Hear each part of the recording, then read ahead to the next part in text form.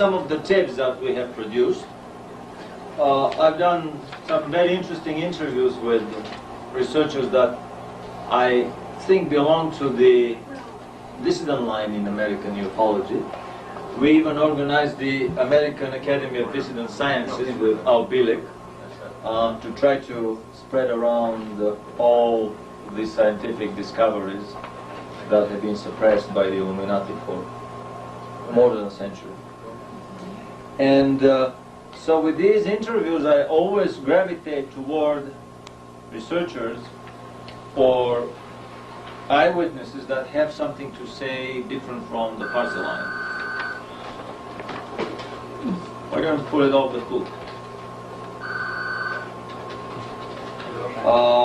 The film on that's called Occult National Socialism or Magic National Shamanism is a panel discussion with Chan Johnson and Al Bielek on the extraterrestrial and celestial roots of Nazism. I mean, the real roots for everything that happened in Germany and all the atrocities perpetrated by the SS and the Nazis lie much, much deeper, actually much, much higher beyond our planet, beyond the shallow causes given to us by the political, economic-financial explanations for the origin of the Second World War, through banking and political conspiracies and so on. The secret societies in Germany, the Thule, the Vril, the Hugin, and many others, were at the forefront of the ideological, how should we say, indoctrination and preparation of the Nazi party and the elite of the SS. And it's a lot more important to know what these societies were standing for than to know what was decided on this or that Nazi party congress at Nuremberg. On top of I mean, these secret societies were the main ideologues of the Nazi philosophies. However, these societies were only the agents or the fifth columns, the manipulators, on the level of our planet for the interests of half a dozen alien races, the Pleiadians, the Orions, the Greys, that have been stationed permanently here on Earth and that have been fighting with other alien races for supremacy on the planet. According to Al Bielek, half a dozen alien races were involved with the Germans and the Nazis. Pleiadians joined in to help because they were worried that their Aryan seed on the planet would get wiped if the Germans get too much beaten during the war. So that's why they join in with their technology. So did the Orions, so did the Little Greys, and so on. According to the tape, a lot of concentration camp inmates, I mean, they wanted people to, according to Al Bielek, the Little Greys wanted people to abduct and experiment on, and Hitler said, you can't touch the Germans here, but take as many as you want from the concentration camps. So a lot of the missing persons from the camps may have ended elsewhere.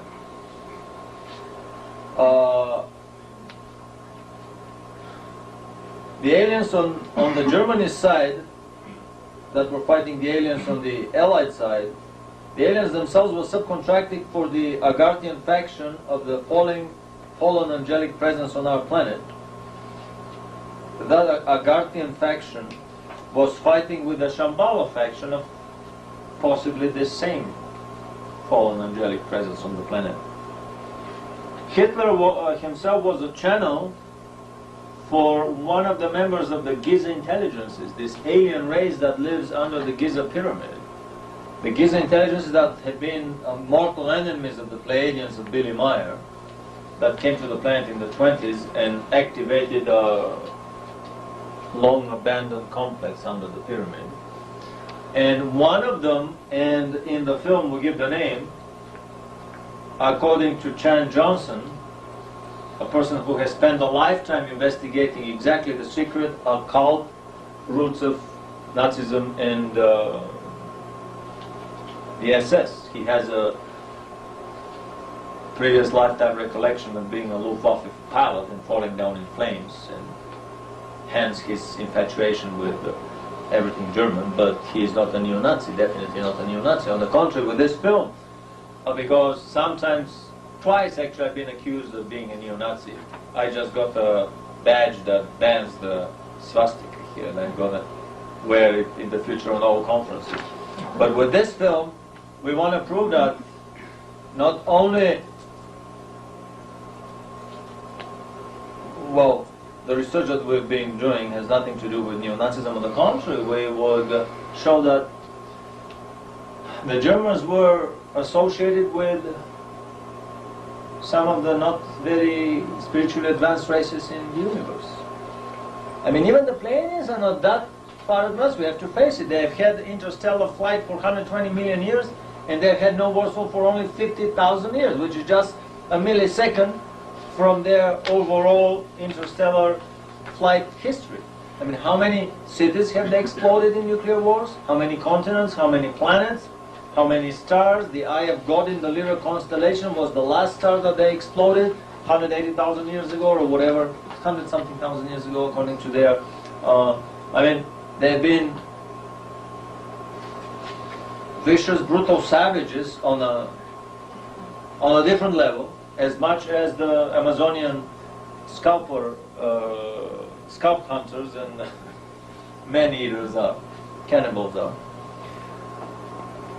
So basically, there were, I mean, the alien presence on the planet was divided in two camps fighting each other, and so were the angelic presences on the planet, of the fallen angelic type.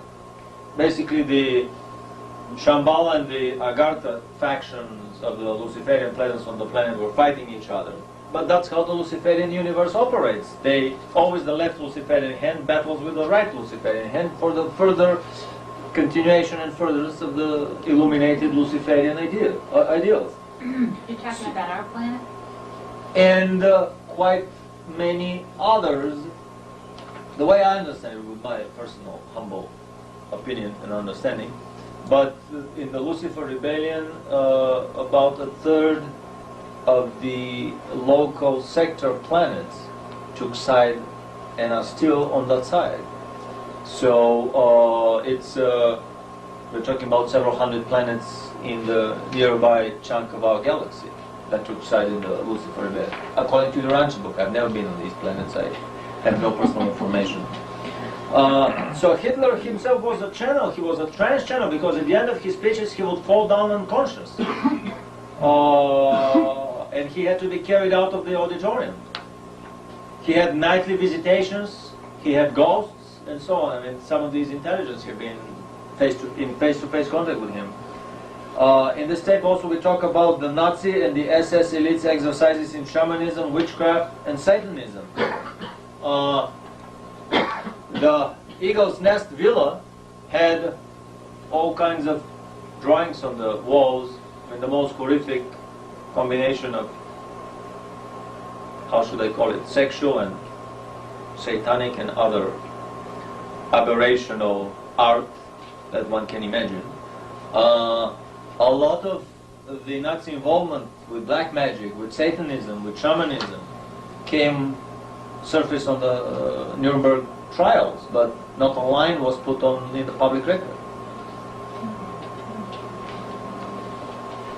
National Socialism, together with communism, fascism, and the in fashion these days, let's call it the New World Orderism, are but the different faces of the same old wolf of the global Illuminism.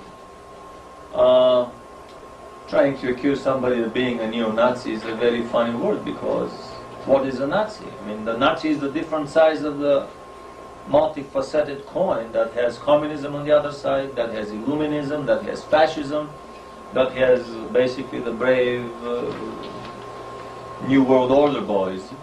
It's not every ism there is, actually. Exactly. This is exactly my point, and I'll talk at length about all the isms that were created. So this is once more the tape that's called Occult National Shamanism, or Magic National Socialism. Then we have another very interesting tape, which is the German viewpoint on the British crop circle. The tape that was produced by Michael Hasseman. In my opinion, this is the best documentary so far about the crop circles.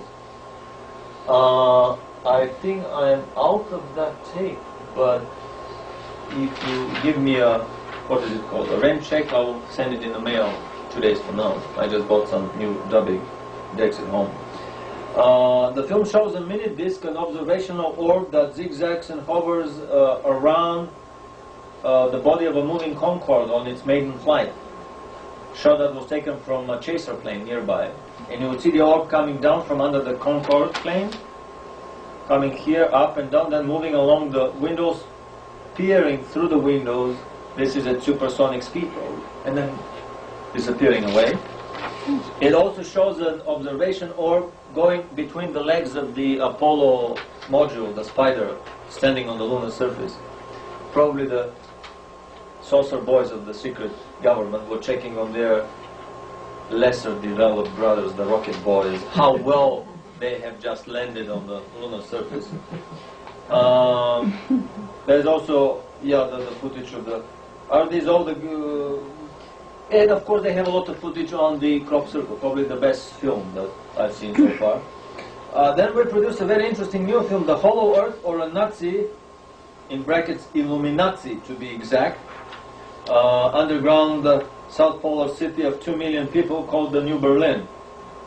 Free-energy saucer dreadnoughts in low-level demo flights over testing grounds in Germany, 1942-45.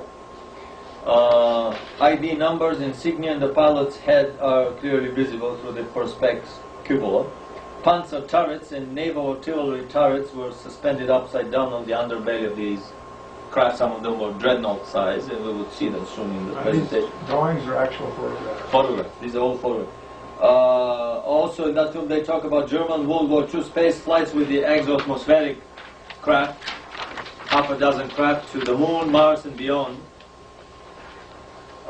Most important is the German secret presence and the colony, the German colony in the South Pole, on the South Pole. Admiral Byrd's expedition in 46-47 to fight the Germans, their unsuccessful expedition. He was beaten back in about 2 weeks, lost most of his planes and retreated in disgrace. And subsequent recent rumors that we've heard about an underground city that is 2 million people strong. The tall, blonde, blue-eyed, Nordic-type guys that a lot of contactees have seen behind the scenes in a little grey abduction scenario may be nothing more than the new Supermensch Germans that were genetically engineered by themselves and the other alien and celestial presences on the planet from the South Pole, doing a much broader scale experiments on the whole of the American population. They did these experiments in private labs late last and early this century, private Illuminati labs. Then they did them in a broader scale in the German concentration camps. I'll be talking about hybrids between humans and animals that the Germans did in the camps, living, walking, breeding hybrids. They were, 50 years ago, they were that advanced. Then, in the late 40s, early 50s, in the South Polar colony, then they did this experiment in a much broader scale, to the point that now they have engineered themselves so much that they live a lot longer than we do. They have bigger capacities, whatever, brain capacity and so on. The question is, how far advanced is their moral development and their spiritual development? This is probably the prototype that the New World Order and the Illuminati would like to impose on us in the future. So now they are repeating the experiment at a high level here in the American society with the little grey abductions. That's my feeling. So this is a very interesting film on the German South Polar presence and on their advanced anti-gravity craft. Then of course we have several other films here. One is the terrestrial component of the alien presence, or 1 century of secret Illuminati projects launched to the public as the new and ultimate threat, the alien threat. For 1 century or more, the Illuminati super black R&D projects in anti-gravity, space flights, mind control, and human genetic engineering have been very conveniently covered up behind real alien visitations.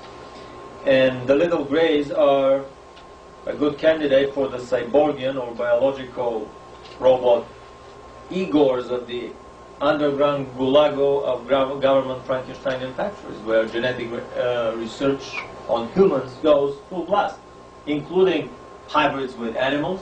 What the Germans did 50 years ago in the concentration camps is done on a much greater scale in the underground cities here. We have another film that is it's upcoming, Free Energy, the Illuminati Anathema. And in that film we would compare German free energy dreadnoughts of World War II that reached the moon and Mars without using a drop of fuel with the Illuminati manufactured Element 115 saucer of Bob Lazar, the gas-guzzling saucer of Bob Lazar that uses an incredibly expensive fuel. The Illuminati and the bankers make sure that in the next and the other centuries to come, of all the other available free energy saucer drives in the universe, they would choose the very few ones that have expensive fuel. And what a more expensive fuel than an Element 115 fuel that is not even found on this planet and has to be brought from far away. In this way they assure you that if you want to drive a saucer, basically you have to give them all your pay for a lifetime in order to be given the privilege to have a private Element 115 driven saucer. At the time when the Germans went to the moon on free energy 50 years ago, and Tesla had a free energy car 80 years ago that ran for 3 years without any problem. John Keely created a free energy 250 horsepower locomotive in the 1860s, 1870s that was pulling trains, and many other free energy devices. The Illuminati reached the moon in the 1890s with free energy, I suspect. The drive for their gyroscopic anti-gravity drive in that shell that was fired from the cannon. Then we have another tape about the famous footage, the shuttle footage of these magical ice crystals that, according to NASA, were nothing more than ice crystals. And in that film we would make the analogy between the magical bullet and the magical ice crystals, the cousins of the magical bullet. The government spin controllers rely on magic when they have to explain things like the Kennedy assassination or the secret alien presence in orbit. And in the film we explore the possibility whether these are these really aliens shooting it out at our doorsteps, or are these alien ships being fired upon by the US government's ground-based Star Wars Black Project developed beam weapons, or is it again a cleverly staged and orchestrated smokescreen involving several US government-produced saucers conveniently shooting quote, at each other in bright view from the shuttle window, just in time for the next congressional hearings or on Star Wars budget appropriations. Then we have a brilliant tape with Helga Morrow, the organizer of this conference here in Sedona, about the life story of her father, Professor Kuipers, Professor Dr. Kuipers. About the fact that he went to the moon, to the inside of the moon, to Mars and to the inside of Mars with Philadelphia project type teleportation technology that was developed by the American government almost half a century ago. It's an incredible tape for anyone who is seriously interested into the Philadelphia project and the teleportation developments on the planet. Then we have two interviews with Al Bielek, the third and the second underground interviews. In the third interview, he speaks at length about the time tunnel, which is the third generation space travel. Basically, with a time tunnel, they can teleport, they can tunnel to any point in time and to any point in our universe in real time. With teleportation, they can do that from planet to planet, maybe to the nearest star, to the few nearest stars, provided they have a receiver station on the other end.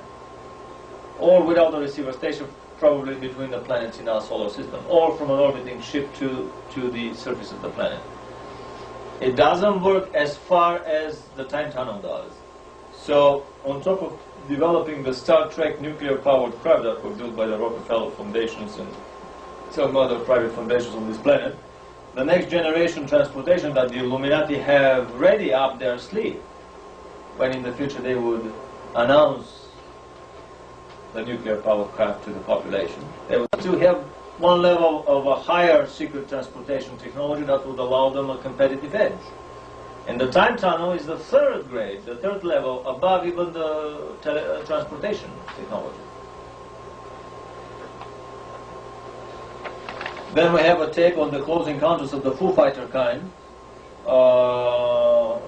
Introduction to Nazi anti-gravity research and development in the 30s and 40s. And we talk in that film about 50 models of flying saucers with piston, Bankel, turbo, pulse, ramjet and rocket engines with spinning magnetic fields or powered by free energy. We talk about the exoatmospheric and space flight capabilities of these craft around Earth orbit, to the Moon and to Mars, according to German documentary films. We also talk at length about the Nazi Antarctic underground base and Admiral Byrd's failed campaign against them.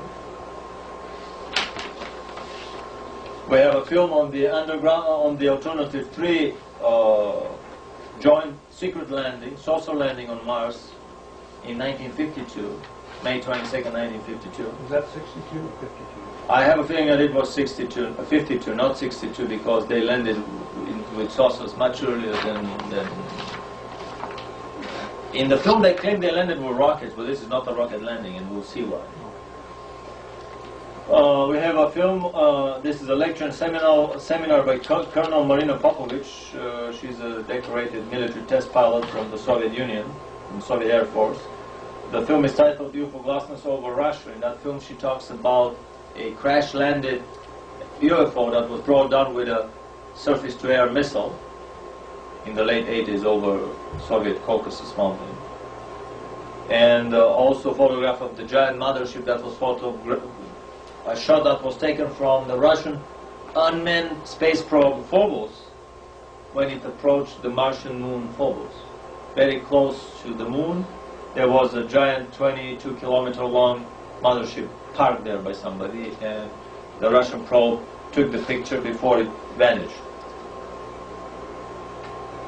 Then we have a whole list of audio tapes available from the Graduate School of Conspiratology and the American Academy of Discipline Sciences. Mainly these tapes are about the secret societies of the planet. A tape revealing the Freemasonry and the Masonic Lodge as the Illuminati fifth column on the planet, taped by Ron Carlson. Another tape on the Illuminati Council of Foreign Relations, exposed by Myron Fagan. This is a 3 LP record set of about 3-hour-long tape. The Illuminati infiltration of the American Secret Central Committee, or the Council of Foreign Relations, that runs the United States behind the scenes together with the Trilateral Commission.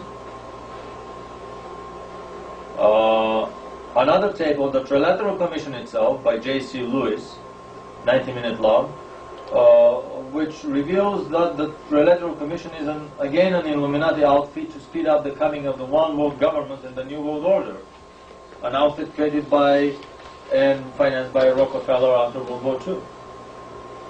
A very interesting tape by Anthony Sutton called The Order exposes Yale University Secret Society, the 322, or the Skull and Bones, which is one of the secret Illuminati prep schools for the Golden Party youth, the future rulers of the country and the new united world, and the torchbearers of the illuminated enlightenment on the planet. And I wouldn't be amazed that, on top of everything else, this is also a quite well camouflaged satanic cult that operates on a university campus. I wouldn't be amazed, because a lot of the symbology of the skull and bones, including the very shape of the bones and the skull, are the same that they do on satanic rituals. And in symbology, nothing is coincidental. The Grand Masters of the Freemasons and the Knights Templars both use skull and bones on their gravestones too. It's a very good point. The Grand Masters of Freemasonry and the Knights Templars use the skull and bones, and so did the SS on their uniforms. It's a very good point that occurred here. Then we have a 3-hour-long tape, the terrestrial component of the alien presence on the secret Illuminati projects wandered to the public as the new and ultimate threat, the alien threat. After the collapse of the Russian bear, they urgently need a new threat. Oh boy, how urgently they need a new long-term threat. The echo threat is the sister to the alien threat, the Mickey Mouse alien threat. And we'll talk about this in the lecture. But this tape covers basically 1 century of Illuminati super black research and development projects in anti-gravity, space flights, mind control, and human genetic engineering that being conveniently covered up behind real alien visitations on the planet. Hundreds of races visit us each year, but behind that there is a very substantial illuminated component of terrestrial developments that it's very easy for them to explain away as all alien, being all alien. And in that tape we would make the claim that the little greys are the government-developed biological robots or cyborgs, the little Igors of the underground gulag of government Frankenstein manufacturers, as Anthony Hilder calls them. And also we have a lot of papers. I wouldn't go through all of the papers. Basically, all of this material is very well represented in different papers. And now we can go on with our slide presentation. If we can turn on the projector, please. In the back, the button goes upward. On the back of the back, rightmost, up and up and up and up to the top. Excellent. After the tabloid sources, let's summarize the first step. I was back tracing my quote-quote discovery of anti-gravity through the anthropology of myth approach. I just did a big file and I put there all the stories about anti-gravity that I could find. And in the first step we went over my sources from ancient astronaut accounts, from modern day contactee cases. Actually we'll go through the contactee cases right now. Biblical and ancient revelation prophecies, revelations, modern day revelations like the Urantia book and the Waski book and the Billy Meyer Chronicles. We talk about the secret symbology, the meanings of the swastika as a swirling whirlwind of etheric energy, and the Star of David that have much deeper physical meaning than just being a symbol of a political movement on our planet. And now we will be talking at length about more hardcore evidence, academic evidence. And we started with a case of academician Nikolai Kozyrev from the Pulkovo Observatory. He died in '87, who did incredible experiments with spinning gyroscopes. In this very simplified photograph, I have a red gyroscope here that is spun in motion by a very simple electromagnetic device. The gyroscope is balanced on a precision laboratory scale, and let's say it weighs 100 grams before spinning. We spin the gyro and we measure the weight again, and if it spins leftwards, it weighs 95 grams. If it spins counterclockwise in the other direction, it weighs 92 grams. Academician Sakharov went a step further.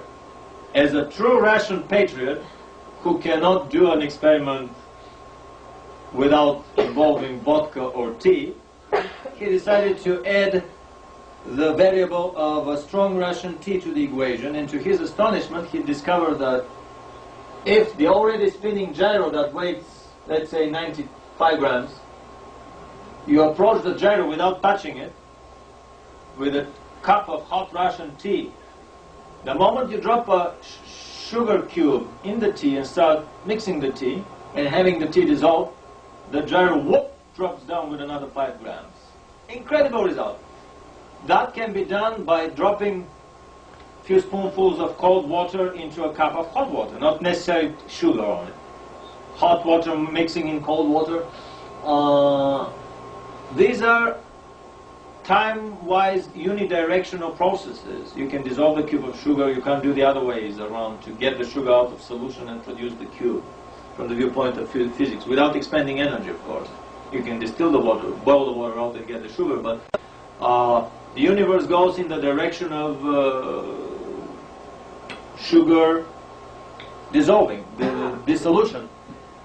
This is a non-reversible thermodynamic process from the viewpoint of physics. It cannot be reversed in time. Like frying the egg. After we fry the egg, we cannot put it back in the shell. And all such processes appear to influence gravity by strange reasons that even Professor Kozyrov wasn't very sure about at the beginning. After that, he arrived at a very general theory about gravity that has been experimented with by several other Russian academicians, and they do the experiments right now. De Palma, another scientist with background from MIT and Stanford, and teaching experience at MIT. He was a physics lecturer at MIT. He started investigating 20-30 years ago the problems of rotation, and particularly the rotating unipolar or one-pole Faraday generator, Faraday dynamo. There is a copper disc sandwiched between two magnet discs, magnet donuts, spun on a shaft, and you have two brushes. One brush is touching the shaft, the other brush is touching the periphery of the disc, and a potential difference of 1 volt appears here. Unlike normal generators that have drag because the magnetic field of the rotor acts like a magnetic glue dragging with the magnetic field of the stator. And it's very difficult to turn them, and that's why all the power of the turbines driving the generators in the electrical stations, a lot of it goes for overcoming this drag. Unlike that, the generator you can spin by hand and there's no drag. Basically the drag is zero. Whether there is load or there is no load. No physicist can explain that. Current physics, as we know it, the party line university academic physics cannot explain that. There's no cutting of lines of force by that generator. Exactly. It probably cuts the etheric lines of force of the planet, but there's no ether, according to modern science. So, ergo, this generator cannot exist. And if it does, the guy's a crackpot. And off goes De Palma out of the university. So his experiments involved collision experiments where two cartridges loaded with weights, one will be with a gyro, another one just with a weight, will be collided with each other. And when the gyro spins and when the gyro doesn't spin, this gyro cartridge behaves as if it has different mass. So spinning obviously influences the mass of that cartridge. This carriage, this is a very simple wheel carriage. They do this. This is high school physics we're talking about. You collide two things and then measure the impulse, measure the momentum, measure the velocity, and so on. When the gyro spins and when the gyro doesn't spin, the carriage behaves as if it has a different mass. Then he put a gyro on a pendulum and started swinging it. And the pendulum has its frequency of swinging, which is constant. The height of the swinging can change, but the frequency remains constant. That's why we can measure time, because of this fundamental and unexplainable property of the pendulum. And it can be basically demonstrated with formulas, but nobody knows why these things happen. These are the most fundamental secrets of nature. Even the Platonians don't know why electricity flows. What electricity is, they can use it far better than we do, but even for them it's a big puzzle.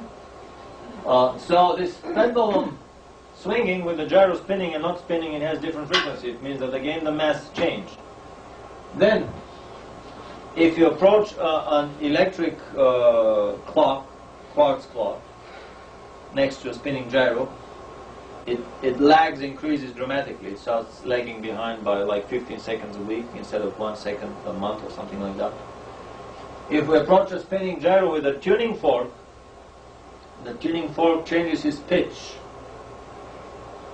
which again, here in the form of the pitch, the mass of the fork is involved. So obviously the spinning gyro affects space-time continuum around itself and every object that's nearby.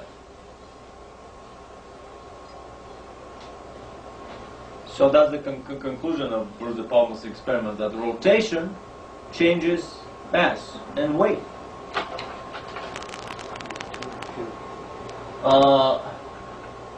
There was a brilliant article in the Flying Saucer Review Journal, a little bit of contactee accounts, that basically found that majority of the saucers observed spin, or something spins. Either the whole house spins or the outermost part of the house spins. Or if nothing spins outside, you would hear the noise of an electric generator or an electric drill, which are spinning electric machinery. If you don't hear any noise, you would see lights spinning around the craft. When the craft takes off, the frequency of spinning increases. Also, the lights may change their color because of the frequency of the light changing. So, this initial hunch that I had many years ago, that because of the rotational symmetry, maybe spinning is involved, was greatly reinforced here when I found an article by professional ufologists. Flying Saucer Review magazine is one of the top British and probably one of the top 5 world UFO journals, investigative journals, and I greatly admire everything they do. Not as good as Physical Review Letters, professional academic physics journal, but in the marginal schizoid reality of UFO literature, this is probably the best there is. And so I was astonished to find something that I had heard so many years earlier, that basically spinning may be associated with flying saucers. Then I went to my massive UFO contactee database. In the book and film, the film is called UFOs, It Has Begun. The book is called UFOs, Past, Present, and Future. They talk about a San Diego dock worker that asked his aliens, how the hell do their saucers fly? And they say, oh, it's very simple, it's a flying electric motor. The rotor, the red one, spins one way according to along a vertical axis. The whole starter, the blue one, spins the other way. And the cabin on top is gyroscopically stabilized so that the pilots would not spin into insanity with the cabin. Such a construction explains the crop circle whirlwinds, which is a field of rotating electromagnetic and etheric vortex under the anti-gravity drive of the craft, which is basically an electric motor. If we have a big electric motor, flat motor, spinning over a growing grass, I wouldn't be amazed that the grass would assume the same crop circle type formation, even with the a lot lower intensity of the field of an electric motor. We can't produce, at least our official science and technology cannot produce such strong fields as you can produce under an anti-gravity drive. So one of the contactee accounts talks about anti-gravity saucers being powered like an flying electric motor. This is a very interesting contactee account from Red China. And here, unlike in Britain where the crop circle is on the surface, on the ground, here the drive of the craft affects space-time and the atmosphere in such a way that we have a circle formation on the underside of the craft. We have a white and a black forces chasing each other in a kind of a never-ending yin and yang frenzy. ever chasing and never reaching each other. This is a rotational dipole. The yin and yang is basically a rotational dipolar vortex. I've seen also a triple yin and yang where three entities are changing each other in a circle. This is a rotating tripole. The swastika is a very simplified representation of a rotational quadrupole of four poles, plus minus, rotating. We would see very soon that this is exactly the case. Some Russian experiments prove that the swastika is basically a representation of their quadrupolar anti-gravity drive. Another contactee report, UFO's contact from the planet Ayarga. Star Trek. Looks like some of the figures. This is a creature that appeared from. On some of these things, you may make a close in. I'm full-time on it. Can you do it with a remote? Fascinating. And these are creatures that evolved from amphibians. Incredible swimmers, can swim 5 times as fast as we do. Have very sturdy skulls because there the G-force is 3 times as strong as ours, and the height of a deadly foe is just 60 centimeters. If they fall from more than 60 centimeters, they die. Here, a deadly foe is about 2 floors high. Well, one story, maybe 2 story, depends how. Anyway, incredible book. The contactee was an architect and an engineer by training, so he left brilliant drawings. I mean, he retained most of what he saw in one day holographic presentation aboard this alien craft that he was taken on from his boat in Holland. And what this guy described is a very detailed 3-dimensional cutout of their saucer craft, as big as Queen Mary. This is 300 yards diameter. Giant craft that they use to navigate the universe, but doesn't have superluminal velocity. So basically these are like flying cities. They would fly many generations in them, exploring different planets and stars.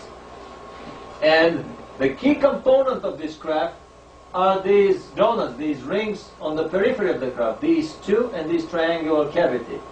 The triangular cavity and these two donuts. These two donuts are counter-rotating synchrotron rings.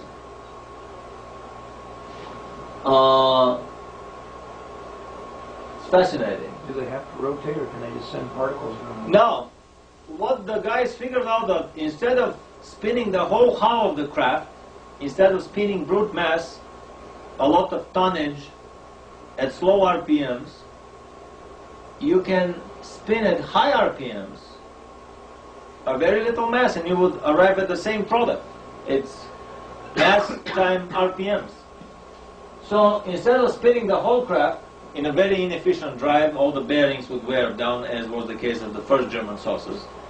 They would keep the craft stationary, and they would spin few elementary particles in these two rings at near relativistic speed. So basically their weight is almost nothing, but the speed is almost everything, so they get the same effect. Again, we have spinning.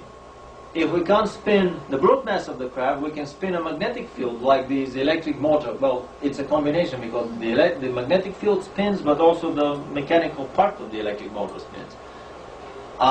There have been patents in Germany in the 30s for creation of a spinning magnetic field with a stationary non-spinning hardware. So if you go a step further, you don't even have to have an electric motor to create a spinning magnetic field. You would have some sections that would be turning on and off and on and off in a circle, and they would create a spinning magnetic field. I mean, this is technology that has been in the patent office since the 30s. Here the IRGANs are spinning elementary particles. I heard another story, government contactee, that what they did was they got a big quartz crystal,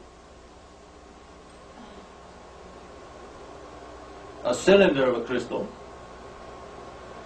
then they got a metal, a magnet wire of a magnetic material, and they wound some electric conductor over this magnetic long bendable wire, whatever, like a thin sausage. They wound the electric conductor around it, and they obtained an electromagnet.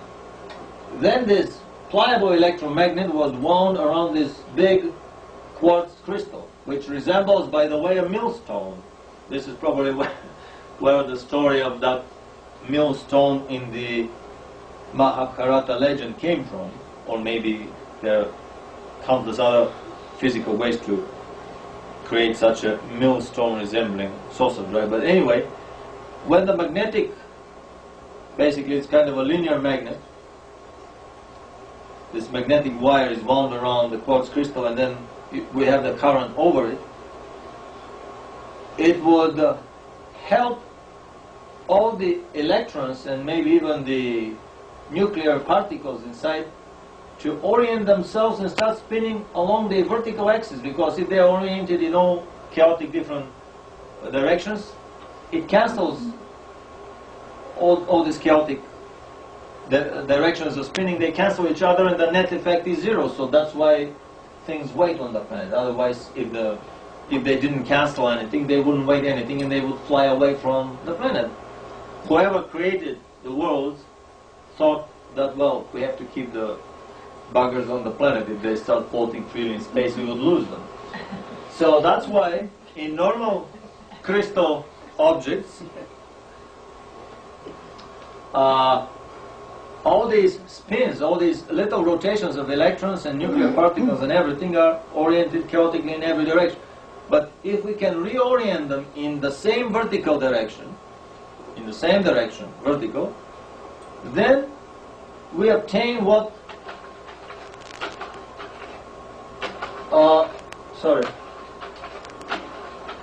what the Ayargans did with their drive. They were spinning few elementary particles in a synchrotron ring in the quartz crystal. They don't inject, the electrons are already there in the crystalline lattice of the quartz crystal. They just have to reorient them and to spin them in a desired direction. So you can spin the particles along a giant loop around the craft, or you can spin the particles, many particles, along the nuclear, the nuclei of the atoms. I mean, the universe is so boundless, and there are so many ways, different ways of producing anti-gravity. I repeat, the Pleiadians discovered 1600 basic modes of anti-gravity propulsion in their wanderings through the universe, and they have on their computers identified 1,800,000 civilizations. And among them they have 1600 basic different propulsion modes. Here in this lecture we will touch upon probably 20 or 30. So this is a drawing of the Ayargan drive, the synchrotrons, the blue one spinning clockwise and the red one spinning anti-clockwise. A Russian contactee, a colonel from the Red Army, was told by his aliens after they gave him a joyride in their craft that, oh, it's very easy to produce anti-gravity. It's a spinning nuclear reactor. You have a big nuclear reactor along a very powerful shaft spinning around, and by lowering or pulling out of the control rods, you regulate the anti-gravity force of the drive. The reactor is spun around by solar energy, and it spins constantly, probably along ideal bearings that don't wear and tear and the RPMs don't die down. So by pulling out the rods, the saucer rises. By dropping down the rods, the saucer lands. And there is a smaller second nuclear reactor, perpendicular to the first one, that would push in this direction so that the saucer will fly horizontally parallel to the surface of the planet. Another case of rotation. A third contactee case, the UMO craft, a contact in Spain, talks again about some electromagnetic cavities along the periphery of the craft, a donut-shaped electromagnetic cavity. They don't give much details, but I wouldn't be amazed that this is a system very similar to the Ayargan system of counter-rotating, tuned beams of elementary particles. Go Greys, the government party line contacts with the politically correct little Greys. They have, these are iron drive craft because when they land, they sinter and they bake the ground so that no grass can live, can grow there for more than a year. The electromagnetic drives not only do not bake and sinter anything, but crops continue to grow without even developing a burn on them. They just bend horizontal and start growing horizontal. So even in the iron drives, we see that the drive has some circle to it. Whether this is a condenser plate coupled, this is not a light, this is the drive system. This ring and the thing creates a very powerful light. It may also be an electrostatic condenser type anti-gravity, but we will not go. I'll go over these in the book that I'm finishing right now. I mean, there's so much about anti-gravity drives. One can easily write 1000-page monograph just going briefly over them. When these iron drive craft land, they burn and sinter the ground, and it remains here. Yeah. Sometimes they would produce ice in midsummer, 1 inch to 2 inch thick ice, due to condensation, rapid condensation of vapors, or due to creation of the ice out of the ether. Basically, the angel dust that falls off flying saucers is a byproduct of their saucer drive that creates objects out of thin air, out of the ether, the way the yogis can create gold objects or other things. The adepts, like Sai Baba, can create objects out of thin air. One of the signatures of free energy machines is cooling things down quite a bit, and maybe that's a signature from a free energy type drive too. Very good point. Cooling down may be a signature of free energy type drive, as it is a signature of the free energy machines. Again, we have a Go Breeze craft, and we see the drive a circular shape. Here, this is a detail that nobody has observed so far. From Bud Hopkins' book, his first contracted case, the landing track. This is how his research started. He realized that, I mean, this is not a figment of the imagination. If you have a big spot of grass in your backyard that stays there for several years, what I discovered that nobody else has discovered, here on the photograph, there's another jet that goes in this direction.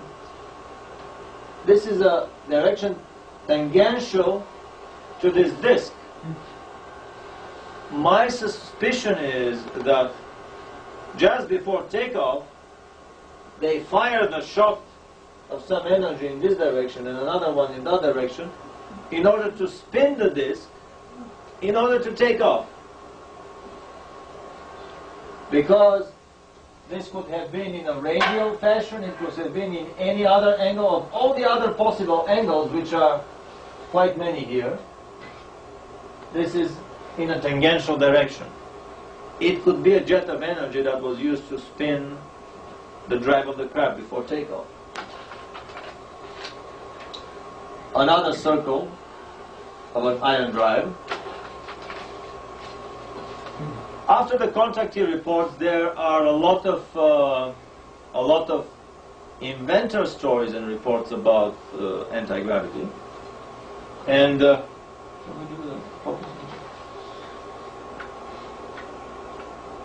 oh, here is my problem. And here in this research, the inventor created some spinning gyroscopic constructions, quite a complicated construction. Several gyros, baby gyros that would spin together, lifting the whole craft upward. Another academic report from Frank Close from the Rutherford Appleton Research Laboratory in England, which is something like Los Alamos here in this country. He talks a lot about gravity negation through rotation, and I can quote here: just as rotating electrical charges feel the magnetic forces, so will spinning masses experience magnetic anti-gravity. What year was that written? This is the Manchester Guardian, Friday, March the 14th, 1964. I got in the library. So again, we have a connection between anti-gravity and rotation. Actually, electromagnetic drives. Recently, an article about the American Olympic Committee for discus throwing, there was a little miniature fact there that when they removed the weight of the discus from the center and concentrated it on the periphery, that increased greatly the throw length of the discus. When a discus is thrown, it spins. By moving the mass from the center to the periphery, we do not increase the radius, but we increase the flywheel momentum. A flywheel of a car is made such that it is edge heavy and center light. It's thin in the center and very all the mass is concentrated in the edge in order to accumulate more energy. If it is built, if a flywheel is built in this way, it accumulates a lot more energy than if the mass is concentrated in the center. So, by working on one of the variables of the anti-gravity formula, they were able, without realizing it, to increase the throw distance of the discus quite substantially, 40% or something. I heard that in the Second World War there was a frisbee-type grenade that they were throwing, spinning, and that would fly a lot longer than a normal grenade. A guy who was a general in the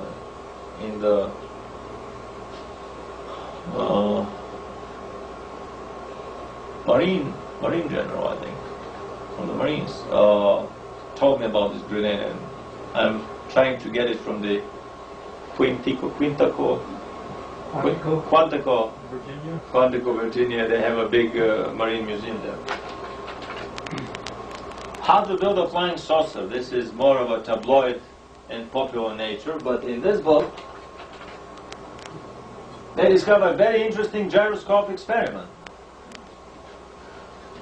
Let's forget about this gyro and think about this one here. A spinning top, if it is spun along a horizontal axis, it spins, supported on both ends. But if you remove one of the support, instead of falling down, it does not fall. It starts processing like this, without falling. Basically, it hangs on its end. Now, if we introduce force through the shaft by force processing it, it will start raising up. If we apply a brake on the shaft and slow the speed of rotation, it will fall down.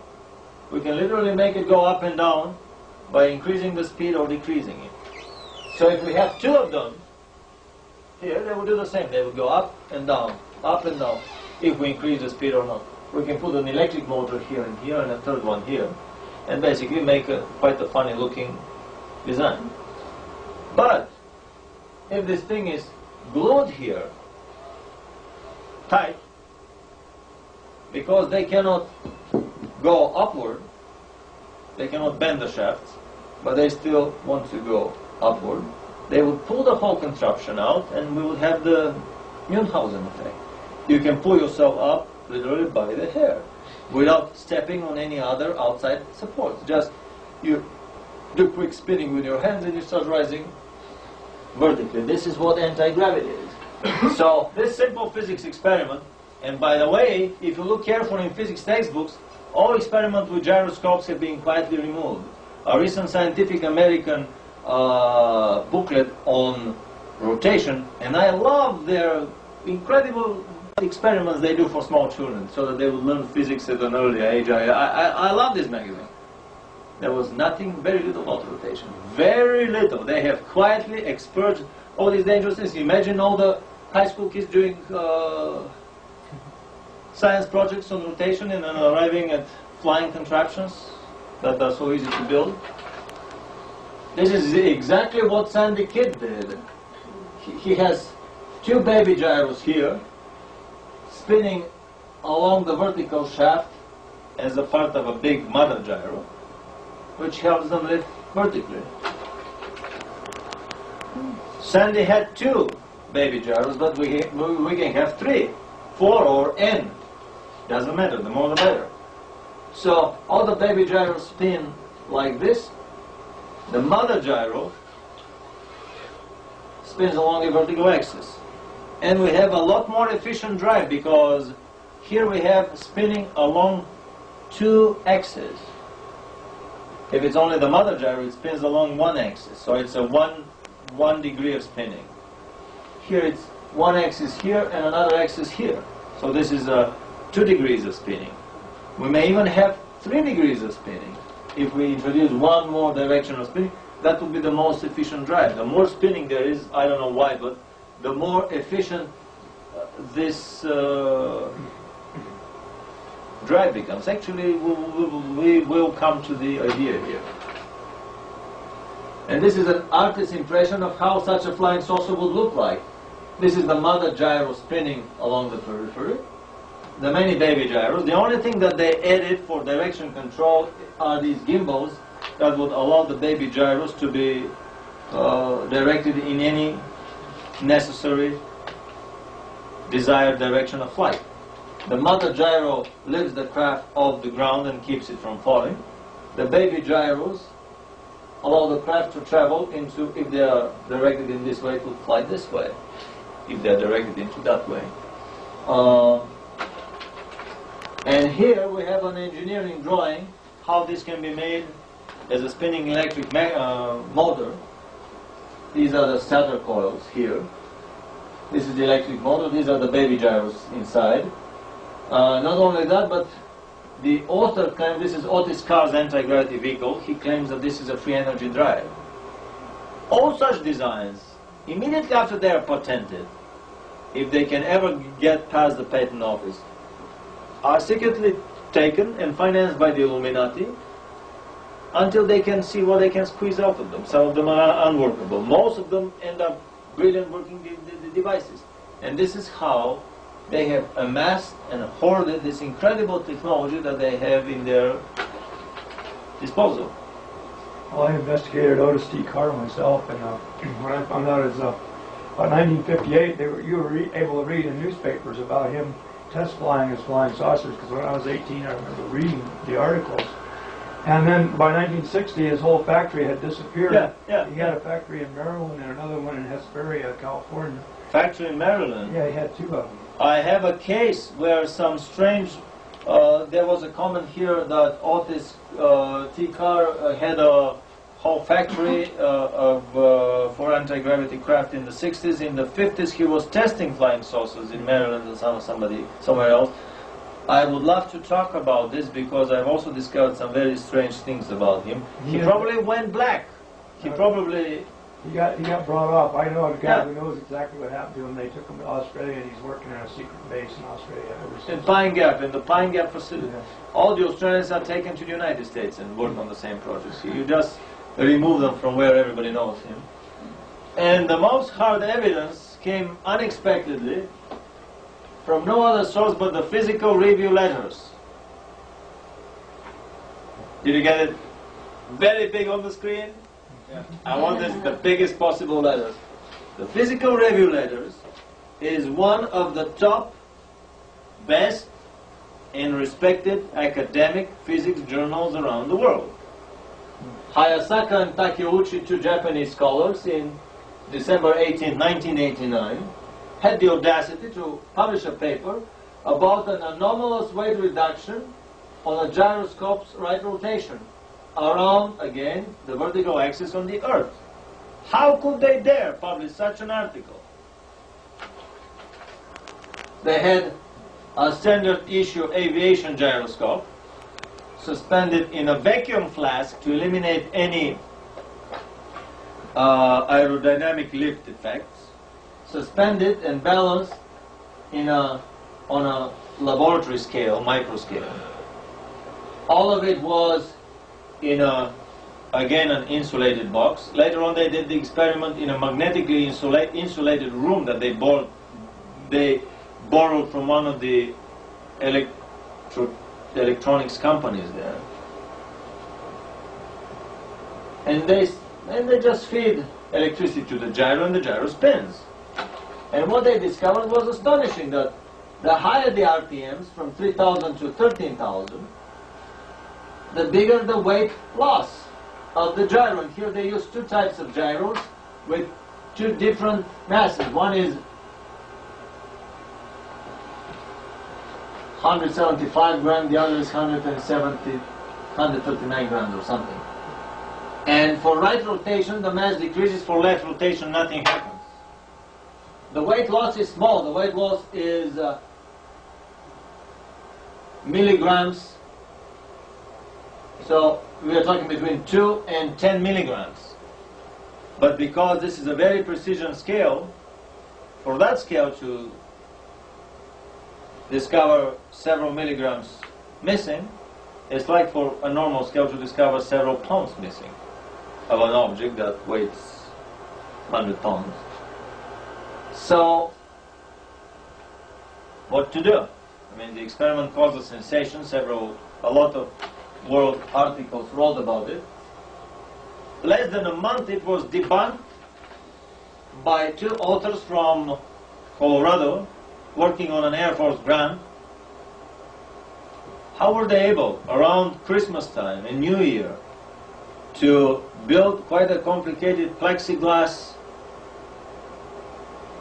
spinning top powered by an air turbine, to machine it, to draw the drawings, machine it in the shop, assemble it together, to do the experiments over and over and over again, to write the paper, to go through the peer review,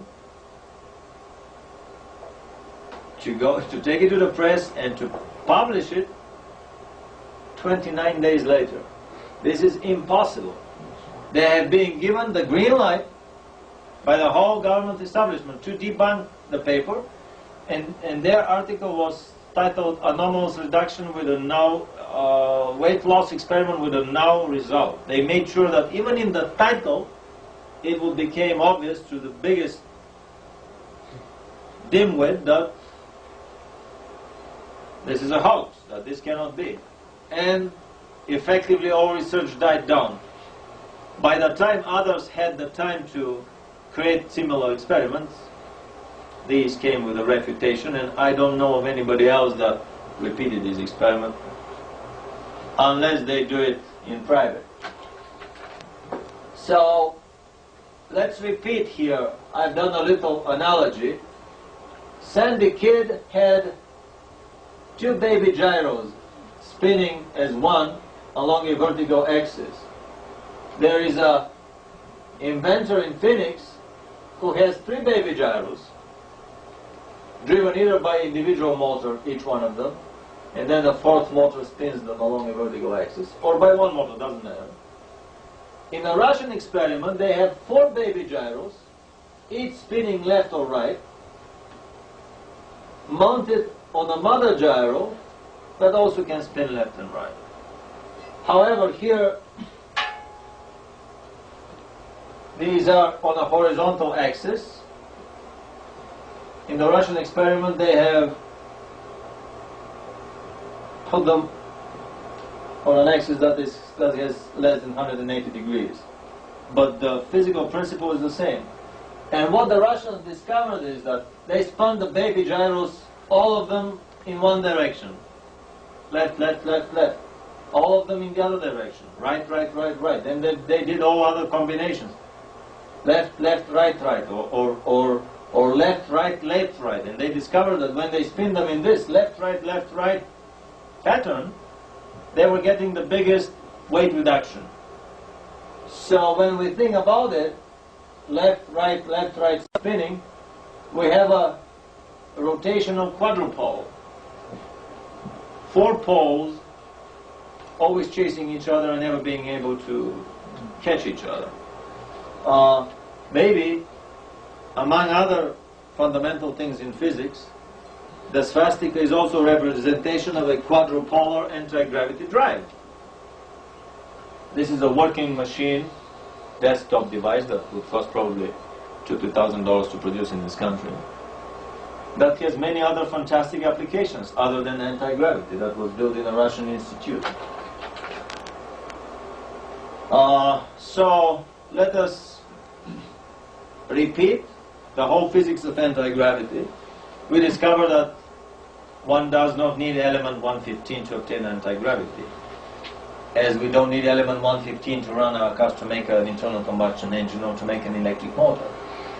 Any metal conductor on this planet moved in a magnetic field generates electricity, or vice versa. If you run electricity through a magnetic conductor, through an electric loop in a magnetic field, you will make it to move. You will create an electric motor. It's an inseparable property of matter to behave in this way in a magnetic field, as is the property of matter to behave anti-gravitically if it is spun along a vertical axis. We don't need element 115 to go to the other stars and planets. Only the government needs this hoax, and the bankers behind them, because they'll be selling us this super expensive fuel way into the future. Simple rotation is the secret of anti-gravity, and if we use some folk wisdom, the faster you spin it, the better. If you spin the hell out of it, it would lift off and fly away.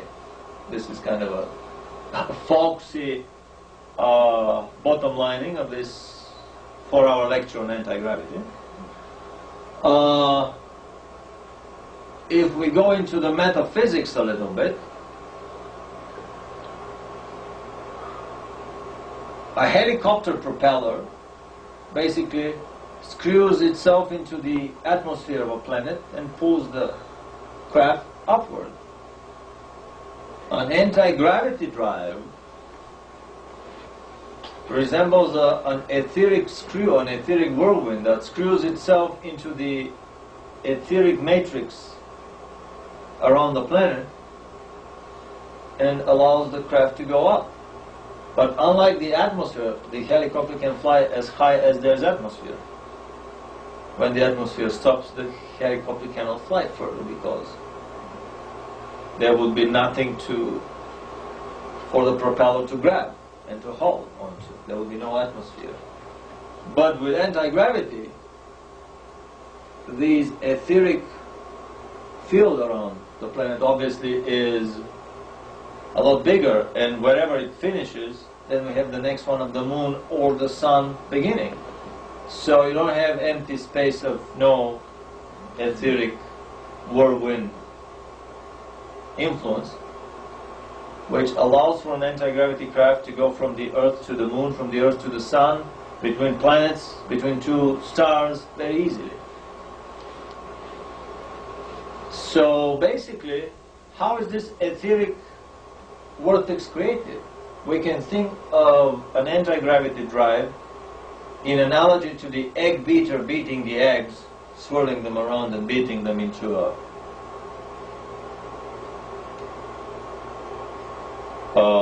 vortex.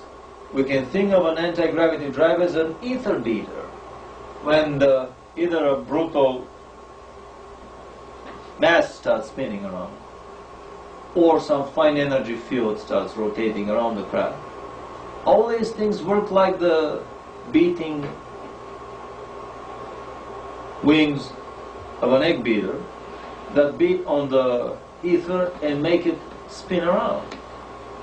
And this etheric vortex is actually the power that lifts the craft upward. Now, some experiments to prove that our theory is correct. Actually, I was thinking of doing one, but buying a doll for my daughter, for my baby daughter, I ended up buying twice more expensive present for myself. This is a,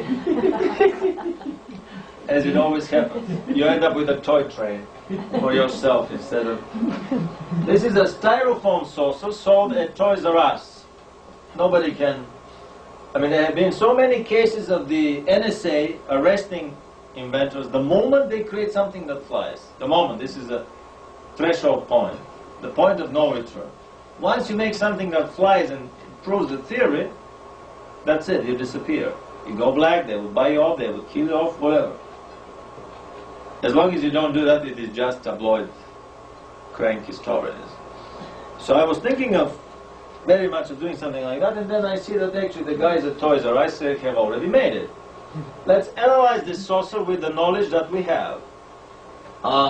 This is a piston engine here from a very small model plane, a model piston engine that spins a propeller in a vertical shaft. So this is a ducted fan, ducted because the propeller, the fan, is in a duct. This is a ducted fan configuration of an air cushion vehicle, because the air that is compressed downward kind of pushes the craft up. But there's a catch here. And the catch is the following. This craft cannot fly under the power of the gasoline engine alone. You can start the engine, you would leave it on the ground and it would never lift off. You have to pre-spin the body of the craft. The model is about this big. When you throw it in the air, you have to pre-spin it by hand with the engine running. To throw it by spinning it. And if you spin it clockwise, it wouldn't fly either. You have to spin it only counterclockwise, exactly as the experiments in anti-gravity that we talked earlier. So what happens is, let's repeat, it would not fly under the power of the engine alone. We can start the engine and leave it on the ground, it would never lift off. I bet after this tape all these models would disappear from Toys R Us. I can bet. It would not fly if it is pre-spun by hand in the clockwise direction. The only way for it to fly is if it's pre-spun in the anti-clockwise direction. And it would lift off about 180 meters before exhausting the gasoline, and then it would come down. Now, once we pre-spin it, it's kind of a jump start. After that, the engine itself rotates the styrofoam. It's a very light styrofoam body of a craft. By number one, there is this reaction of the propeller. The propeller rotates one way, the engine tries to rotate the other way, because the engine is bolted to the styrofoam body. It rotates the body in the other way.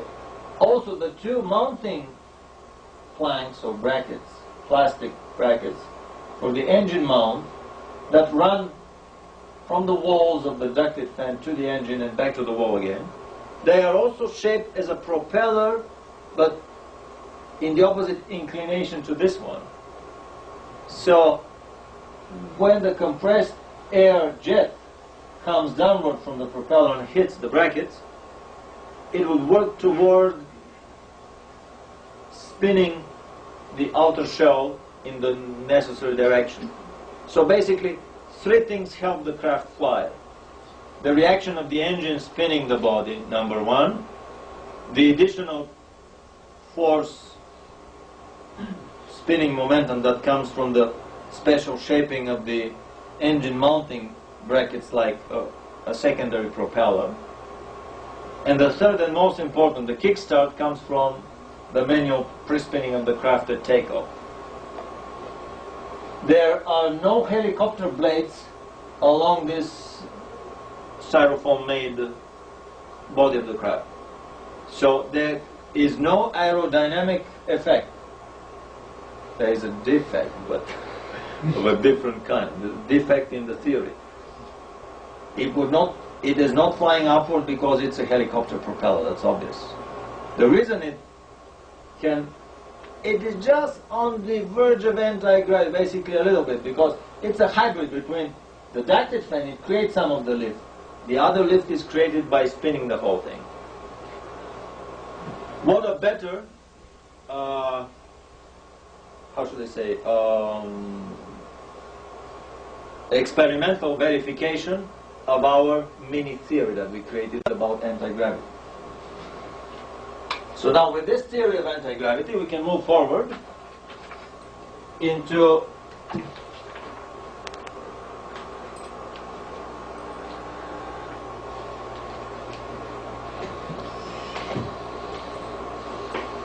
Close Encounters of the Foo Fighter Kind, Secret Research and Development in Anti-Gravity and Flying Saucers in the Third Reich, Germany, from 1925 to 1945. First close detailed photographs of Nazi Germany's free energy saucer dreadnoughts. It's very dangerous these days to talk about anything that the Nazis did, especially anything of interest or anything that's not bad about them, even if it is a technology. There are many factors. The guys from Nybrid, the Anti-Defamation League, would be very quick to point out that this is probably a neo-Nazi propaganda.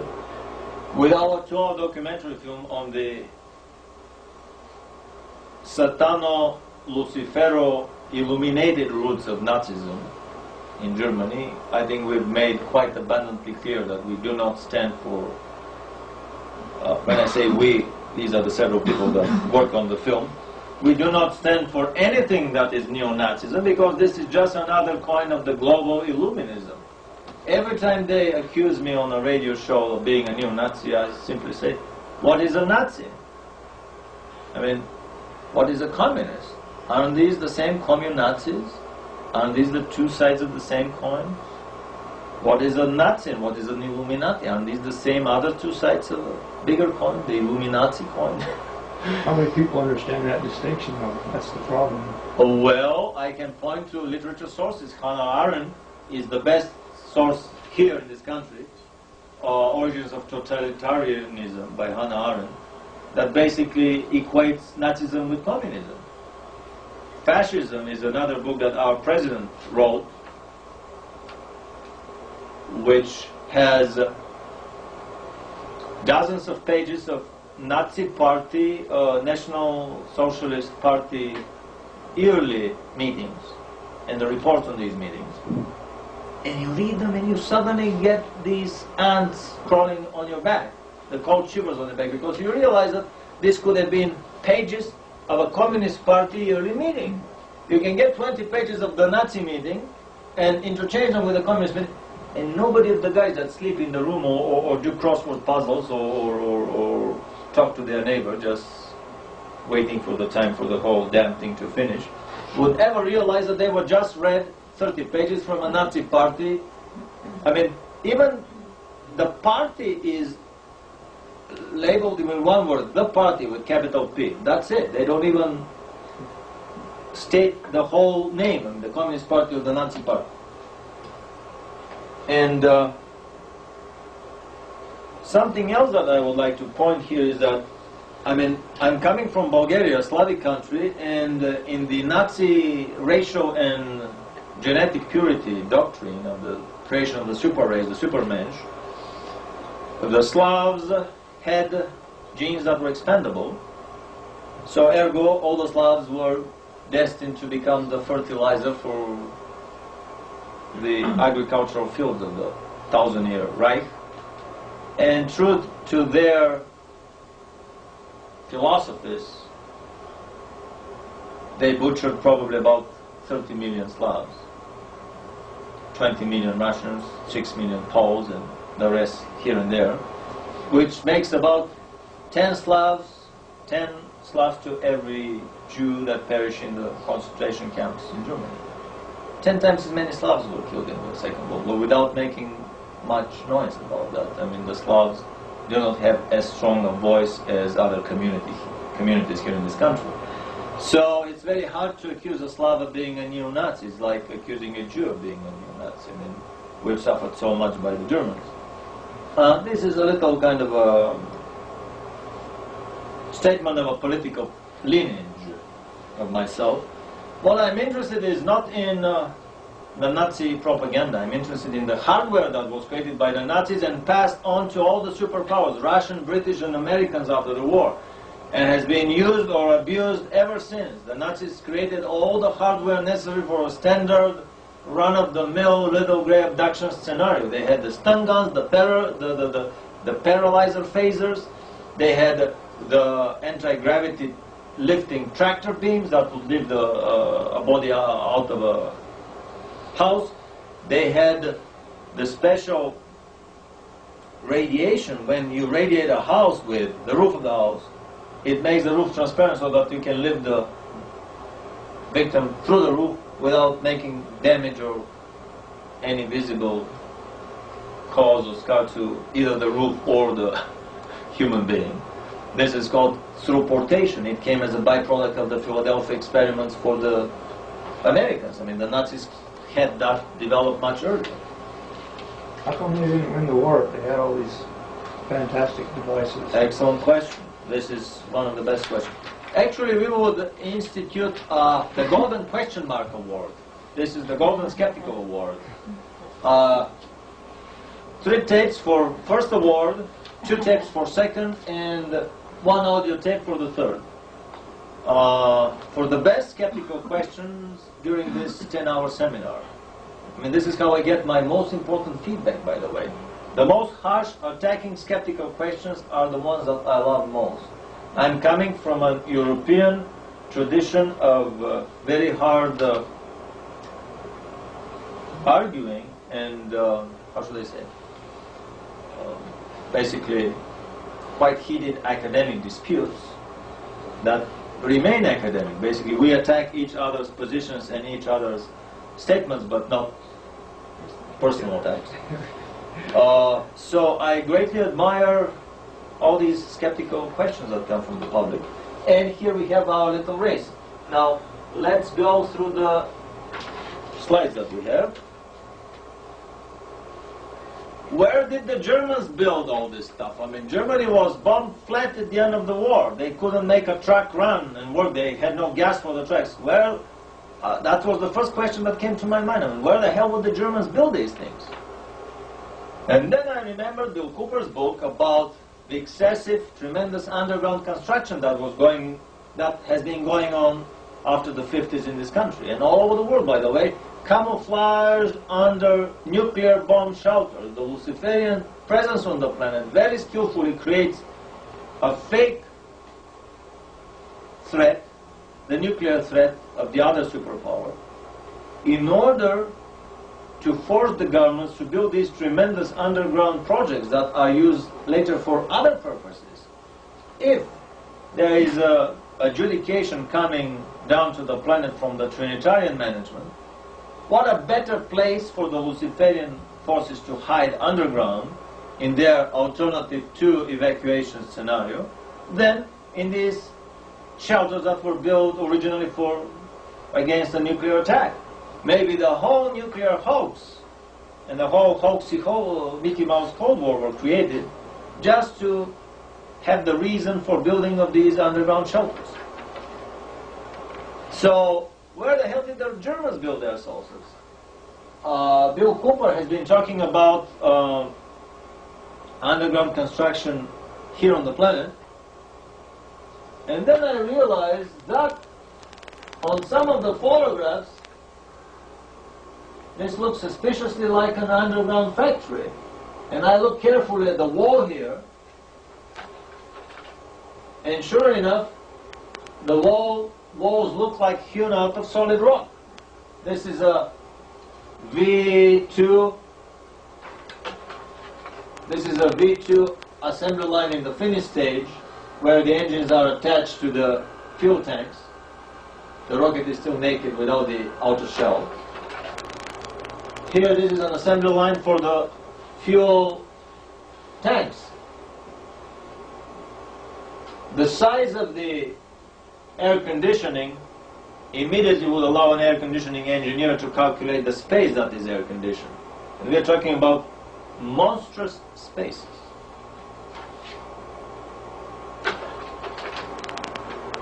Here it is, the rock, the wall, hewn out of solid rock. Very rarely, usually the photographs will be done like this. They don't want to show that there is no end to the tunnel. They don't want to show the real size of these complexes. That's why they would they would not publish photographs where you see that basically the tunnel runs forever.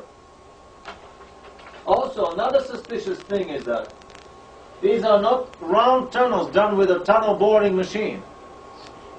Oh, it's true.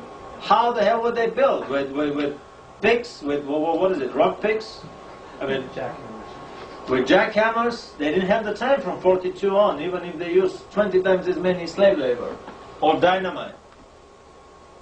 A lady came to me after one of these meetings and said, you know, I remember reading some CIA files 20 years ago that the Germans were using sonic lasers that would, I don't know, probably pulverize the rock into sand just by directing a special sonic beam at the rock, which allowed them to zoom through these underground spaces, through the rocks.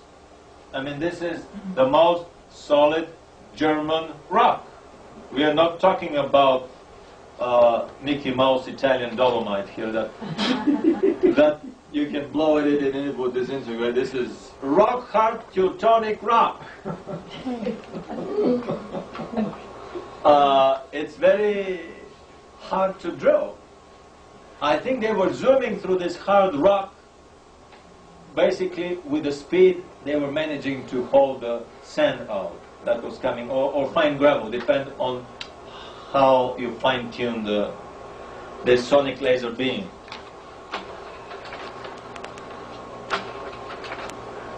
There is assembly line for V1 in Nordhausen, and Nordhausen is a giant underground complex.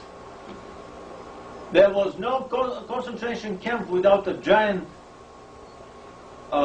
industrial facility next to it, and no industrial facility without a concentration camp next to it.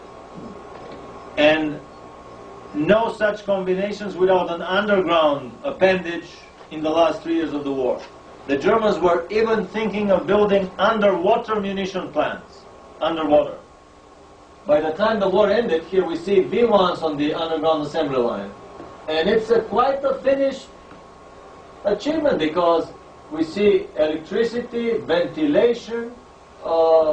This was probably a much bigger tunnel that was divided into two here by some brick construction in the middle.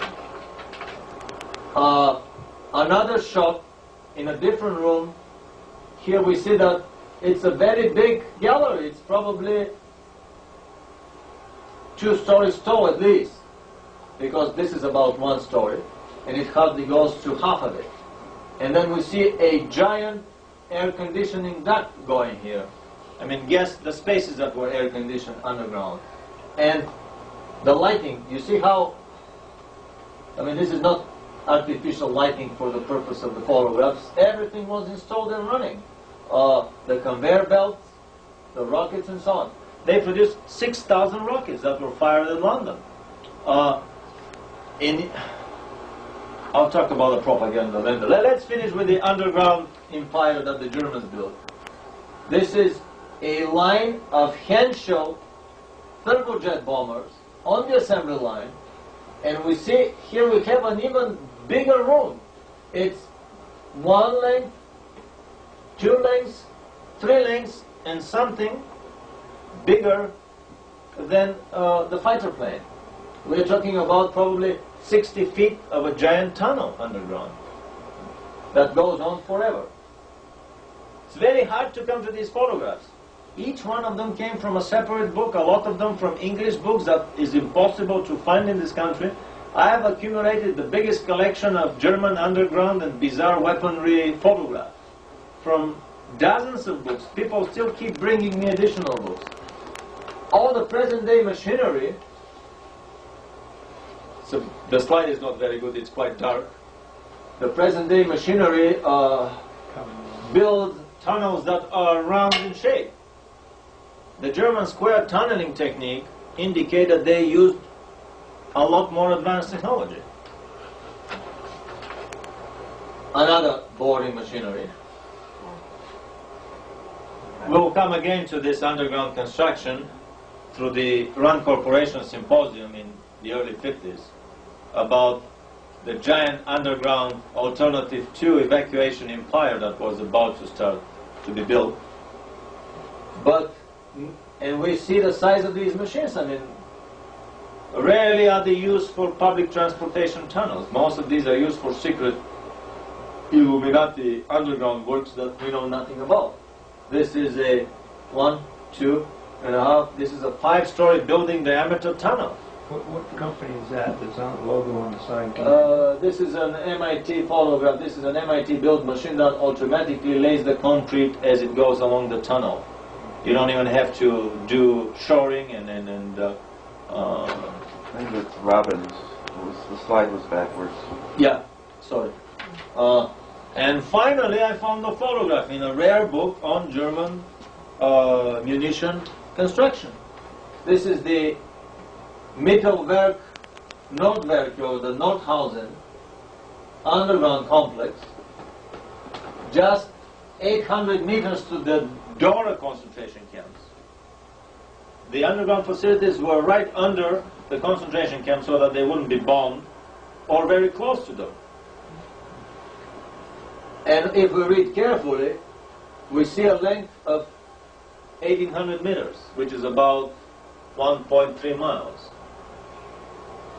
The width was, this is only 800 meters. It's probably a square 1.3 miles by 1.3 miles. And this is what they excavated in the beginning.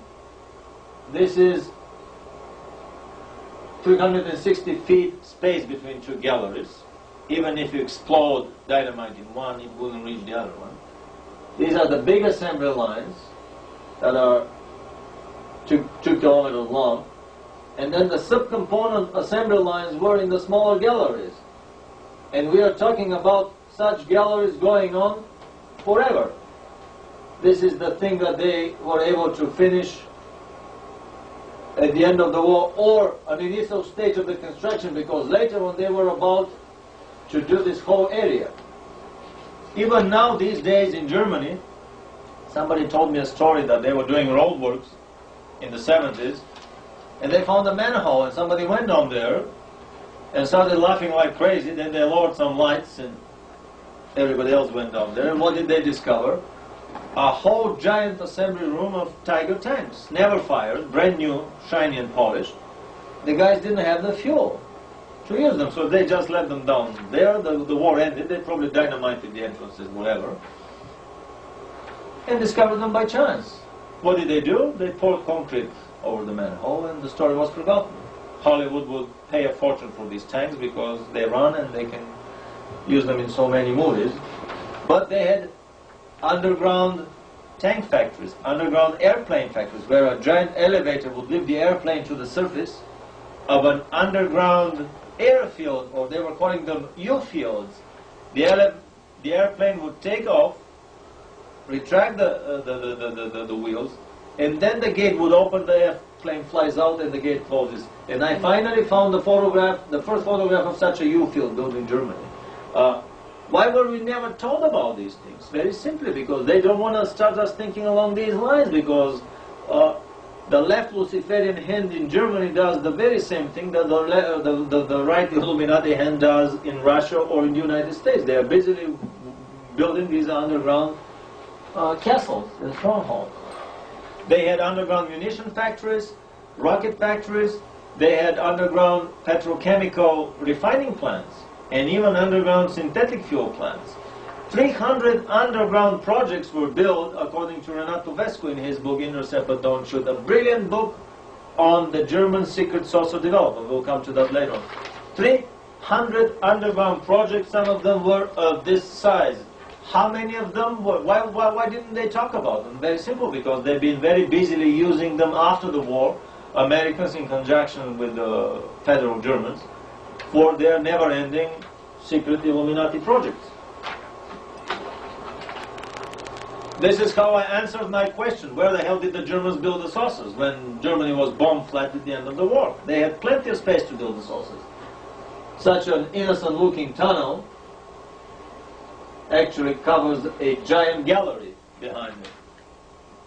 This is where the ready construction, the ready products would come out of it. Number two, question number two. After the question number one, where the hell did the Germans build these devices? Number two was, well, you cannot build an internal combustion engine car if all you have built so far were horse-driven carts. There is kind of a hand-in-hand development of industry and research and engineering and science. It's not possible for the Germans to have had only saucers and nothing else of similar type bizarre weaponry. And at the beginning I thought with the tradition of my country, in Eastern Europe we were told that, well, all the Germans had was some V1s and maybe some V2s, but did the V2s actually fly? Maybe not. Maybe these were plywood models. Some V2s fell over England, but did they hit London or not? Probably not. And I have a film that we can show later, we can see later, of the V1 and V2 offensive. 5,000 V2s were produced and a lot of them hit London. And in the height of the V1 and V2 offensive, 1 million people were evacuated from London. England was on the brink of getting out of the war. If they were just a few weeks more advanced with the project. Anyway, in Bulgaria we were told that the V1s and the V2s were all the Germans had. Here is the V1 cross-section. Here is the V2. That's all. And then I started my research in some very hard-to-find books of this sort. Hitler's last weapons, Hitler's secret weapons, Hitler's vengeance weapons. Most of them are British books and are hard to find in this country. Secret weapons of World War II. Some of them are produced by neo-Nazi outfits, as the establishment labels them. The most incredible ones were actually here in this book by Samizdat in Canada. Die Deutsche Waffen und Geheimwaffen des Zweiten Weltkriegs. This is Rudolf Lussar, a patent bureau officer, was the first one to mention in the official literature the existence of German flying saucers. In this book, this is an extremely rare book to find. Published in Germany, and when it was translated in English, here it was shortened, as it happens always with the books that have dangerous information. And many other books. I have made a big volume of these, and this is just a small part of them. Very hard to find books, basically collector items. And I have found sometimes a single photograph from a book. So rare are these photos. And if you don't know what you're looking for, you will just go over it without realizing. I will give many examples here. They have a photograph of a spacesuit, of a pilot sitting in the cockpit of this twin-engine turbojet stealth fighter bomber built by the Horten brothers. But if you are not suspecting German space flights, you will think that this is a pilot suit only. Only after you carefully, because there's no text underneath to explain, after you analyze the spacesuit carefully, you realize that it is way more advanced than the Vostok and Gemini spacesuit. Let's go very quickly through the cornucopia of killing devices that the Germans created. I was astonished myself many times over. Mini remote-controlled demolition tanks, giant minesweeper tanks, so heavy that the mine won't be even able to lift it. The exploding mine wouldn't do anything to the tank. A cannon that would blow air circles, like the circles coming from a pipe. Smoke rings. This is a smoke ring cannon against low-flying airplanes. When this turbulence hits the wing of the plane, it loses lift and crashes in the ground. fired by coal. This was probably the only cannon in the world that was firing with powderized coal. They didn't have gasoline or explosives at the end of the war. And the German genius found a solution again.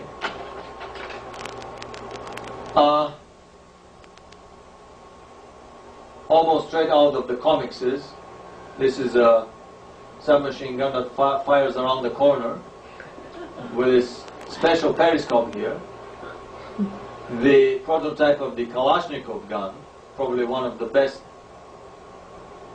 submachine guns in the world, and to this time the Kalashnikov is almost a carbon copy of it. A night vision infrared scope, a projector with a scope. Here's only the projector. This is an infrared heat-seeking homing device for their anti-aircraft rockets. I mean, things that I, as an engineer, as a physicist, never imagined existed in World War II Germany. This is not only the snorkels for their U-boats, but this is a stealth technology. This is a radar invisible snorkel. Recently I heard from Al Bielek that the Germans were experimenting with Philadelphia technology on their U-boats. But unlike the Americans, they were experimenting with the U-boats running in water, which introduces one more variable in the equation. And the equation backfired and they lost all the U-boats. They never came back. They lost them in hyperspace somewhere.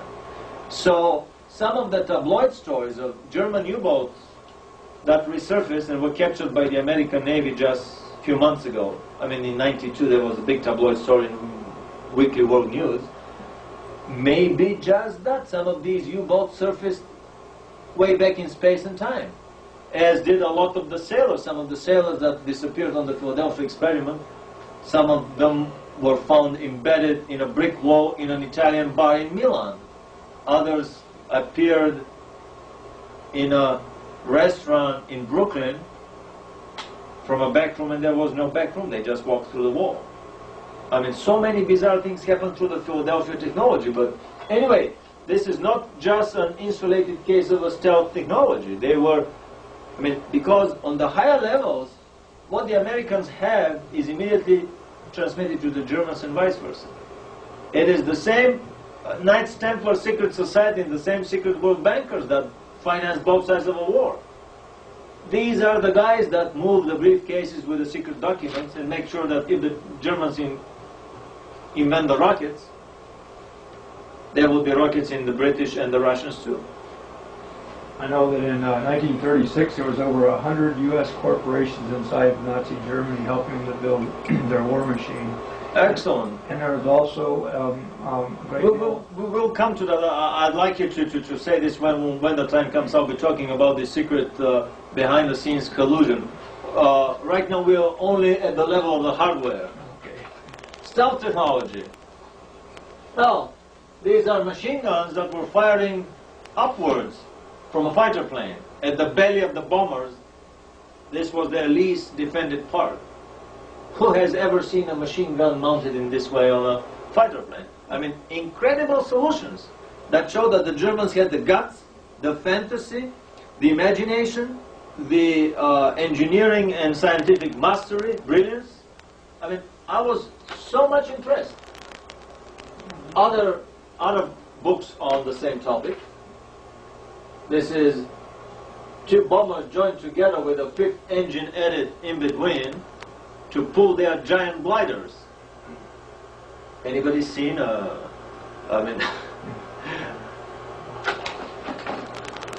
and this is the giant glider that this bomber was pulling before they mounted engines on it. This is a little bit smaller than the jumbo jet. Could carry a tank. The front section opens, made up of canvas. They were made for the invasion of England, and 100 of them would have landed one tank division, 100 kilometers of London, with nothing in between but the home guard, some poorly armed guys. It's probably a last-minute Illuminati intervention, not to invade England, but to hit the Russians instead. But this is 60 feet tall, the cabin from the ground. I mean, this is a monstrous plane. Why didn't they show the photographs for 40 years after the war? Because they didn't want to create the impression in us that everything we have in our Luftwaffe here came from the German Luftwaffe. This is the best fighter plane in the world, a twin engine, twin propeller, push-pull combination, the Dornier Anteater, the Dornier 335, the fastest propeller plane during the whole war.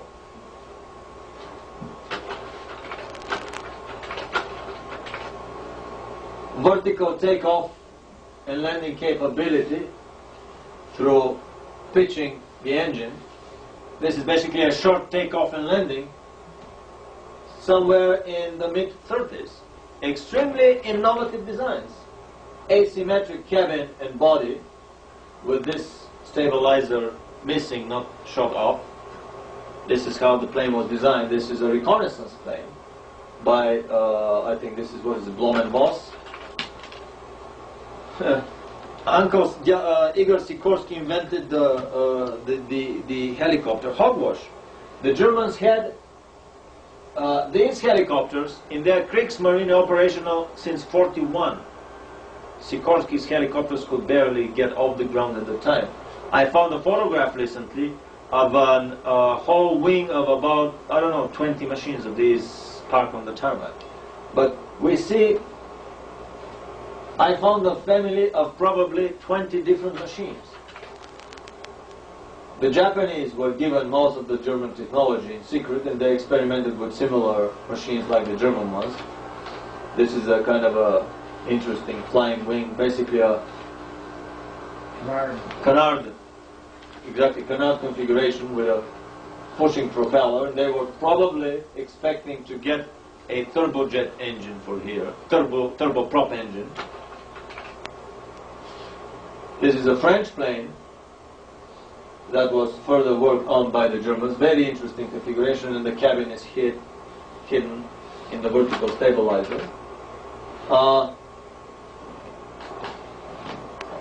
This V-shaped egg beater type configuration of the Flettner helicopter has never been used since, because this was the most stable helicopter that the Germans built and that the Americans tested. Much stable than all of their helicopters. Even to the point I am suspecting that these propellers here are mounted on a lot simpler pitch and yaw mechanism than the normal helicopters. And the reason for the blacklisting of this design by the Illuminati is that a third world nation can easily duplicate this one. But the single propeller scheme that we are using nowadays is a lot more difficult to build, because there the mechanism is a lot more complicated. I've discovered many such simple technologies that were blacklisted for once, and they've never been used for half a century, because this would lower the technology threshold and third world nations would be able to produce the technology. Here the Illuminati want to keep it in their hands only. Okay. Turbojet engines. The first turbojet plane flew in 1939. The first British jet flew in 1943 or 4, almost at the time the war ended. This is a Henkel 176 or something. The Messerschmitt 262 was the first operational fighter plane. I was astonished to find in a Tokyo bookstore photographs of the Messerschmitt 262. I said, Jesus Christ, how come the Germans had turbojet planes? How come the Russians never told us? I mean, I lived for 30 years in Eastern Europe and they never mentioned these things. And then you realize how nicely the propaganda massages your mind and then brainwashes your mind. And then I discovered incredible planes, flying wings, strategic bombers that were meant to bomb New York. Unbelievable stuff. This is a prototype. I mean, the forefather of all the MiG 15 and up fighter planes. And this is a swing wing, variable geometry, Messerschmitt 321 fighter plane. A variable geometry plane before the war ended. It took the Allies 20, 30, 40 years to regurgitate what the Germans built before them. And some of the designs have never been put into practice because they are either too effective or too difficult to build. It's not the shuttle that was piggybacked on top of another plane first. They had a pilot plane, a father and son combination. This is a plane laden with explosive. Actually, this is a giant cumulative charge, like an armor-penetrating charge, but the size of a bomber. And the fighter would disengage, directing the plane at a ship or a factory. In the case of a factory, they would crash the ship along the long line of the assembly line of the factory. And when this cumulative charge explodes, it produces an acetylene torch flame that's probably, I don't want to say half a mile, but probably several hundred yards long. And this jet blows away all the machinery from the factory, basically wipes clean the factory floor of all machinery. Just one single charge of this plane. Have we ever seen such devices on this side of the... I don't remember. The Horten brothers produced a family of 20 flying wings, from small personal gliders to supersonic flying wings. It's not Chuck Yeager who beat the sound barrier first. I mean, many were before him. Up to giant transport or bomber flying wings. This is a small glider in 38, motorized bigger versions of so many different configurations. I mean, if it were not for the secret Illuminati siphoning of this secret technology from the Germans to the Americans, Northrop in his designs was basically copying, making carbon copies of the Dornier of the Horten brothers design. This is a flying wing assault glider by the German, this is the Flugfahrt, the Aeroflight Society. And this is a rare photograph of the turbojet flying wing, the Horten 6 with a brake parachute, secretly examined in a British Air Force base in November 45. This is the propeller version of that plane in a fighter configuration with pushing propellers, the Horten 5. This is a glider of the turbojet version. Anybody seen such a craft? This is a Henschel 132 Freedom Fighter. They didn't have time to put the engine inside, so they just strapped the engine on top of the craft. The pilot is lying in a prone position to minimize the air resistance. And these were the craft that they were building in the underground factories in Germany in the last months of the war. Extensive research in turbojet weaponry. The prototype of a Stinger missile. This is a shoulder launch anti-aircraft multiple rocket launcher, shoulder carried and shoulder fired. The Fliegerfaust for low flying airplanes. This is a ramjet driven. They had also rocket engine driven assault boats, demolition boats, and commando boats, both German and Italian. Some more helicopters here in high G maneuvers. Some additional helicopters.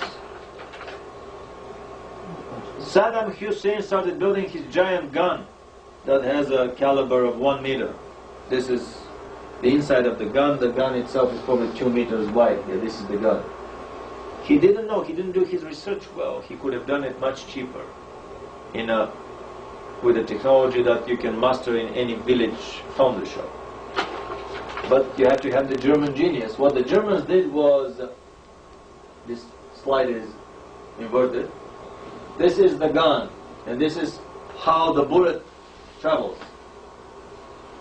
And as the bullet goes successively through these explosive chambers, it makes an electric contact and ignites the chambers behind it, which fire and increase the pressure in the tube, and the bullet and the projectile flies faster and faster and faster.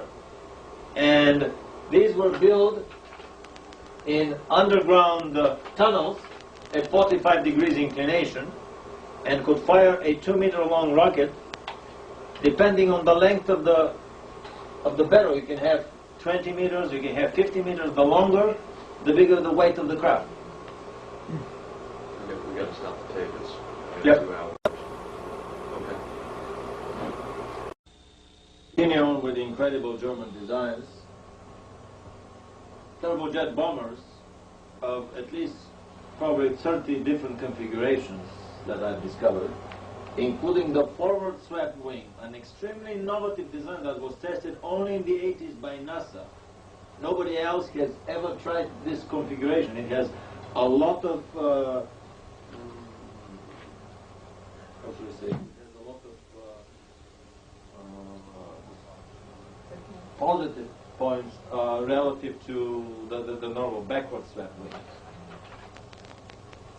This is a drawing of such a 6-engine bomber. I found a fuzzy photograph of such a bomber finished in Russia and test flown from a Russian airport in '46. Gull wing wings, different engine configurations. All of the major companies were working on these bombers. Engines on top of the wings, forward swept wings by Junkers. This is a manned V1. I never knew that they had manned V1, but it's very important for the German space program because they had also manned V2s. This is a Japanese model of the manned V1, built by Mitsubishi. This is the first rocket plane in the world, the Heinkel 176. It flew even before the turbojet plane in the late 30s. This is an extremely rare photograph of the rocket plane. The pilot lies in a prone position, carried on top of a Dornier bomber, Dornier mothership. Nobody was doing these things from the Allies during the Second World War. The Germans were 50 years ahead in aviation. This is the linear gun that we were talking about, buried deep underground. You can get 20 feet, you can get 120 feet. The longer the tube, the bigger the throw distance. The rocket was about 2 meters long, and it could fire about 150 kilometers length. A little bit less than the V2 rocket. They had several parallel technologies that were similar to the V2 in range. The jet-powered Messerschmitt plane attacking enemy bomber formations were devastating results. But this is a rocket power. The first rocket plane in the world and the first operational rocket fighter. I mean, one of the first and the first operational rocket fighter. Nobody has ever had operational rocket fighters in service to this day, 50 years after the Messerschmitt Comet flew. This is a twin-engine Messerschmitt 263, much more powerful. I suspect that they beat the sound barrier with that plane, but they have not, well, how should I say, advertised that much, because with the previous plane they reached 960 kilometers an hour, just basically 100 kilometers less than the sound barrier. And I have a German documentary film on that record, establishing of that record. This is the flying wing turbojet twin-engine Horten fighter bomber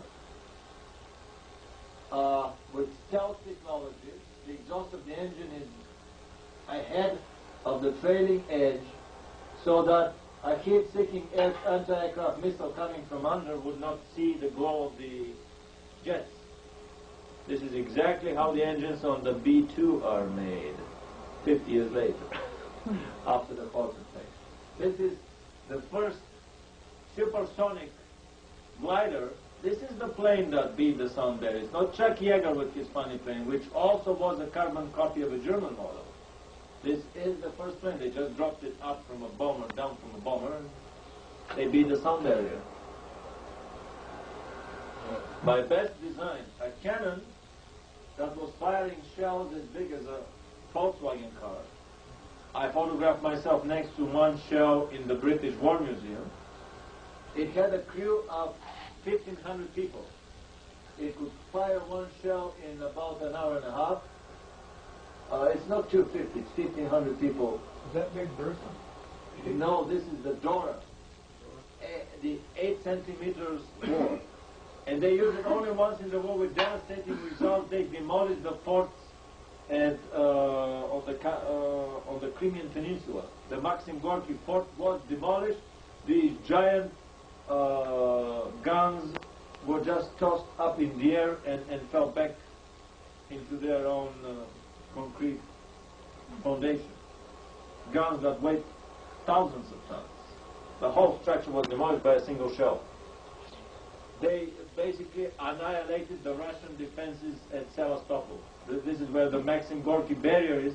I recently found a German artist drawing of what remained of the barrier. It was so devastating the Russians would never publish these photographs. This is a giant ramjet engine, basically a hollow pipe, figured back on top of a Dornier bomber. And recently I found a photograph of it fired in test. These engines were made for a single stage-to-orbit plane, the Zanger brand suborbital skip bomber, that was probably tested, because this is a photograph of the early 40s. Why the hell did they need these monstrous ramjet engines unless they did some secret research? Because always when something is developed into the army establishment, and if it is too good to be true, it's taken secretly and moved to the secret establishment. It's moved from Peenemünde to, for example, the SSE4 establishment and the secret army establishment that built the flying saucers. Variable geometry, swing wings. This is the B-1 bomber. Basically the geometry of the B-1 bomber tested in a wind tunnel. This is the Messerschmitt full variable geometry design. This is a scissor wing variable geometry. I mean, all these things precede what NASA did with 50 years at least. 50 years, it's incredible. We were told that these were the first vertical takeoff planes built by Lockheed, or another model built by Convair. But we would soon see that some of them were built in Germany many years earlier. This is a ramjet fighter plane with a giant 1 meter diameter ramjet, possibly a supersonic plane. The pilot is lying in a prone position over the engine with 2 machine guns under his armpits, literally. And the plane runs on coal, powderized coal. Anybody heard about a fighter plane, of a jet plane flying on coal, powderized coal? They didn't have fuel at the end of the war. Coal, my dear. We have not to forget that the V-2 was hitting London with alcohol made out of fermented mashed potatoes. Mashed potato power. They had a whole factory that was producing alcohol out of mashed potatoes. They didn't have fuel.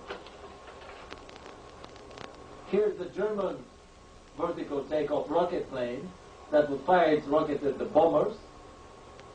And after all the rockets are exhausted, then the pilot would crash the plane, catapulting in the last moment.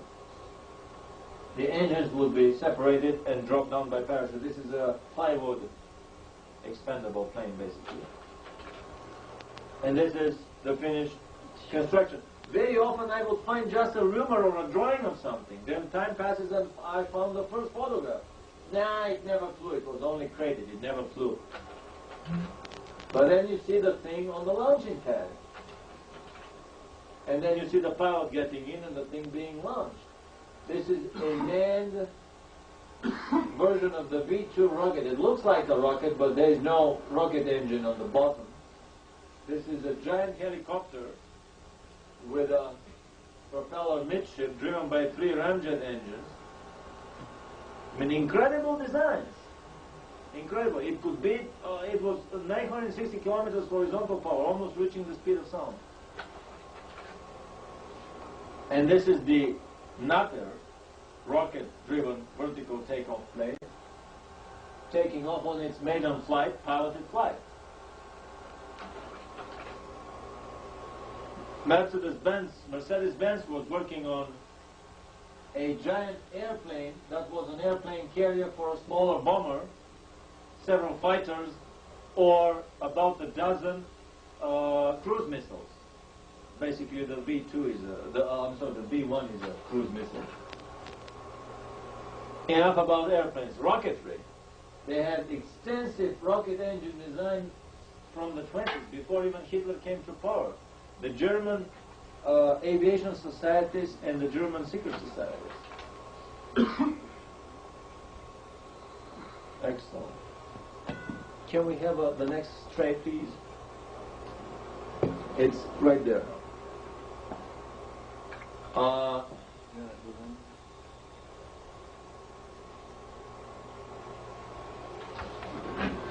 Rocketry. Very quickly.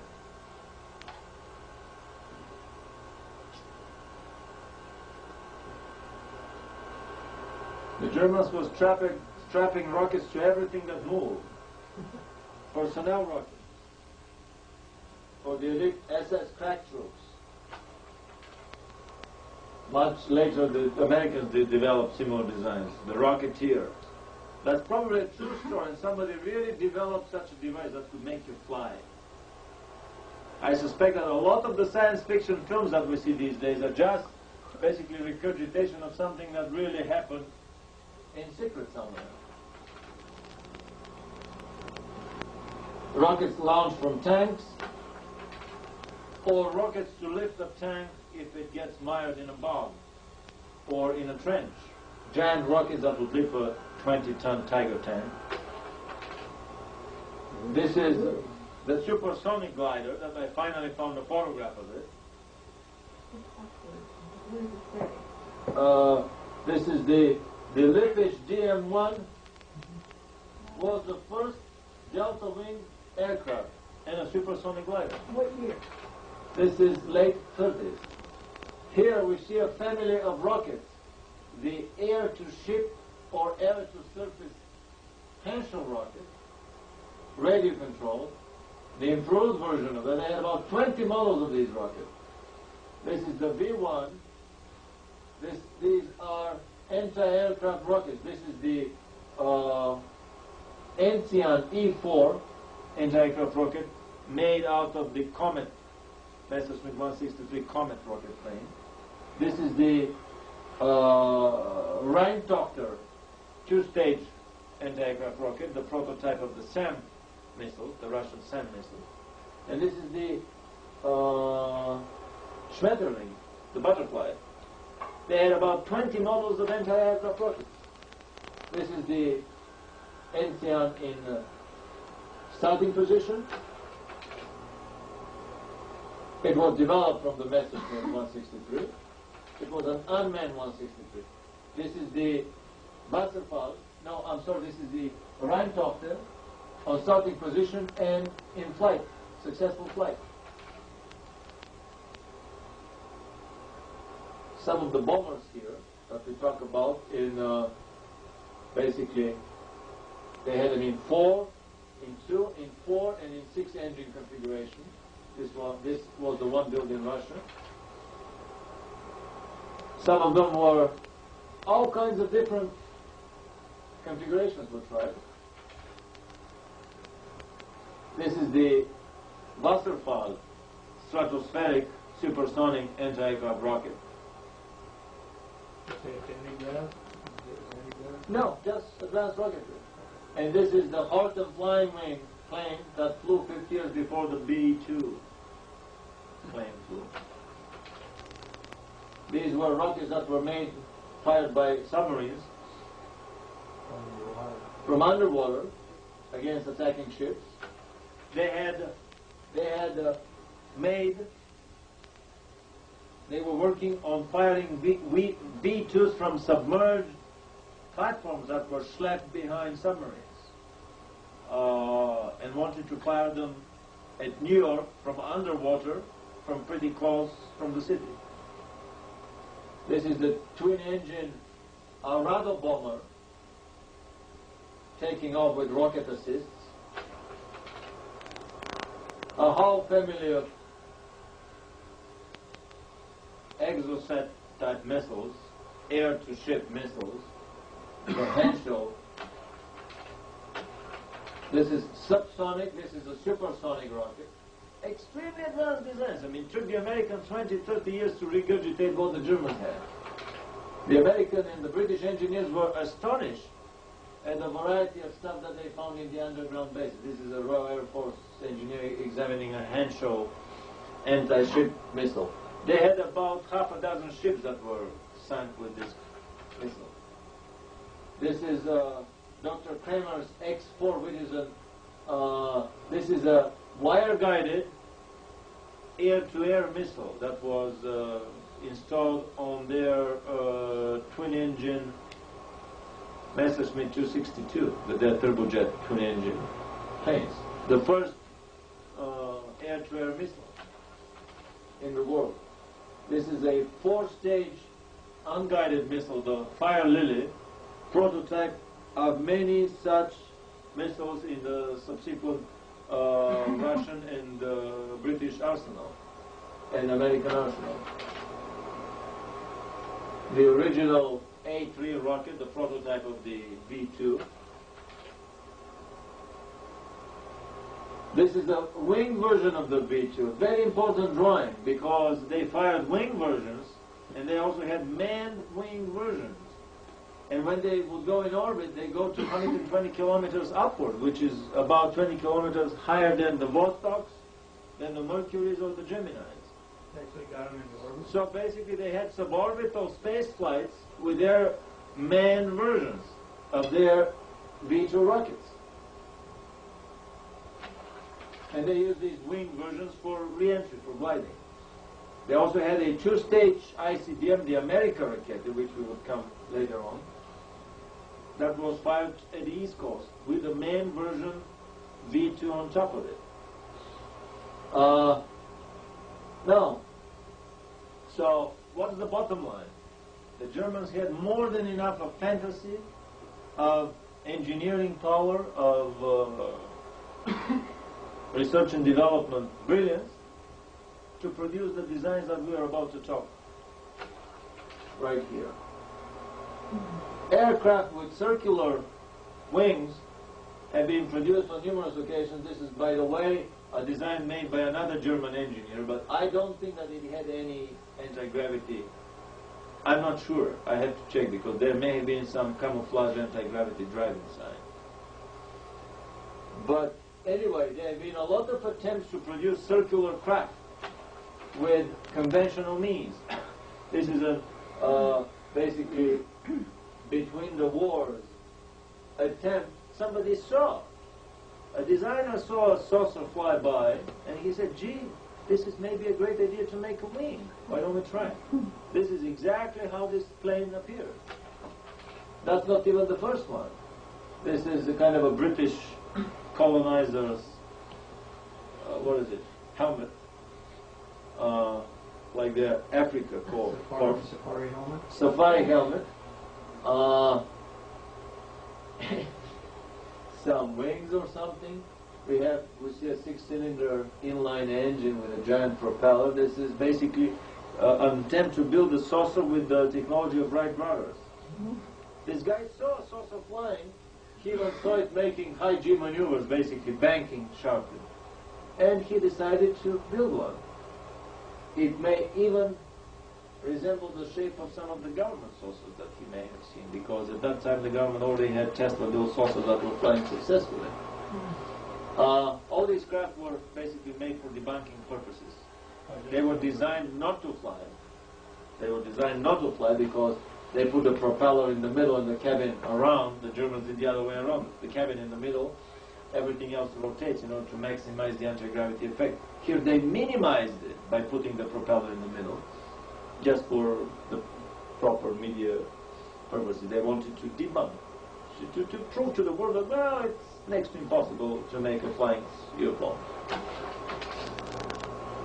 They had similar craft, but these are more like ducted fan craft, air cushion craft.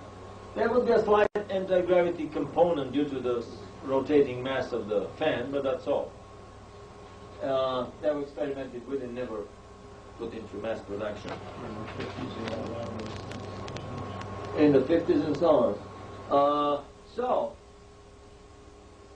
back to some almost tabloid reports about Kugelblitzes, about strange fireballs chasing enemy bomber formations over the skies of Germany.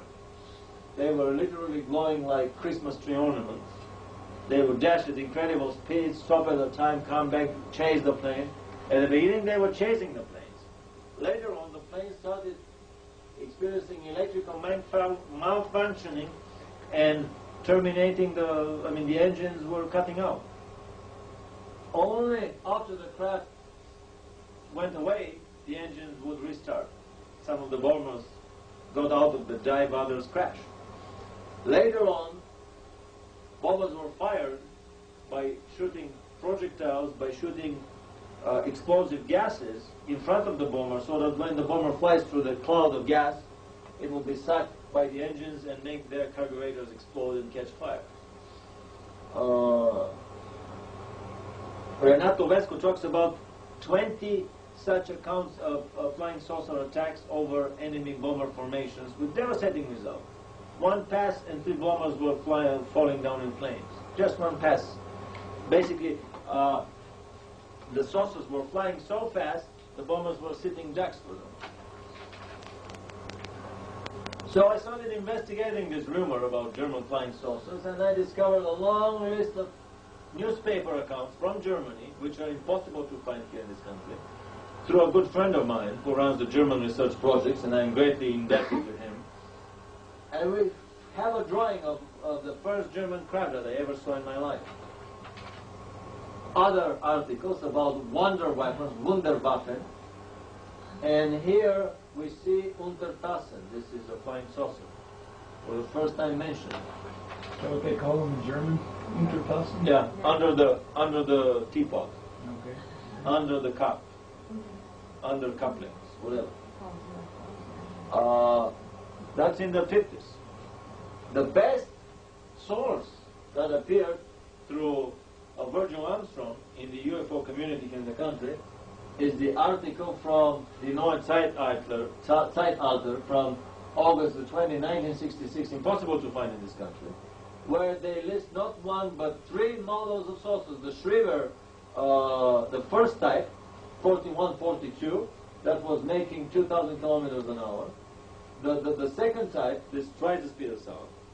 The second type, which had a much more powerful Walter rocket engine. Walter roar, this is, the Walter engine was propelling also the Messerschmitt 163. The same engines they use for the airplanes, they use for the saucers and vice versa. And then this is a turbojet powered, the Alonso Miete Schriever joint project, this first operational fighters interceptor saucer in the world. Incredible stuff. I mean, they were reaching twice the speed of sound.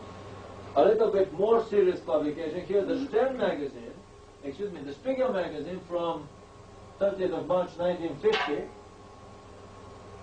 has a very large article about German designs. They give the dimensions of the craft, 14 meters diameter, about 5 feet tall.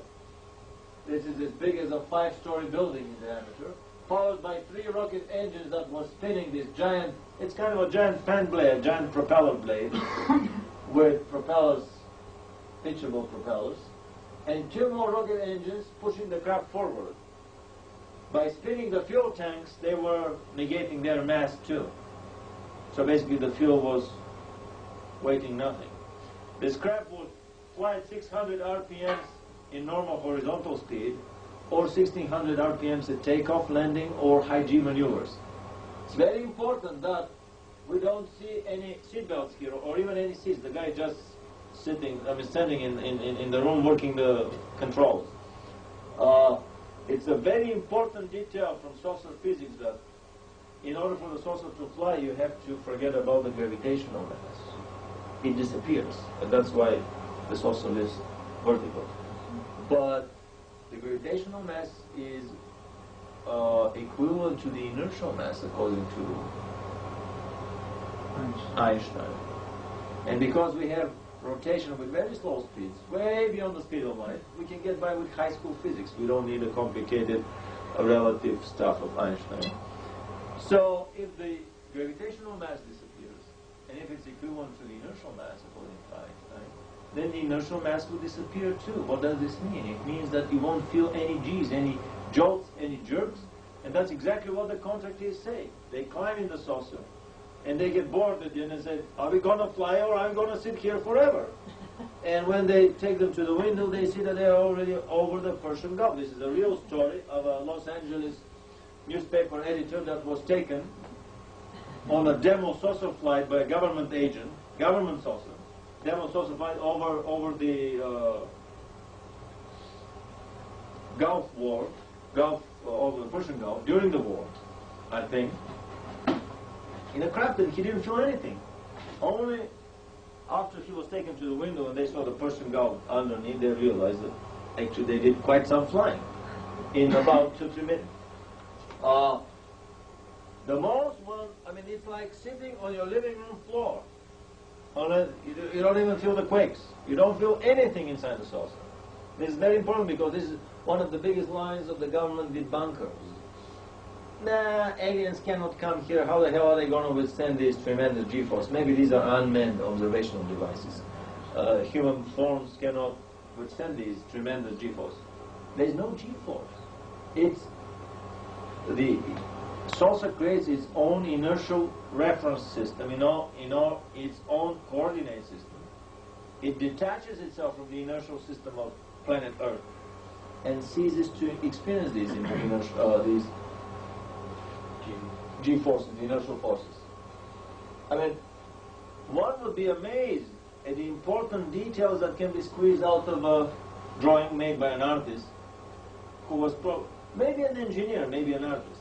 He was told by an engineer how to do it, probably, by some of the witnesses. But it's amazing how much detail can be found in these.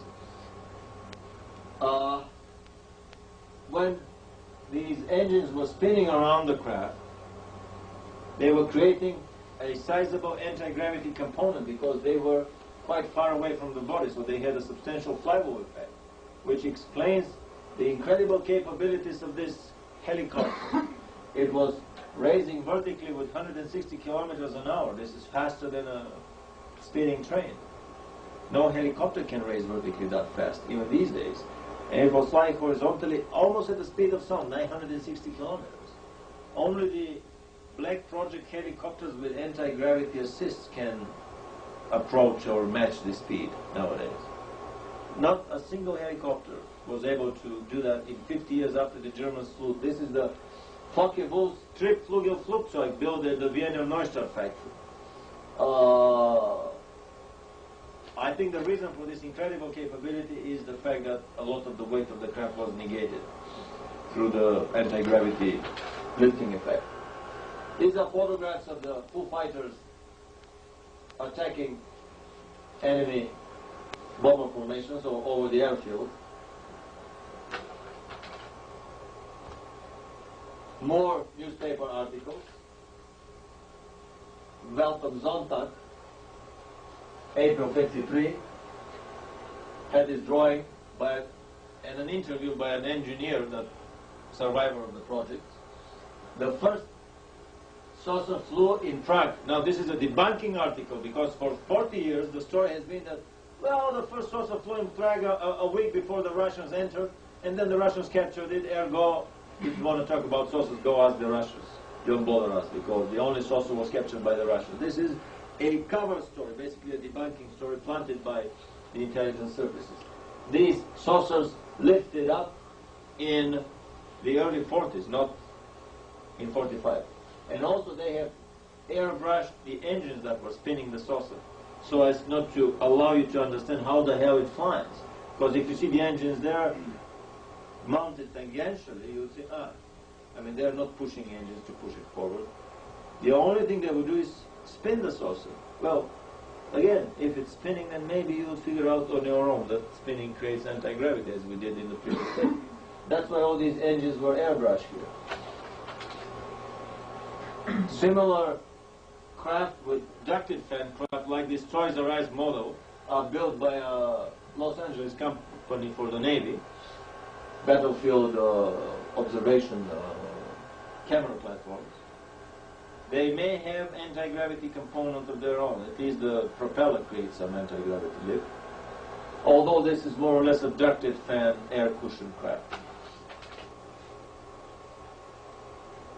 Harbinson, in his two books, Inception and Genesis, talks in a fictional form about the German development of turbojet flying saucers and their subsequent escape to the South Pole, where they are still to this day. They don't mention it in the books. My whole two-year research in this field has discovered that the Genesis novel is a gross understatement rather than it's a fictional novel, but it's a gross understatement. It's a designer leak. The author probably doesn't speak English, doesn't speak German. He was given all these preceding newspaper articles because we found them through a book list, bibliographic list at the end of Genesis. This is a typical designer leak case where the government, by leaking some information, covers up for a lot more important information behind. This is presented as a fiction, these books? And also it's presented as a fiction. However, in more serious books like Mutton's UFOs, The Last Secret Weapon of the Third Reich, this is from the Canadian Samizdat outfit, we have discovered about 50 models of craft that the Germans built. This is a piston engine propeller driven saucer built by Junkers with 3 Junkers engines. And I'm trying to get a better photograph. I have a feeling that this external periphery rotates, creating the anti-gravity. The cabin is in the middle, and these are the engines with the propellers that are pushing the craft forward. Very interesting configuration. I don't have a better photograph yet, but I know somebody who has. Intercept UFO by Renato Vesco. Renato Vesco was the Italian Air Force chief for research and development. Basically the Italian Werner von Braun, we can call him. In his book, this is not a fictional book. This is a book, Intercept UFO or Intercept But Don't Shoot. This is a book about the whole development of probably a dozen different models of the German turbojet family of saucers, plus their underground constructions that was traced through dozens of British intelligence reports that were written after the war, going through piles of information that was taken out of the German underground bases. And he's the first one that mentions the Focke-Wulf plane, or the Shriver discs. We will show several drawings that basically point to the same configuration, only the engines here were airbrushed to prevent us from figuring out how the hell they would spin this big disc. Similar spinning discs are used by Dornier these days for this unmanned observation camera platform. This is the landing disc, and it does not rotate. The only thing that rotates is this disc with these propellers. However, if you look carefully, these propellers are too short and too narrow, too small to lift this big machine. If this is a helicopter only, they have to be about as long as here. They say that this is a gyroscopic stabilizer that keeps it stable. It is, but also it's the main component of the lift. So we see how the technology already trickles down. And we have the first, I mean, this is a public domain literature. Nothing of this was found in secret army reports or whatever. Bladed things at the bottom, they have things with blades on them at the bottom. Oh no, this is probably amortizers for the landing gear. It does not rotate. Only this thing rotates here. I mean, absolutely no way for these short blades to lift the whole heavy machine in the air. Again, drawings of the German flying saucers. Here they show the two engines pushing it forward. So we have how little by little information is piled together. Little by little. This is an important link here. At least we know how they were propelled forward. This is the... One can figure out from here that actually you can use the same engine to spin the thing around. The Germans developed similar flying bombs, hovering bombs, anti-gravity bombs that would fly in the air waiting for the bombers to come. 4 ramjets would spin the propeller around the bomb, and because of anti-gravity they were extremely economical, and they could wait quite long up there in the sky waiting for the bombers to come. Henry Coanda developed in the 30s, this is the so-called lenticular aerodyne. This is a turbojet / ramjet anti-gravity craft. These are additional ramjets for creating vertical lift. 1, 2, 3, 4, 5, probably 9 of them. The ramjets here. And these are the turbojet turbines. We see how many of them. This is the turbine. 1, 2, 3, 4, 5. And the exhaust gas is blown to the periphery and is vented through these openings. They have probably airbrushed the opening because it should be vented tangentially in order to spin the craft. I think the whole craft is spinning. And an indicator for that is that the control rod is made at the very center of the cabin. That's only because the cabin is gyroscopically stabilized not to rotate. The whole thing underneath rotates. That's why the shaft can be only in the center, otherwise it will be making circles in the cabin. The pilot has to chase it. Compressed air goes through these openings and spins the craft, and these small pitchable, pivotable fans run on this same compressed air would create the horizontal component of the lift in order to stabilize the craft and to move it in different directions.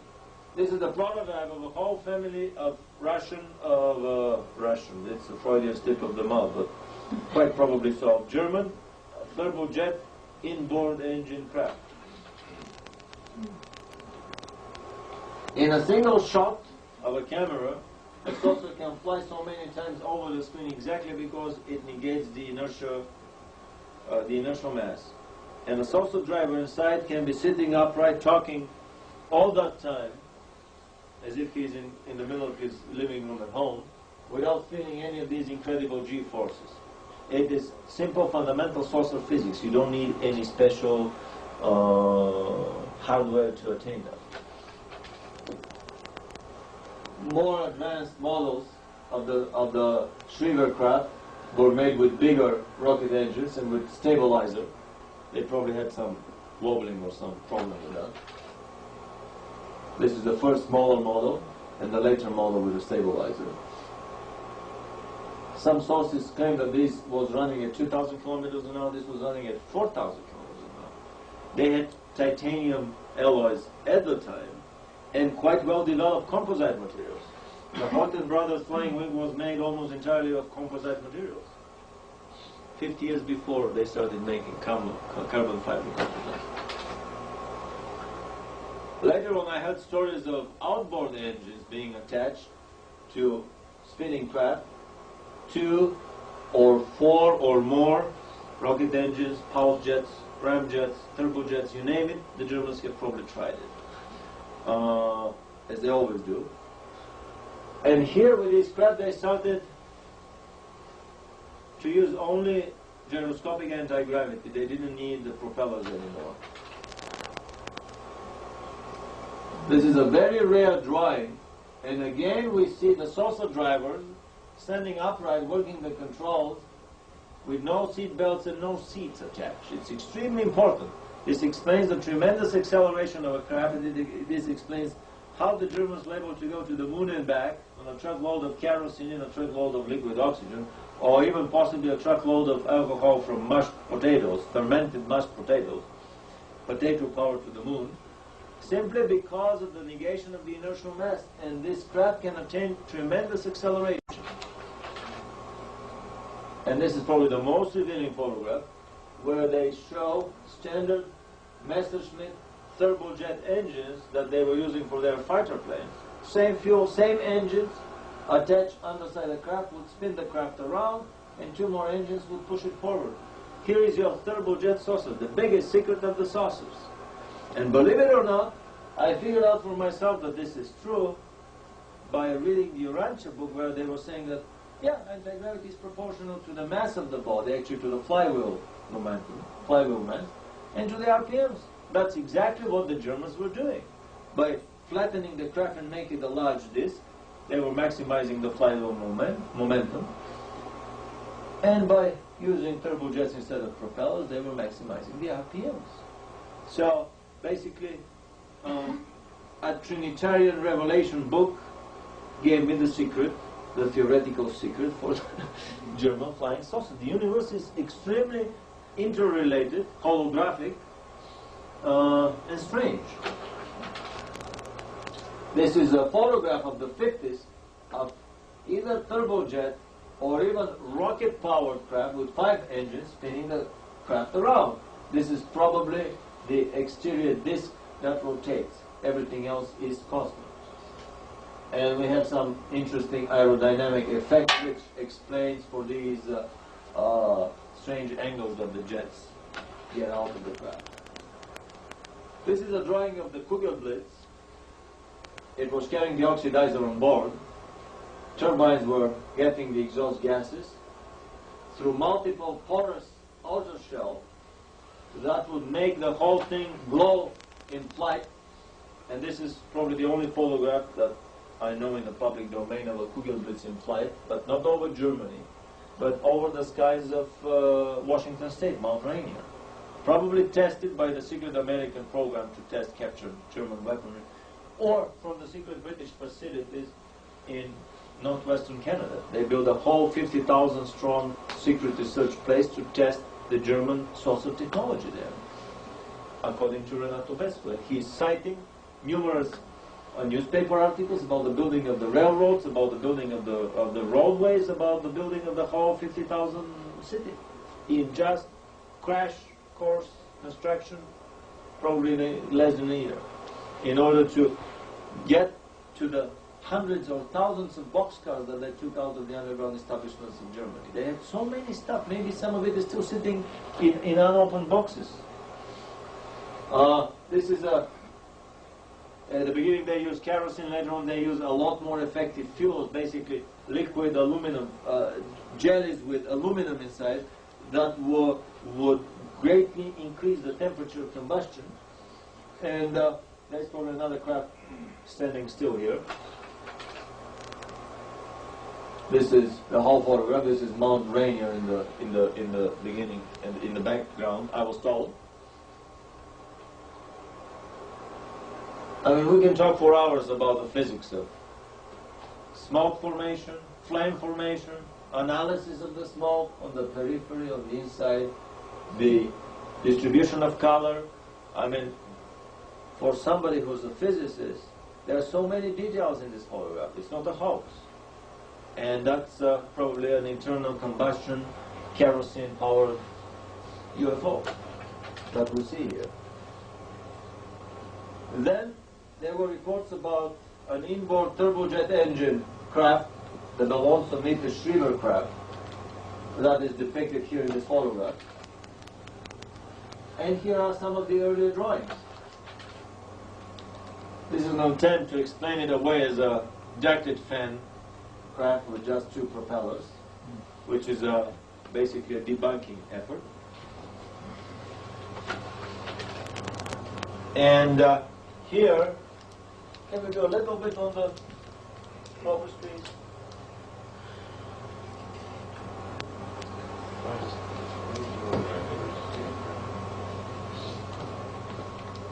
In the,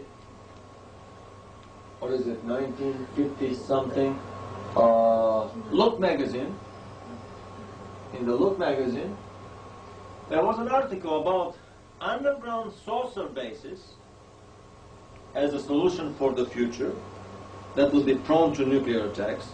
1954, I think, Look magazine. And it will come. And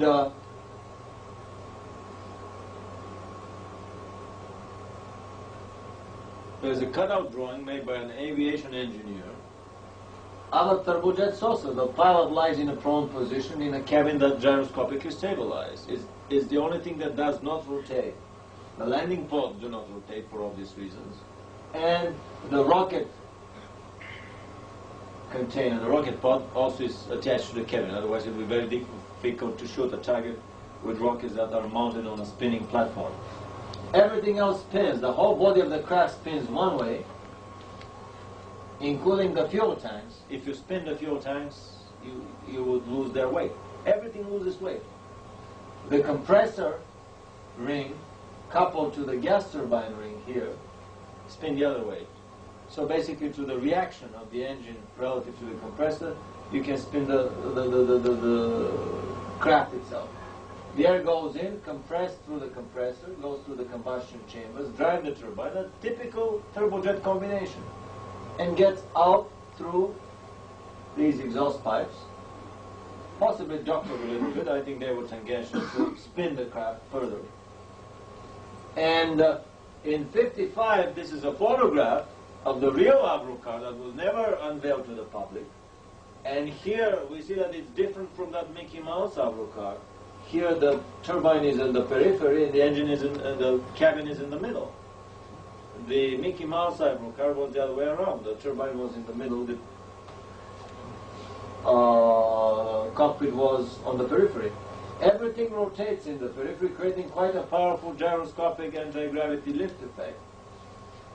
And there are probably multiple nozzles on the periphery, spinning the craft.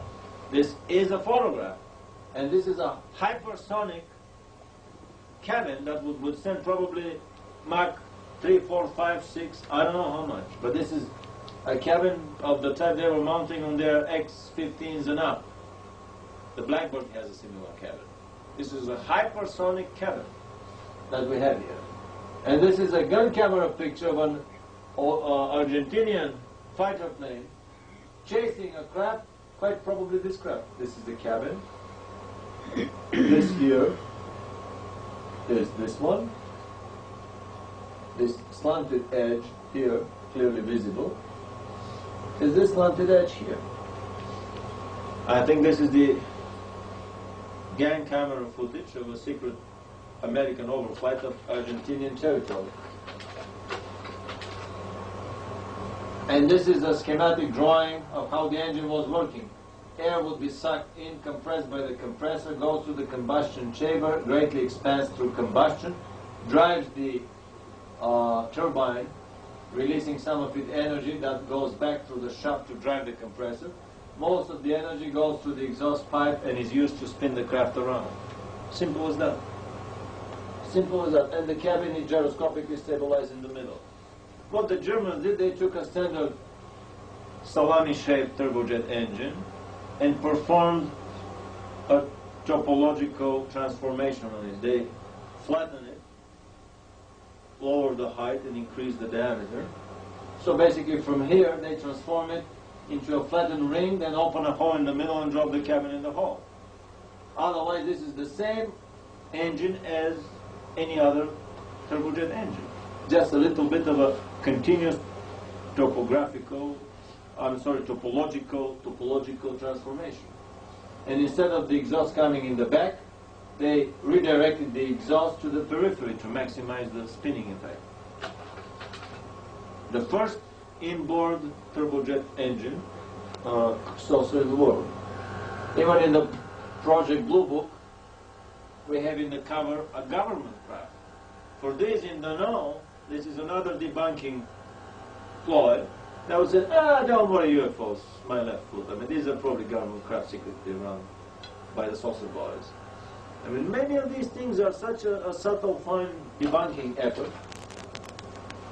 And this is a photograph of such a craft in flight. A lot of the craft in the 50s were leaving these chrome trails behind. And these shiny gaseous clouds. Is that giant rock California? I have no idea. No idea where this is, but I can find it through the literature. In Latin America, there were craft built by escaped German scientists after the war that were belching this smoke. Basically, probably they had some malfunctioning spark plug, and some of the combustion chambers were not running properly. That's why they were belching the smoke. They called them the smoke puffing UFOs. This was in 1952 in Peru. The Germans were already flying, hopping around from their secret bases in UFOs. Then, one day I read a debunking story in the tabloid paper about German astronauts. Let's make it abundantly clear. A tabloid paper, by definition, does not debunk anything. On the contrary, the crazier the better, the more papers they would sell. So you got very suspicious. Why the hell would these guys debunk a story that the German astronauts were shot in orbit in the 40s and came back in the 80s? And I got very suspicious. And then I went back to my files. This is the first time the idea of German spaceflight dawned on me, through that tabloid article in the Weekly World News. I went to my file and I discovered that a lot of the craft, a lot of the saucers had exo-atmospheric capabilities that they have in their possession.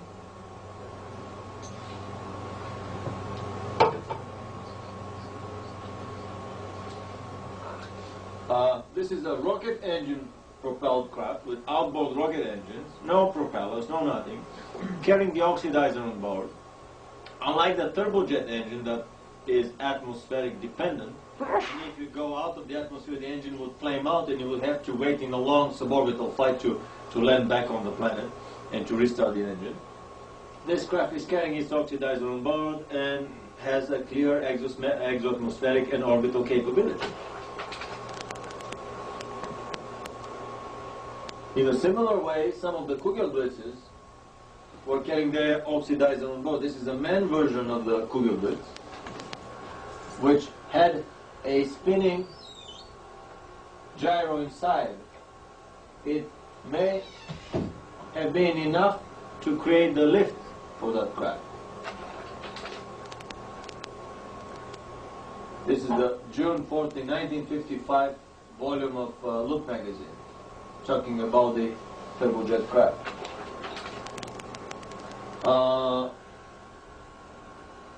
Another very interesting design was produced by Victor Schauberger, but in this case he did not apply any moving parts in any engines.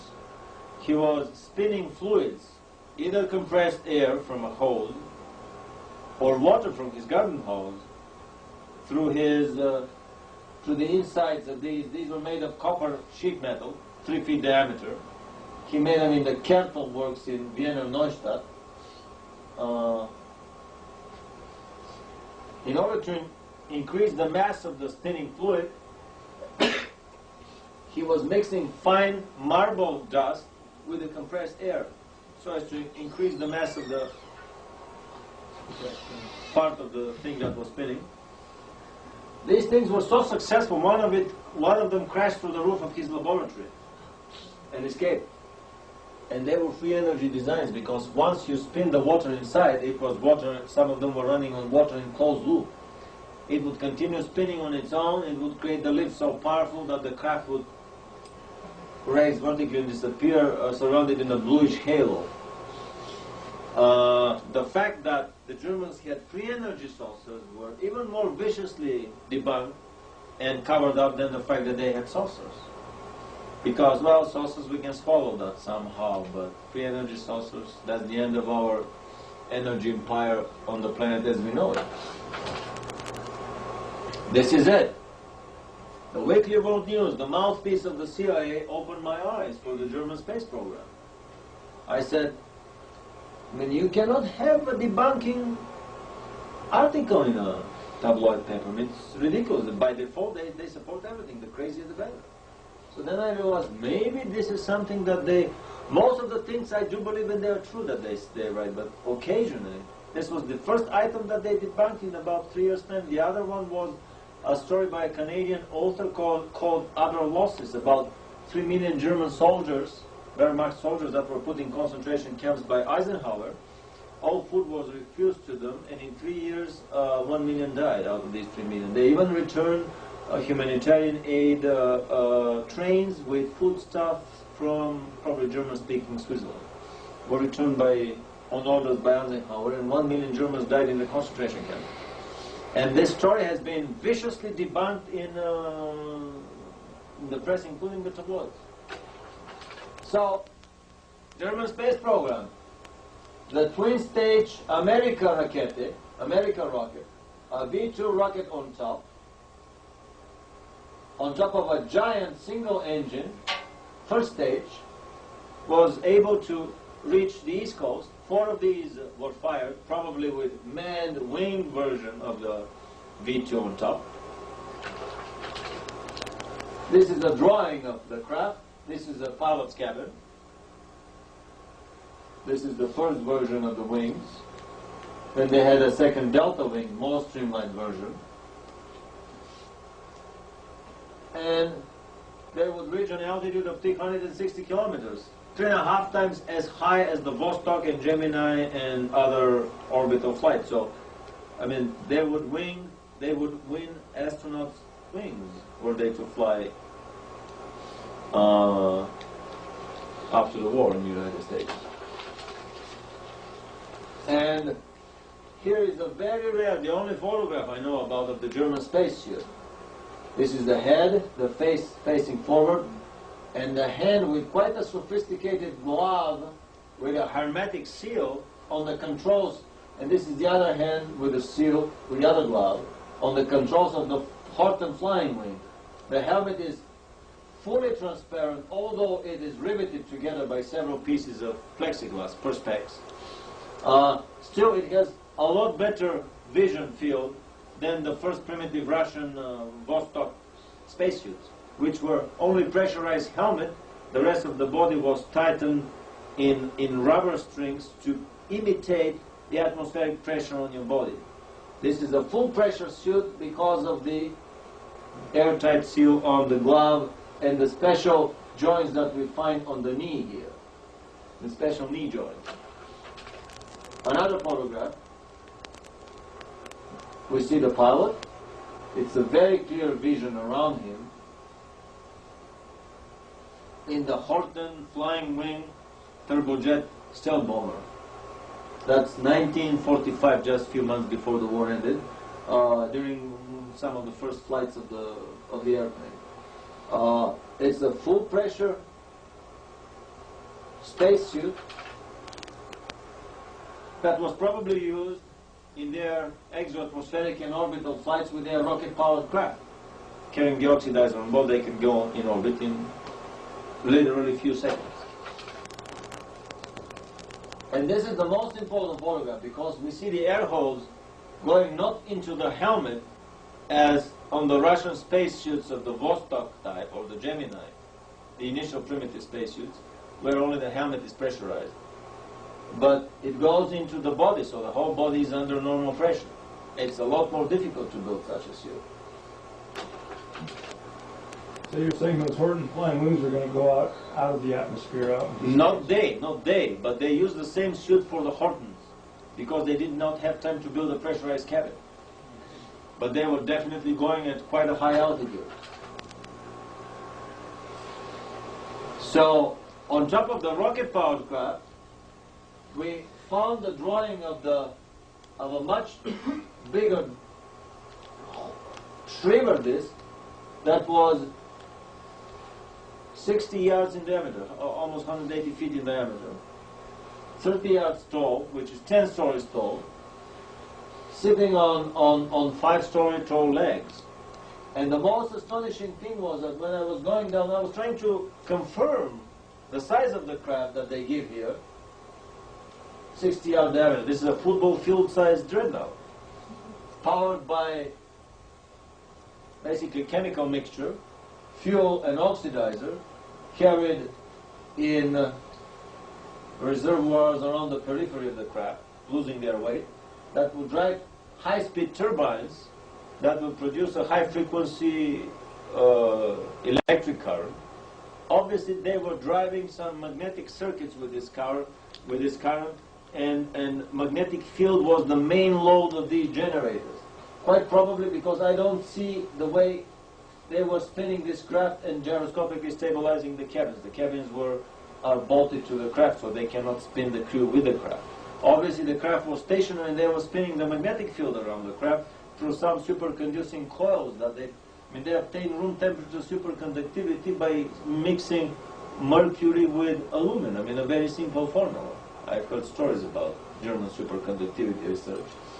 And the most important breakthrough came when I was looking at these little things that resemble doors on the architectural drawings. I said, Jesus Christ, if these are doors, then really this thing could be what they say here. I thought that they have just kind of exaggerated the linear dimensions. And then I read here very tiny letters. It says Kommunikationsräume, which means the command compartment. Then they have Tagesräume, which is the mess hall, second floor, and the third floor is Schlafräume.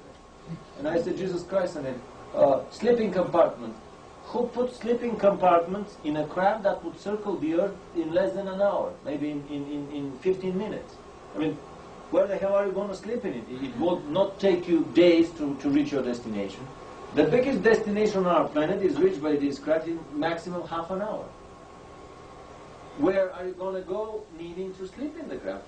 I mean, from Germany to Germany, from Germany to the South Pole, from Germany to some secret bases in South America, and that's it. Unless this is an interplanetary exploration craft where you land on the moon and sleep in the craft, or you go elsewhere and sleep in the craft. The designs were doctored by the Germans so as to prevent somebody else building it, but they missed some important things. Because the doctors of the design didn't know the real capabilities of the craft, they forgot to wipe out the sleeping compartments. This is a little but very important clue for me that basically shows the Germans having space flights long before the war ended. We probably better cut it now, because it's been another hour, and I know Helga's got to go someplace and supply as well. But we'll be back tomorrow, certainly. Excellent. Tomorrow. Is that all right? Yeah. Okay. I think that looks like we're in sort of transition shot right here. So. Yeah. Excellent. Excellent.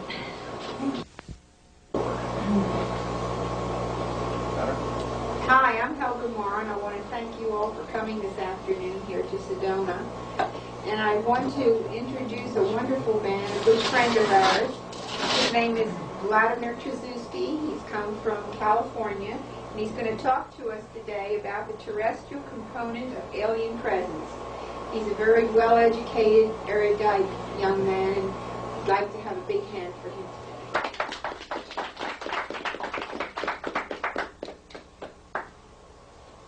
Thanks, Helga, for everything you've done for this conference to take place today, and thank you all for coming here and sharing this rainy weekend with us. I think we will, among other things, we will make a very nice videotape here that will be soon available from the Shining Star Productions and from our American Academy of Discipline Sciences in Los Angeles, as are many other tapes. Over there in the corner you can find some tapes from Shining Star. Over here I have some of our tapes, but we will deal with that in the break.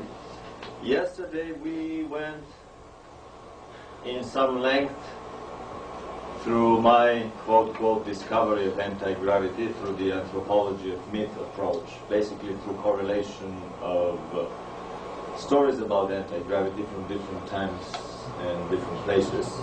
And we arrived at a very simple conclusion that anti-gravity is extremely easy to produce. Simple rotation around the vertical axis reduces the weight of the spinning body until a critical speed is attained, beyond which it lifts off and flies away. Or, to use the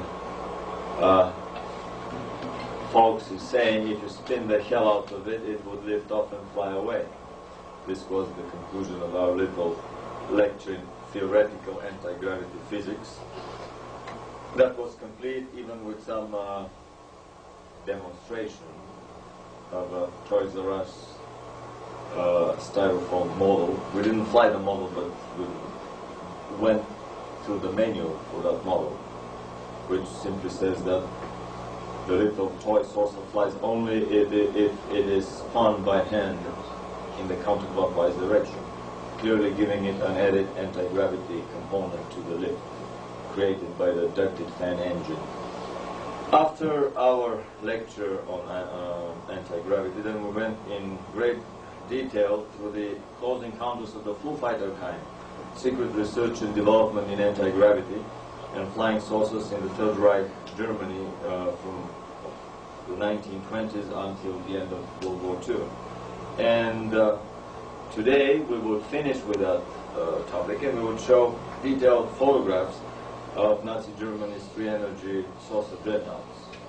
The tremendous program that the Germans had, secret program, which was not run from Peenemünde, it was run by the several secret branches of the SS and the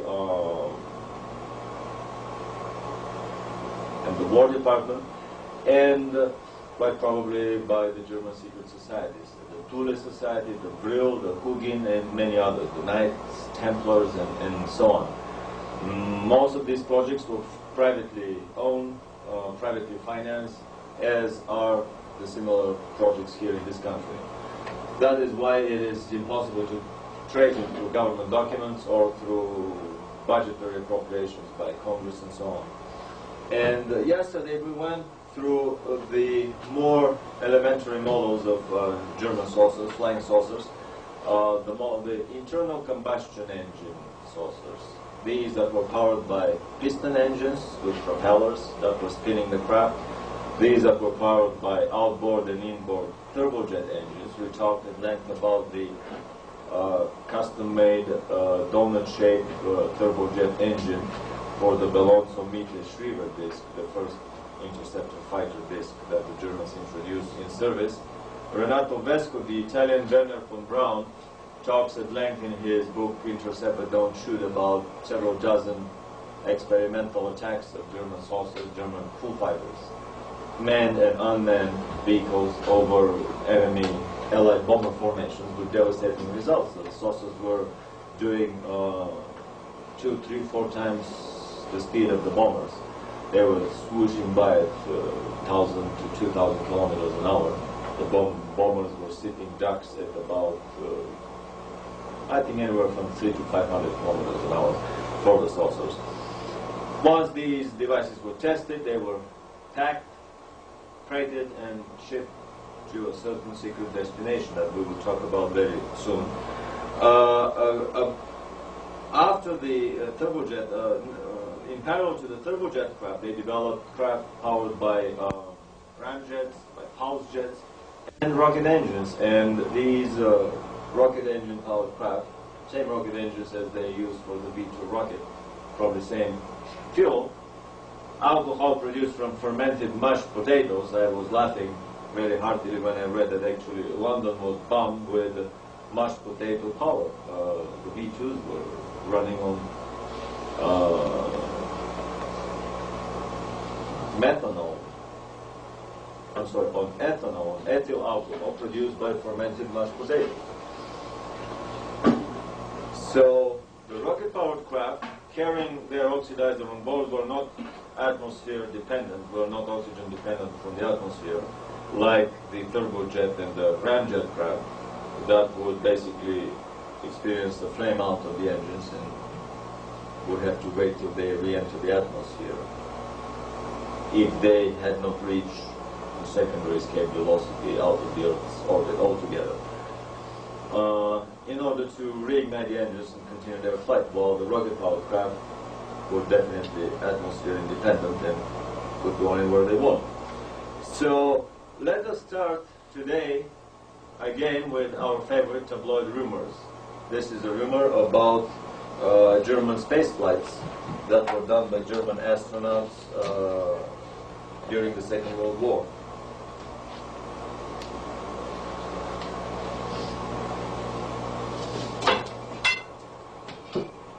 And if you can turn on the lights, and this one, cool.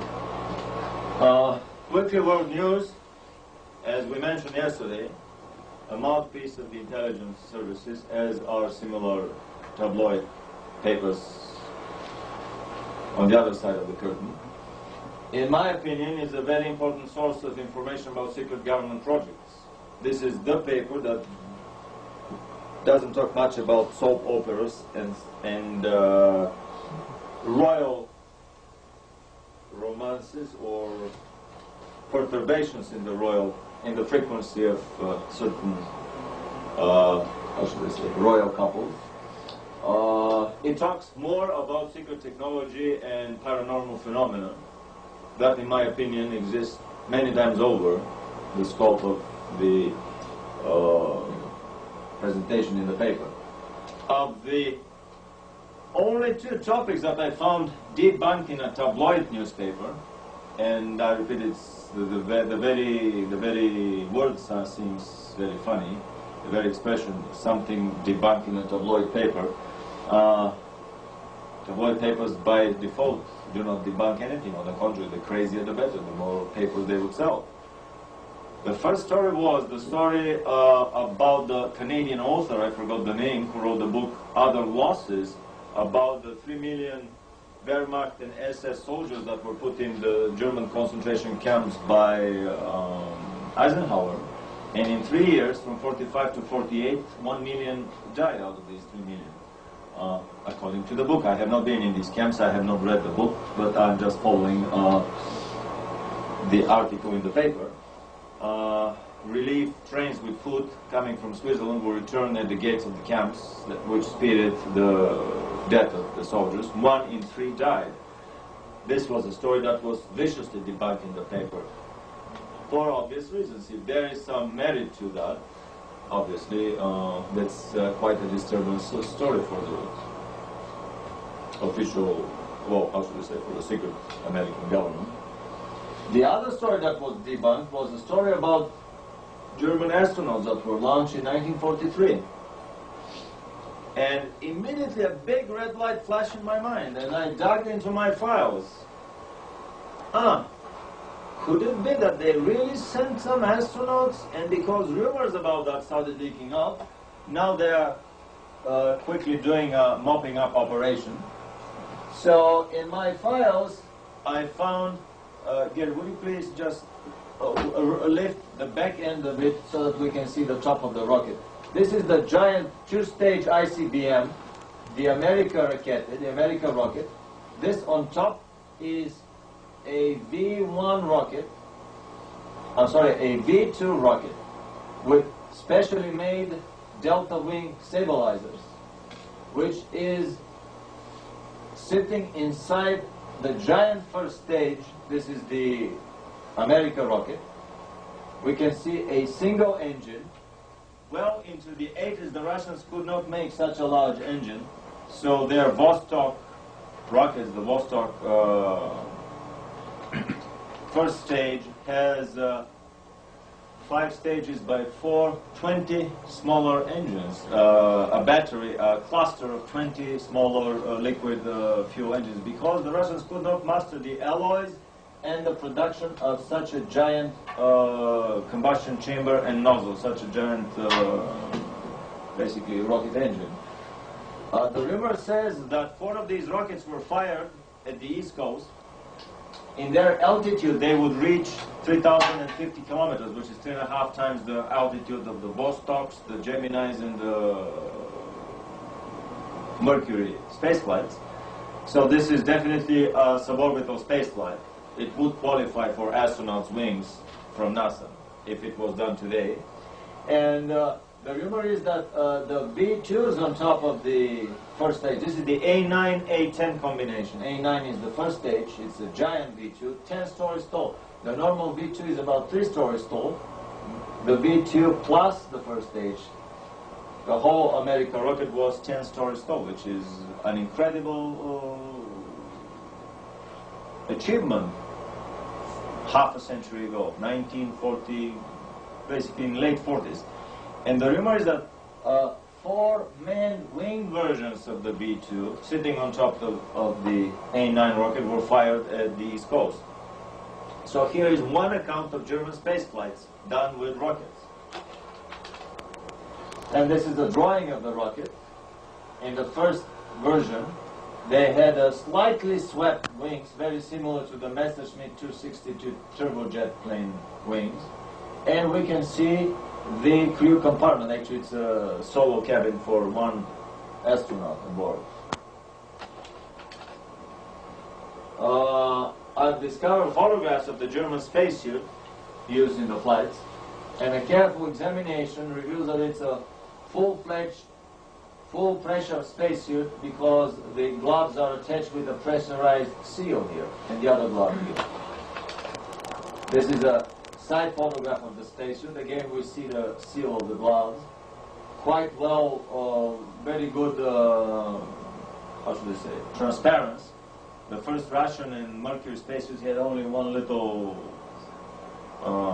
kind of a windshield in front. This is more of the Apollo type spacesuits where the whole, almost all of the helmet is transparent. Although riveted here, still this is quite an achievement for 1944. Then I discovered drawings of the rocket-propelled saucers. These were 4 rocket engines, outboard engines, spinning the craft around. Actually, the outermost section of the craft was spinning around. These were standard issue B-2 rockets or rocket engines, or maybe some of the other. They had about 120 models of different rocket engines, solid fuel, liquid fuel, and so on. Definitely no shortage in their arsenal. By spinning the fuel tanks inside this movable ring, the fuel also was losing its weight. So this craft had definitely an exo-atmospheric capability, an orbital capability, and probably the bigger models were able to go even beyond the Earth's orbit. And there, this is the best shot of the spacesuit.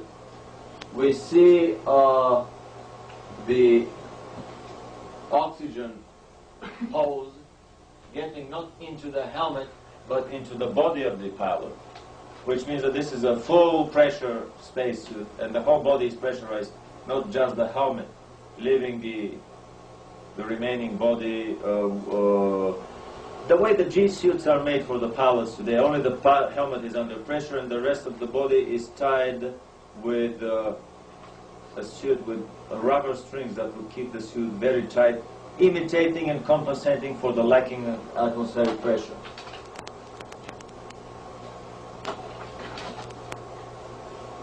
Later on, I discovered in my drawings the first candidate for an exo-atmospheric craft was a drawing by a Schriever saucer, a giant saucer made by Schriever. And I was astonished when I read the dimensions here. The 3 legs of the craft, and the 4 legs coming from underneath, were 15 meters tall, 45 feet tall, which is about 5-story building tall. The craft itself was 10-story tall. And the diameter, 30 meters, or 90 feet. And the diameter of the craft was 60 meters, which is 180 to 200 feet. This is a football field-sized dreadnought.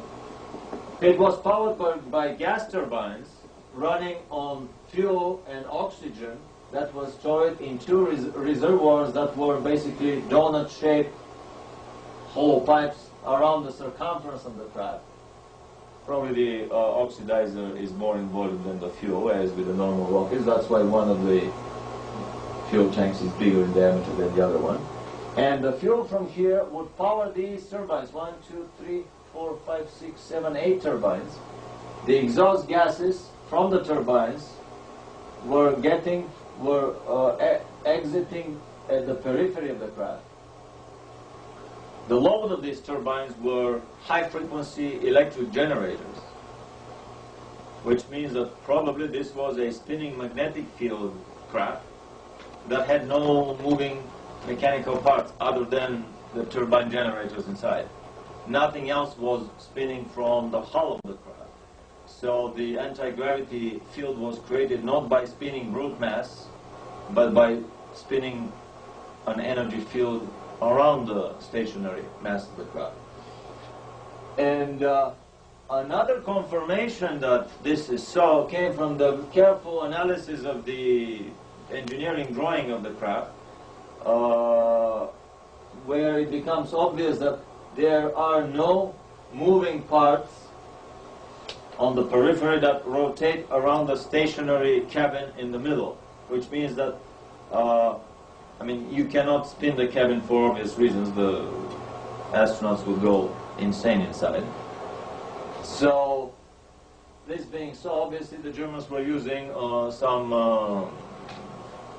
superconductive material. I heard rumors that they produced room temperature superconductivity by lacing aluminum with mercury. Very simple, straightforward procedure, which has been kept by the Illuminati secret ever since.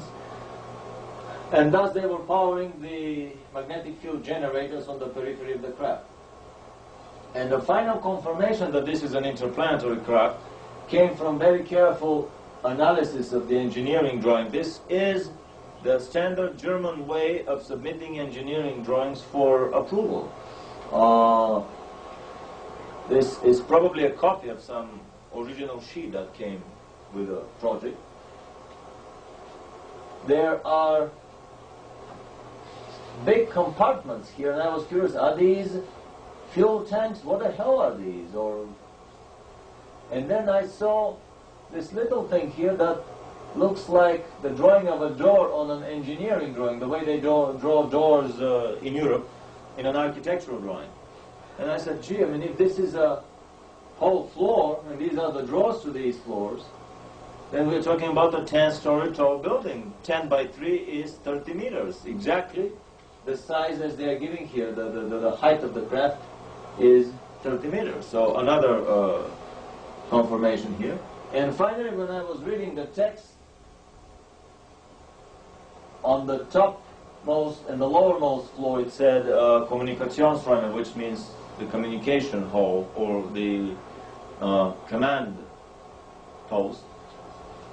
The second floor, the next floor, was labeled Tagesräume, which is the mess hall, the crew compartment. And the third level from top and the third level from the bottom was labeled Schlafräume, the sleeping compartments. And we discussed this yesterday. A craft that can circle the Earth in less than an hour doesn't need sleeping compartments, because you don't have journey long enough around this planet to need sleeping compartments built in the craft. You don't have sleeping compartments in a street tramway, because the longest journey inside the city is maybe an hour. So that's how I realized from this Schlafräume label here that this was probably an interplanetary travel craft designed for such a travel. Finally, I found some drawings of the Zenger-Brand stratospheric suborbital skip bomber, the antipodal bomber, a bomber that could circle half the globe and deposit the bombs on the other side, and then glide almost and return to the initial point of firing into orbit, into suborbital orbit trajectory. it was fired by a first stage a little bit bigger than the first stage of the American rocket that could lift 100 tons in orbit. And this is a design that dates back from 1929. Eugene Zenger, the genius of, in 1933, Eugene Zenger was only 28 when he proposed this design. And I have a suspicion that it may have been secretly secretly tested by the Germans, because some of the components of it I found tested in other research and development projects. Another craft that came from Mitre was definitely a rocket-powered craft, because we do not see any air intakes on the front of the cabin. And here we see 1, 2 by 2, 4 engines, rocket engines, propelling the craft forward. Then quite probably there were other rocket engines on the periphery that have been deleted from the drawing. These craft were made in diameters of 45 feet, 50 feet, 150 feet, and 450 feet.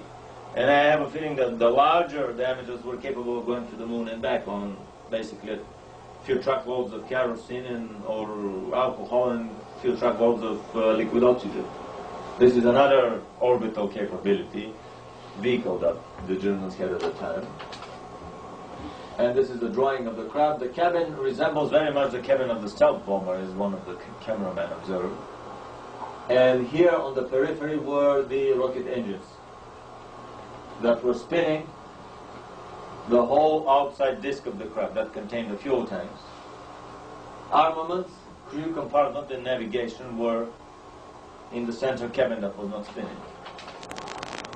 And this is a photograph of a similar type craft with 5 turbojet or rocket engines shot from the underside, and we can see the exhausts of these engines spinning the outer shell of the craft.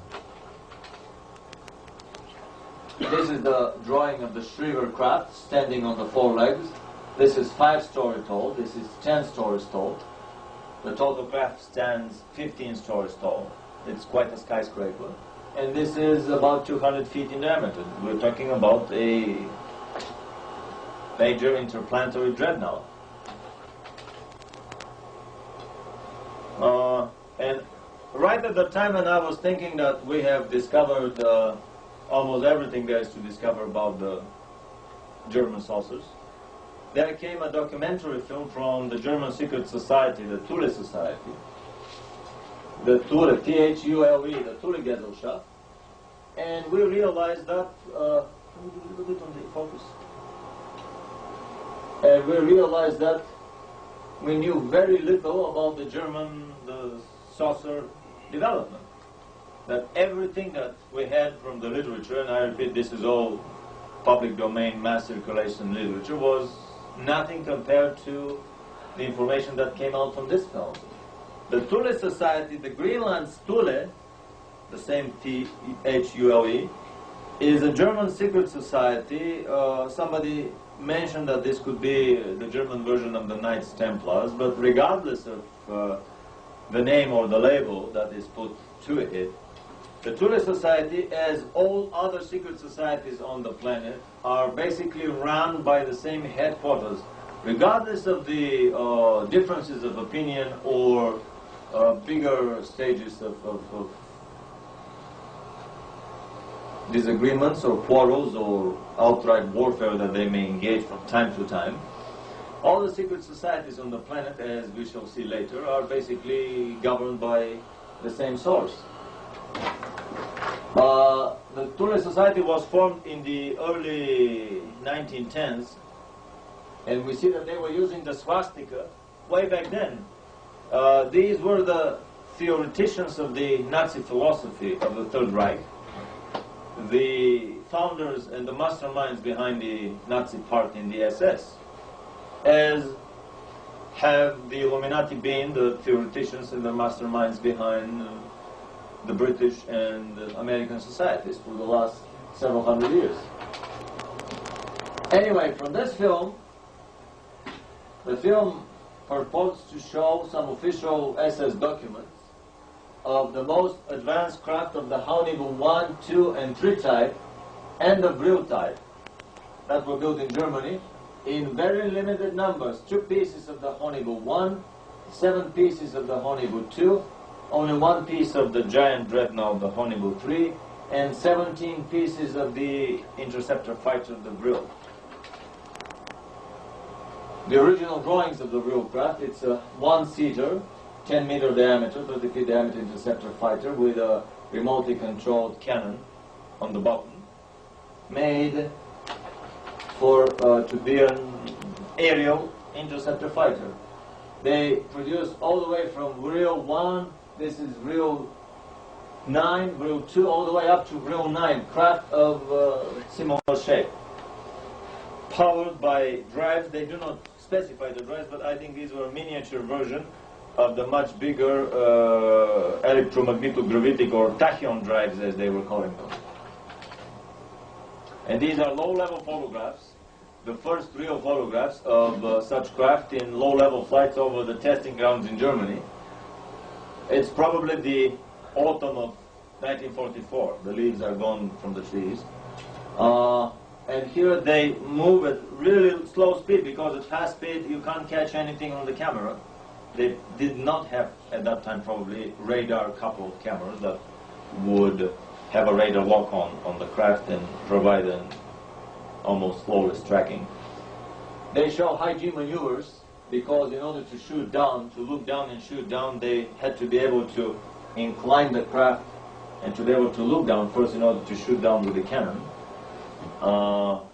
They wanted to show off to the observing commission on the ground that the craft was really very maneuverable and agile. In this photograph we can see the head of the pilot through the transparent perspex cupola of the craft. A very steep maneuver. Possibly the craft is moving in this direction upward because of all the edges. These and these edges are blurred. This happens usually with the edges, with the attacking and the trailing edge of the craft. What are those lines underneath? Parts of the drive. In this enlarged photograph, we see an even better picture of the pilot inside. These 2 dark spots here could be the sunglasses that the pilot was wearing. The craft could go 2,900 kilometers in the atmosphere, almost 3 times the speed of sound. It definitely had exoatmospheric and orbital capabilities. And I have a suspicion that these were free energy craft that did not need any fuel to fly. Once they were started and put in motion, I mean their gravity drives were activated, they did not need any more fuel to run. On the underside of the craft, this is an inverted slide, but we see the 02. This is probably the second prototype. This is the platform where they were mounting the cannon, the remote control cannon. This thing here I thought is I said, well, where's the second lightning bolt of the SS? I thought this is a kind of a new SS symbol or something. Then, even the authors of the film did not know what this thing denoted. The crafts were named Brill, and Brill in Germanic language means the life force. Basically, craft utilizing the never exhaustible, always automatically replenishable life force. And then in a book on Asian occult, German occult traditions, they had a chart of the runic characters, and this is the runic character for the life force. So it all drives together. The name of the craft, Brill, the meaning of the word Brill, and the pictorial symbol on the bottom all mean the same thing, the life force. So we were able to decipher this little puzzle here. 17 of the grills were produced. Quite probably they were tested quietly, low-key testing, and then they were flown to the German South Polar colony. We will talk about it in detail pretty soon. Bigger craft, the Honeywood II type craft, which were 25 meter diameter, about 75 meter diameter tank killers, were also produced. They had one big drive, a ball in the middle, which was a tachyon drive, an electromagnetic drive, which they were calling the tachyon drives. The Thule tachyonators. The Thule tachyon drives were produced on assembly lines. They had an assembly line production of tachyon drives in their AEG and Siemens plants in 44 and 45. With all these bombings going on, I mean, one is literally amazed how the Germans were able to cope with all of these things. A friend of mine who knew a Russian, he burst as a soldier. I mean, the Russians were astonished to find in May of 45, just a week before the war ended, 10 days before the war ended, the phone system was working in Berlin. And if a bomb hit somewhere, they would just announce on the radio, "Now, citizens, please plug your phones into the electrical outlets." They have devised a way to double the electrical outlet as a phone line. So if your phone lines goes bad, then you just move your phone and you plug it into the electrical outlet. And they had, the German lady was on the phone when the Russian soldier burst in, fighting few hundred yards from the Imperial Chancellery in the middle of the war, I mean, at the end of the war in Berlin. The phones were running. I mean, this is the efficiency of the German industry, without being a neo-Nazi or a pro-German. I repeat, I'm a Slav here and a Nazi buster, but we have to give them their due for their efficiency. So in these underground caverns, they had more than enough space and fantasy and guts to build all these incredible flying machines. Armaments were added. These are machine guns in 3 turrets. The craft looks like the Adamski craft, and soon there will be a debunking article in the newspapers claiming that either this is a hoax from the Adamski source, or either the Adamski craft are hoax from the German source. But a careful examination, if we put the 2 photographs together, the Adamski craft doesn't have this ball in the middle. It has only 3 balls, and in the Adamski craft, these are the condenser balls, the balls of the drive system. In the German craft, this is the drive system in the middle, and these are the gun turret, the machine gun turrets. And there's another, more flattened turret on the rooftop. These were, and we can see low-level flights, probably the autumn, early autumn of 44, the leaves are still on the trees. This visible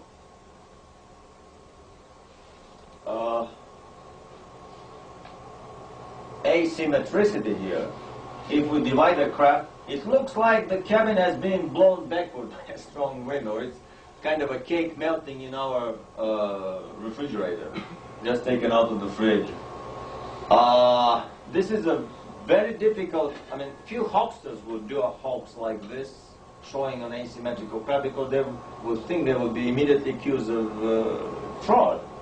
However, on the Adamski craft, because of the tremendous intensity of the electromagnetic field around the craft,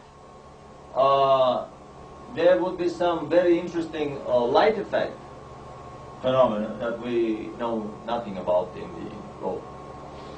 I can only speculate, but probably in the secret government science, they know very well everything about these phenomena. But anyway, this distortion comes from the very intensive magnetic electromagnetic field around the craft. On this photograph, we see some of the armaments here clearly visible. Something is sticking menacingly from the underside of the craft. A shot from the underside shows the Luftwaffe cross, either the 4 legs or 4 small machine gun turrets, and something that looks very suspicious. Something here that we would see very soon resembles like a tank turret with a gun sticking out. These were really the tank killers of the Hollywood 2 type. They were designed to fight whole tank armies. The skeptics would say, well, it's impossible to, what a stupid idea. It's impossible to put a tank turret on a saucer because it would never lift off. A tank turret is about 10-15 tons. It's alone is 2/3 or maybe half the weight of the tank. However, the Germans claimed that these craft were 100 tons in weight, armed with brute steel plates. They did not have developed at the time the force field shields around the craft that they developed later on. That's why they were they're relying on brute steel armor. But the whole craft being 100 tons in weight, no big deal to have 10 tons more for the tank turret here. A gun buff immediately identified this gun as a German tank gun 75 times 70, 75 millimeters caliber, and the length of the gun was 70 caliber. These were long barrel, high velocity, extremely high velocity, extremely high accuracy tank guns that the Germans produced at the end of the war. The Sherman tank gun is about this long. The T-34 tank gun is about this long.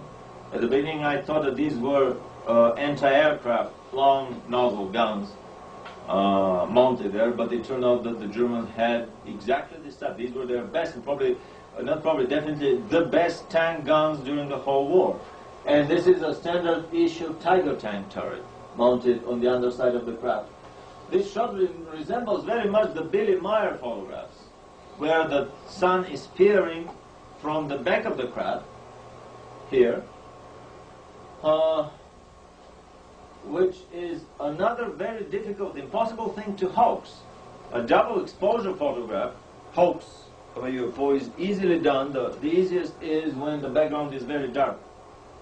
The more bright the background is, the more impossible it becomes to make a double exposure, because there is no way to blend this edge without leaving a dark line. The worst possible condition is if you have the sun as a background, because this is the most bright spot in our little terrestrial universe. And this blending here could not be done, even on a computer. That's the surest sign for me that this is not a hoax. Another photograph with the observation turret extended. These were probably remotely controlled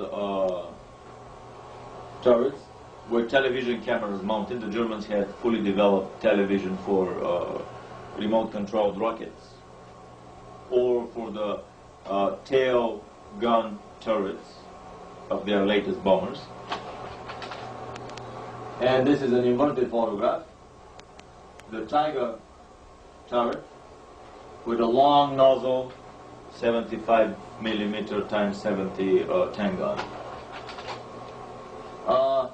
This is a Panther tank turret with 3 observation turrets here, very clearly visible. And numbers are 031. I have the photographs here that we will see in a minute. Hard copy photographs of this shot. And this is a shot of the Tiger tank turret, which has only 1 observation turret and a different gun mount here. Possibly on the same craft, because we see the 031 identification mark here too. Also, the authors of that film discovered drawings of cigar-shaped motherships. This is the idea project of such drawing. 1 giant tachyon drive. Let's backtrack here.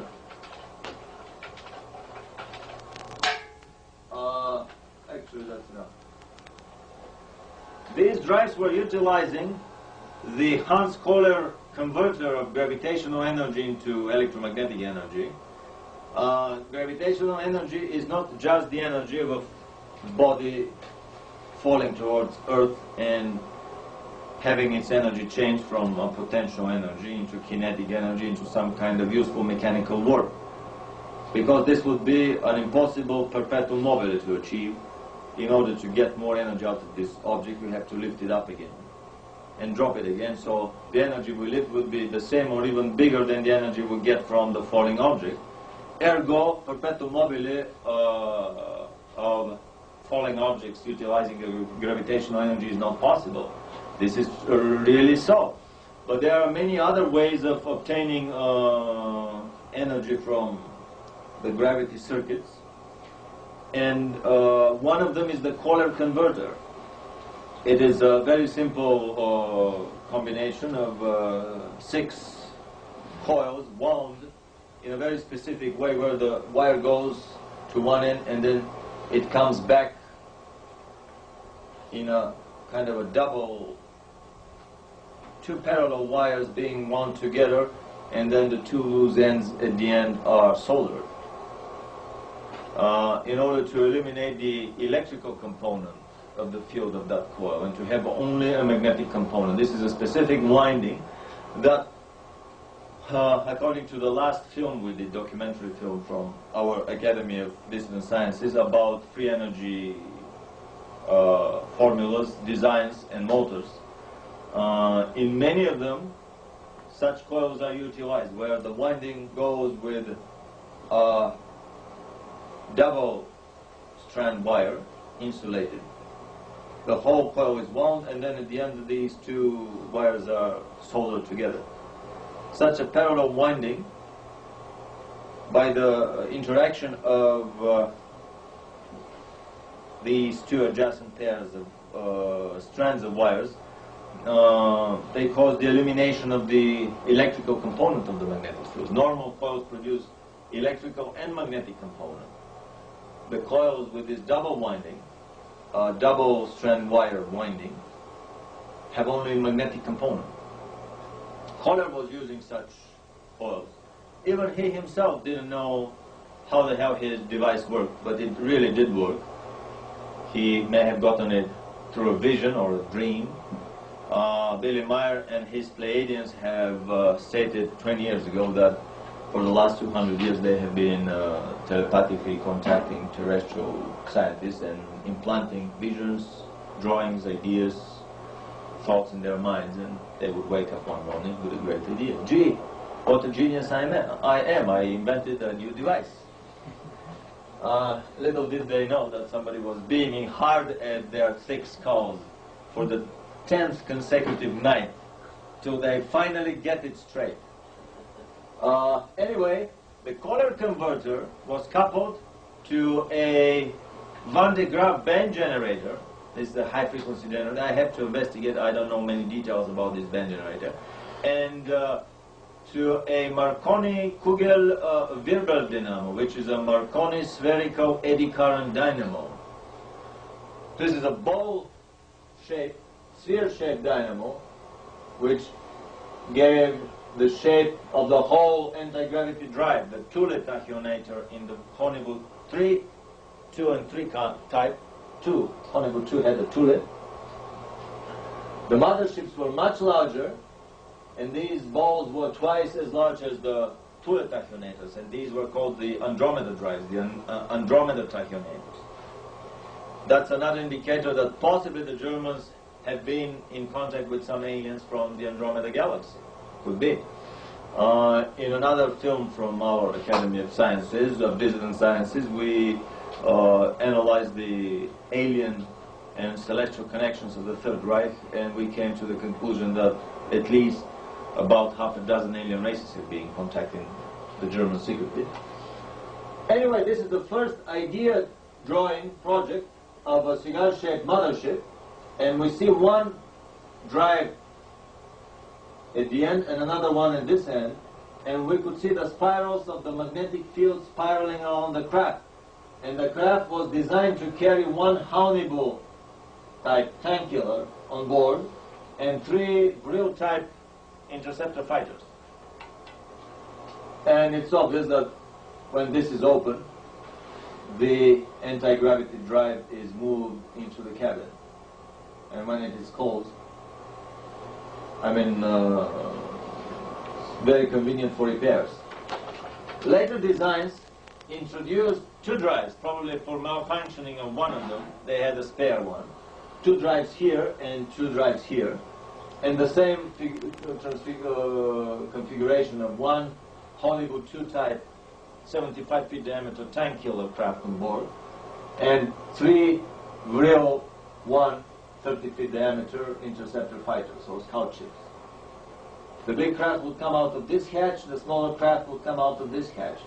These could have been ICBMs or some other armaments, or possibly some crew compartments here. The whole mothership was 104 meters long, about 320 feet long, and about 30, 40 meters, probably 35 meters diameter, which is about 130, 40 feet diameter. These drawings date from, I think, October 1943, 2 years before the war ended. The Germans were already planning for their space conquest. If you can build a submarine twice as big as this craft, and they had submarines this big at the time, engineeringly, structurally, it won't be a problem at all to make this craft. I have a gut feeling that these drives were giant balls full of mercury, and the mercury was spinning, creating the anti-gravity lifting force. This is my personal hunch. Submarines loaded with a submarine with 500 tons of mercury was torpedoed in the South Atlantic, and everybody was trying to figure out where the hell were the Germans hauling all this mercury? Did they have that many cavities to fill with amalgam on their South Polar colonies or South Polar base? Or what the hell did they need all this mercury for? And obviously they needed the mercury for their anti-gravity drive. Cigar-shaped motherships have been observed around this planet. In the film, the authors paint a picture that these are all terrestrially made German craft. I do not agree with them, and I think that dozens, if not hundreds, of races visit us each year, and this has been the case since time immemorial. Another photograph of a longer cigar-shaped mothership around Earth. Some of these could be German. And a photograph of a much bigger cigar shape hanging over one of the moon craters. Photograph that came from an amateur astronomer on Earth. He took the picture with his telescope.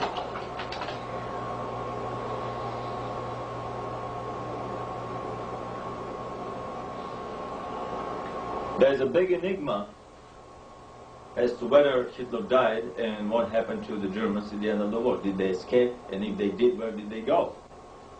And we would turn, as usual, to our favorite tabloid sources to kick off another exploration. This time, the German presence on the South Pole. Can we lower this a little bit? With the, there's a bolt, yeah. The other way. The UFO mystery is finally solved. Solved? Yeah, excellent. It is not UFOs that visit our planet, but Germans riding UFOs that come from a secret South Polar base.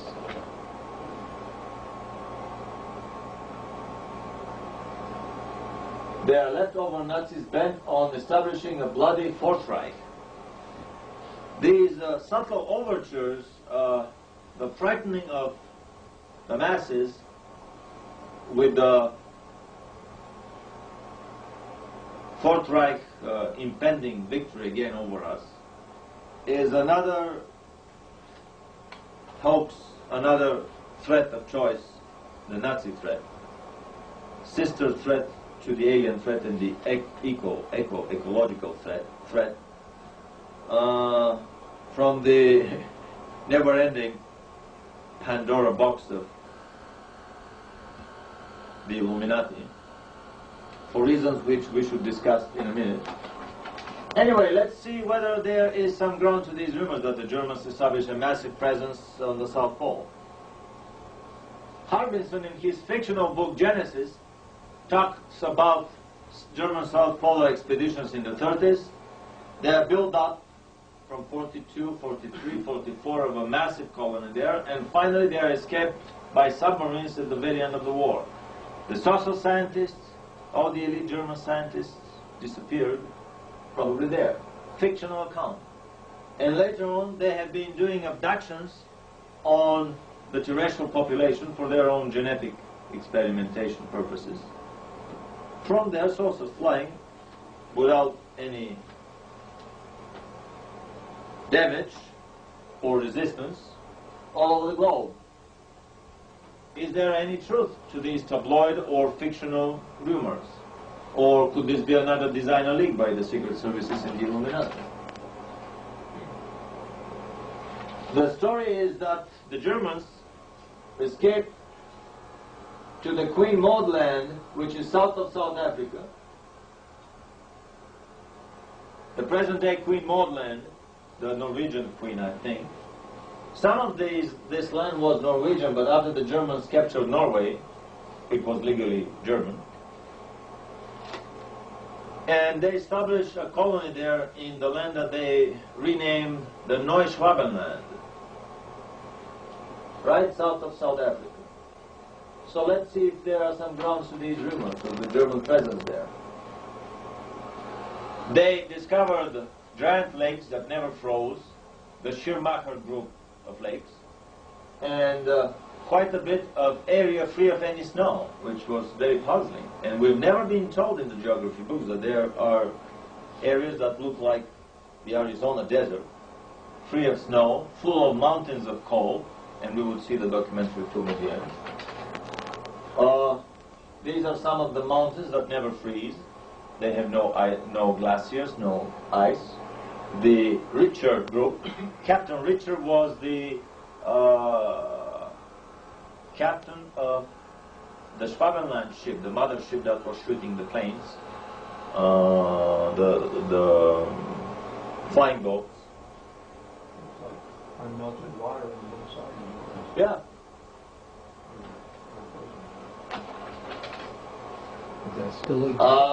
Certain German publications from the Canadian Samizdat company talk in great detail, Christoph Friedrich talks in great detail about the German saucer development and their escape and presence to this day on the South Pole. In many books of a similar nature, Hitler's Secret Sciences, The Morning of the Magicians, and The Spear of Destiny, researchers have talked at length about the occult, the magic, the shamanic, and the satanic exercises of the elite of the Third Reich and the SS. We have a whole 2-hour documentary, an interview with Chan Johnson and Al Bielek on the topic that covers this area in great detail. But the Germans were in contact with half a dozen alien races. They were also subcontracting for the Agarthian faction, of the, how should I call it, the fallen angelic presence on our planet.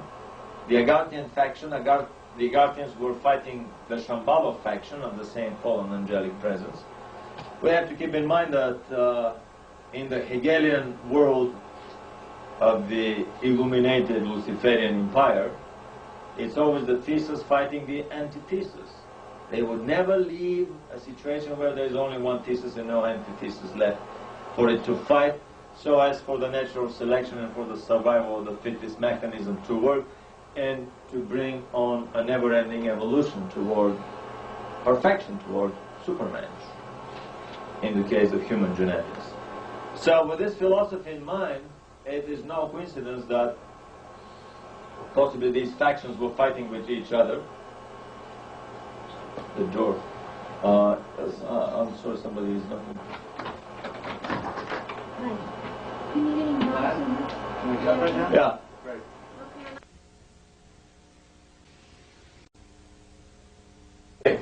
the Germans were very deep into the occult, into the black magic, into all these things that the media would prefer not to talk about. A lot of this supposedly came up during the Nuremberg trials, and it all was stricken out of the record. The Germans were fascinated with the South Pole, and Hans Hubriger was an author and a philosopher that Hitler and all the other SS men and Nazi men were crazy about. Hubriger had this philosophy of the fire and ice, that the German character, which is the New World Order, the Illuminati philosophy of creating the Supermensch of the future, that only the fire and ice of the harsh polar conditions can toughen the steel character of the Supermensch of the future. And this is a second reason that they went after the South Pole. A third and bigger reason lies deep into the German mythology about the Thule people. When Greenland was still not under ice, there was a tall, blonde, Nordic-looking race that lived there, and later moved to the inner of the earth, and still lives there, flying their saucers, much more advanced than their lagging, should I call them, Helga, should I call them retarded brothers on the surface of the planet. And so it has been the secret dream of the Germans on the surface to find and to reunite with their more advanced Aryan brothers from the inner earth, according to German and secret SS mythology. So I talked to a psychic about a year ago. I mean, this is a collection of anthropological rumors and legends. Some of these I can prove, like a photograph of a German spacesuit. Others I cannot, but I never debunk or disprove or discard anything. So according to the psychic, Hitler did 2 expeditions to the inner earth, one in the late 30s with a specially equipped submarine that was attempting to enter the North Polar water opening to the inner earth. They found the opening, and it's about probably several hundred kilometers to possibly 1,000 kilometers in diameter. And they started going inside, but they encountered very strong cross currents. Didn't want to submerge because they did not know what lies underneath. And they reached a moment where their submarine could proceed no more against these heavy currents. According to rumor, there are strong force field shields, defenses at the openings, run by the races in the inner earth that basically do not want much of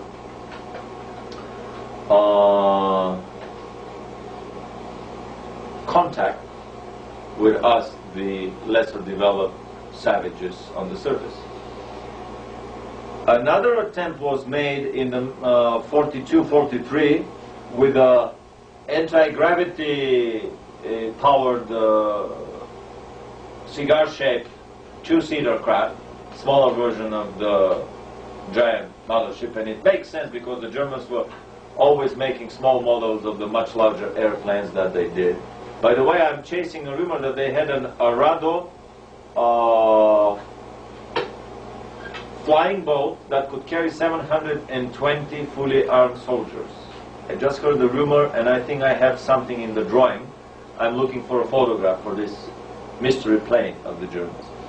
Back to the South Pole, they always did smaller models of bigger engines or craft. So with these 2-seater cigar-shaped anti-gravity craft, they were finally successfully able to enter the inner earth and to contact the inner earthlings there. That was the third reason for the Germans to drive to the South Pole. And the more obvious reason was that they were losing the war in Germany, and ever since the United States entered the war, it became obvious to anybody who had some international cosmopolitan education in Germany that they would lose the war. To every German plane produced and flown in the air, there were 5 Allied planes. We have seldom been told these statistics, that the Germans had less than, about 1/5 of the planes. Probably the ratios of artillery, of tanks, and of other armaments were not much different. They were bound to lose that war. They didn't have the industrial capacity to match the Americans, the British, and the Russians. I mean, in the end of the war, British and Russians could freely bomb Germany with almost impunity. They couldn't reach anything of the Russian mega continent, very little of England, and nothing of the United States. I mean, they were bound to lose that war.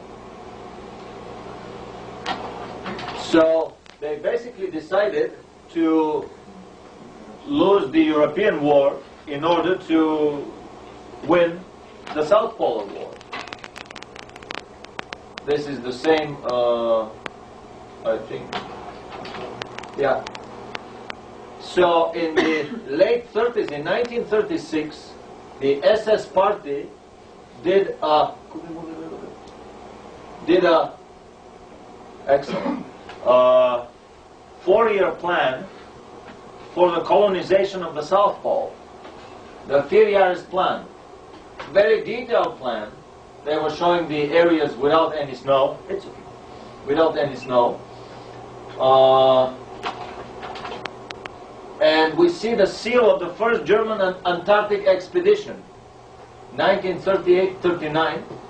We see here quietly the oak leaves of the, this is oak, right? Yeah. The oak leaves of the Thule Society. It was under the sponsorship of the secret patronage of the Thule Society. They descended on the South Pole. This is a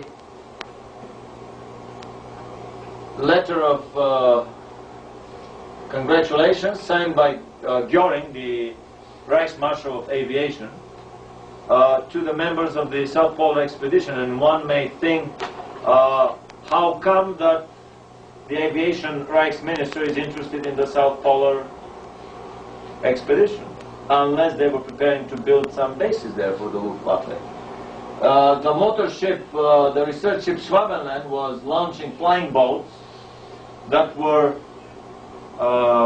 scouting the South Polar continent and staking their claims. They didn't even bother to land at all places. They would just drop flags with heavy poles. That was enough by international convention. And then they would register their claims with the International Court of Hague. And this is how, in 38-39, the Germans became the legal owners of a chunk of real estate, probably as big as 2/3 of Europe, south of South Africa, on the South Pole. Here are members of the expedition staking the claim. Much later, photographs appeared in the late 40s of the German colony in the Neuschwabenland from an altitude way above and beyond the altitude of the biggest stratospheric bombers at the time, which was about 10-12 kilometers. This is an altitude of 60-70 kilometers, maybe 100 kilometers, basically Earth's orbit. And the speculation is that this is a photograph of the German South Polar colony from a saucer, from that height. That coastal region? Excuse me? That coastal region? Yeah, close to the coastal region. This is a photograph of the German Space Control Center on the South Pole. At the beginning I thought, nah, it looks kind of cylindrical cavern like the insides of a U-boat. But then somebody observed, well, how come then this guy is standing inclined 45 degrees if this is a U-boat? And then we realized that this is a fisheye type wide-angle lens, one of the first such photography, probably in the late 40s the Germans had such lenses there. Which means that this is a much larger room. Examining the screens here, we see that these are round cathode ray tube, possibly radar screens, which jive with the vintage late 40s, early 50s. They did not have the square computer screens at the time. And all the other equipment is clearly analog needle type measuring meters, which basically is the state of the art in the late 40s, early 50s. That look like rock formations on the wall? Excuse me? Doesn't that look like rock formations further down? Here? Yeah. Good point. Good point. This is an underground thing.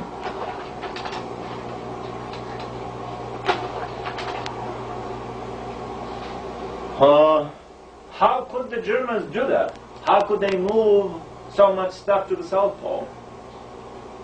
Simple logistics. I mean, I have this question again. How can you do that if you are the Kriegsmarine chief of operations? It was so hard for Admiral Byrd to go there in the 20s and 30s, until a friend of mine told me, who is a U-boat buff, Henry Stevens from the German Research Project, one of the persons that has helped me tremendously in my research.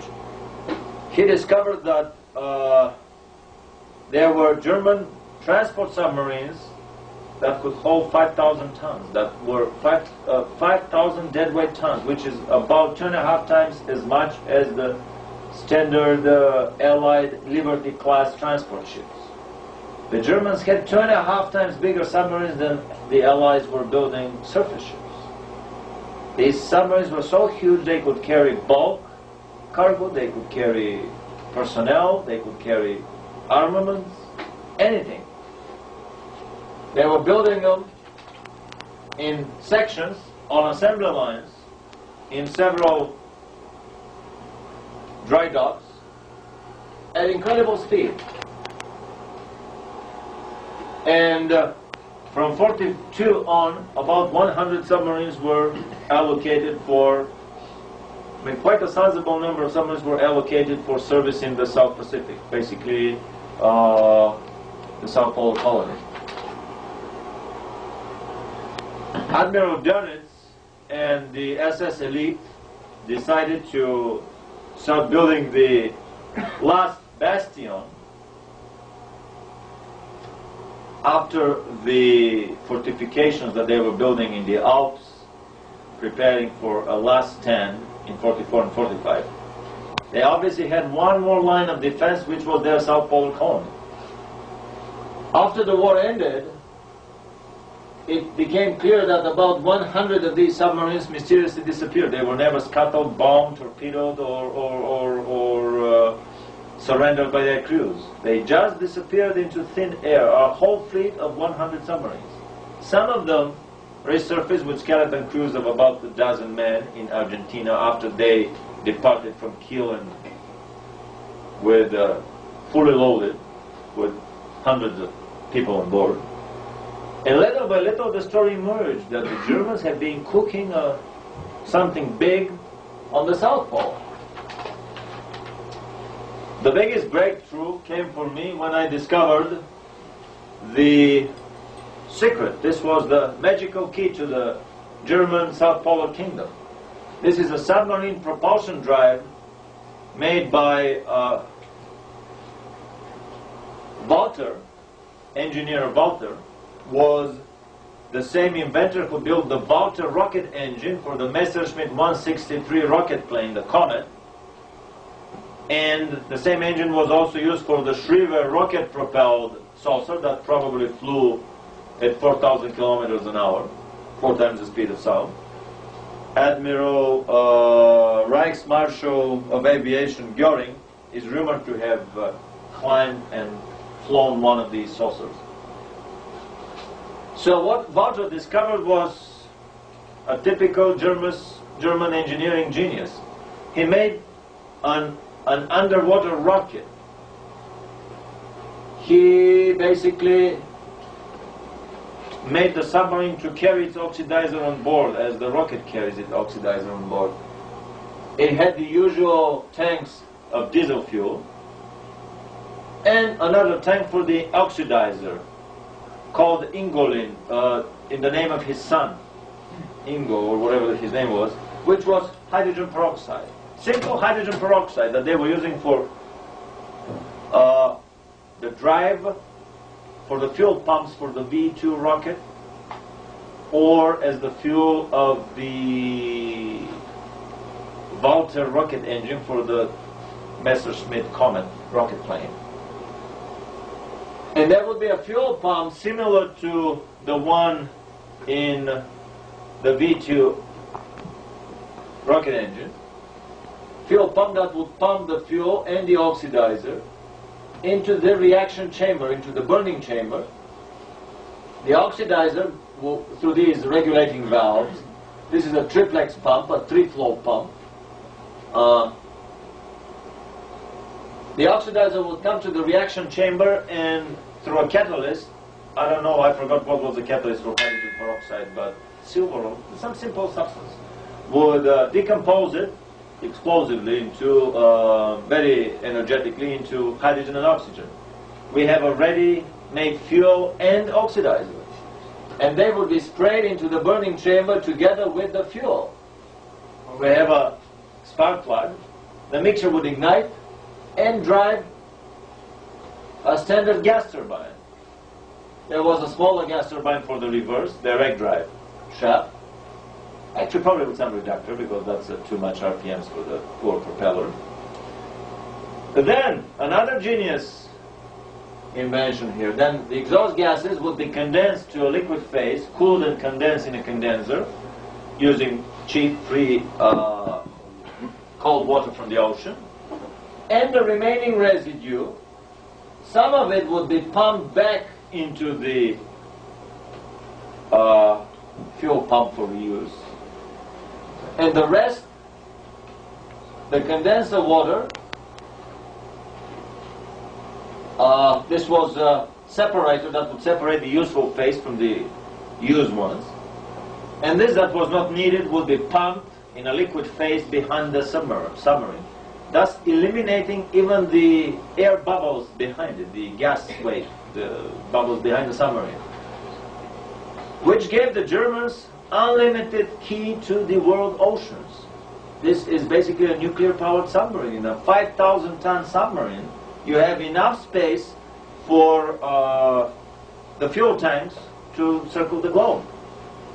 If you can't make one full circle, they have milk cows, the milking cows, the submarine tenders for other submarines.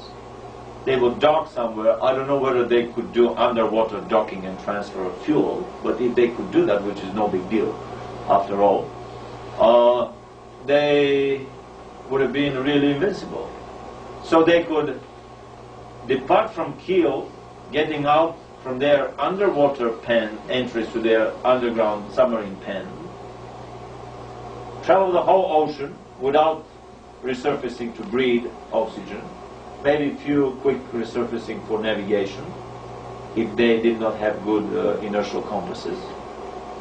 They would go under the ice sheet of the South Pole, which is the biggest hurdle, and this has been one of the biggest problems with all other expeditions, and enter into the underwater entries of their underground submarine pens and then resurface inside, where it's warm, never freezes, and they could be drinking their coffee all throughout the cruise without any interference by enemy planes or submarine chasing ships. This is the key to the South Polar Colony, the German South Polar Colony. With these giant 5,000-ton transport submarines, they could move any number of material and people with impunity. We have not to forget that the tachyon drives that they were using for the flying saucers, basically the color converter could provide unlimited electric energy to their submarines. So that is another system, even more advanced than this one, because this one still needs the hydrogen peroxide and the diesel fuel as fuel. The other ones were free energy submarines that could circle forever. They were more advanced than even the nuclear submarines of the present day. But the Americans and the Russians tried in the mid-50s with great difficulty to build such a hydrogen peroxide submarine, the Bartle cycle submarine. They each built one and abandoned them because the nuclear-powered submarines were already coming in service. Almost 15 years after the Germans successfully tried that. They had about a dozen submarines of different models that were running on the Bartle principle, something that has been very little talked about. Late into the 60s and 70s,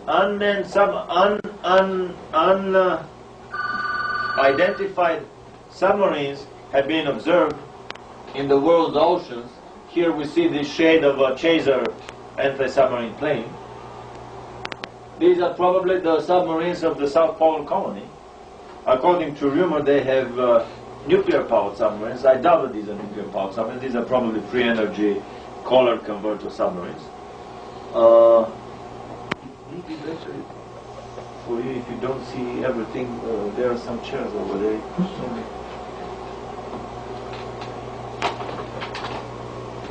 Another very interesting photograph is a Horten Brothers turbojet flying wing of an advanced series where the cabin is jutting forward in a very strange white camouflage. Has anybody seen a white German camouflage painting?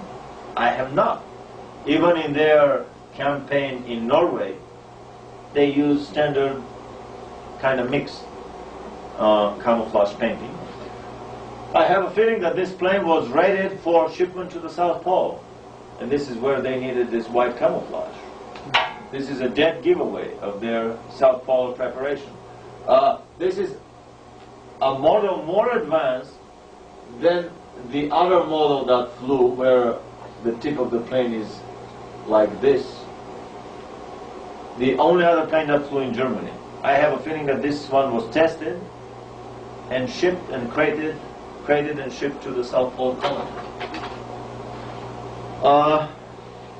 Admiral Byrd in his diary talks about his 1946-47 expedition to the South Pole and his meeting with the inner Earthlings there, but let us see whether he was after the inner Earthlings or after somebody else. Photographs from space depicting something strange on the pole, kind of a big hole. Here we see the hole even better. However, I have a feeling that this is probably some way the camera works. Basically, it's not taking photographs here. Maybe on purpose, still on purpose, just to cover up the real hole. Because this hole is so big it goes down as far south as almost, the state of Montana or something, if you calculate the... Not this one here, I'm sorry. This hole would go as far south as I was kind of trying to figure out by the contours of the continents that were visible, and this is kind of too big of a hole. Yeah, much bigger than... If there is a hole, it's a lot smaller. Or maybe it's in another dimension. I'm sorry. So Admiral Byrd went to the South Pole chasing something.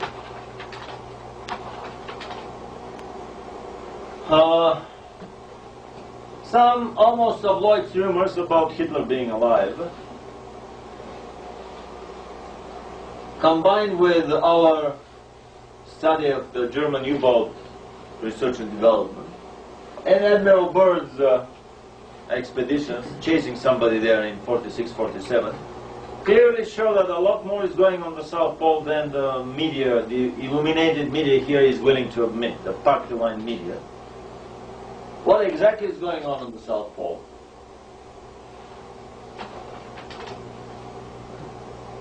I think we can change slides.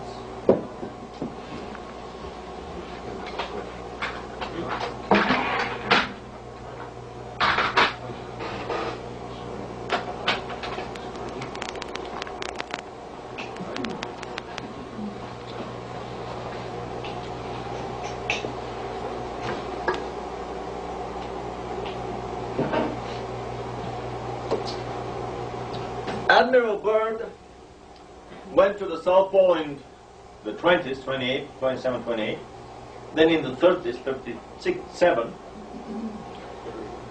to Little America. Little America is south of, well, right on the German presence is in Neuschwabenland, which is south of South Africa. Little America is on the opposite side of Neuschwabenland, so it becomes south of the Pacific somewhere, south of Australia. It was 1939. Second expedition. Yeah. I found some second-hand, some used bookstore volumes on that expedition. for $80, and I'm probably going to get them because they have some very interesting photographs there. In 46-47, which is the second South Polar summer, the first summer after the war was the winter, our winter of 45-46, which was too close. They did not have enough time to prepare just 3 months after the war ended in Japan in September 45. It was too fast for them. They probably had not investigated yet. The intelligence services have not realized the full amount of the German presence there. So, a year and several months later, in the next South Polar summer, which is the winter for us of 46-47, Admiral Byrd put together an armada of 4,000 men, armed ships, submarines, armed Coast Guard icebreakers, armed supply ships. There were Russian and British contingents in that flotilla. Obviously, it was an Allied attempt. It was labeled a peaceful expedition for exploration of the South Pole, and we would see the shortened version of the film later on. However, in this peaceful expedition, we see the advancing American forces peacefully storming the white fields of the South Pole, yeah, with their amphibious vehicles, and other tracked unit.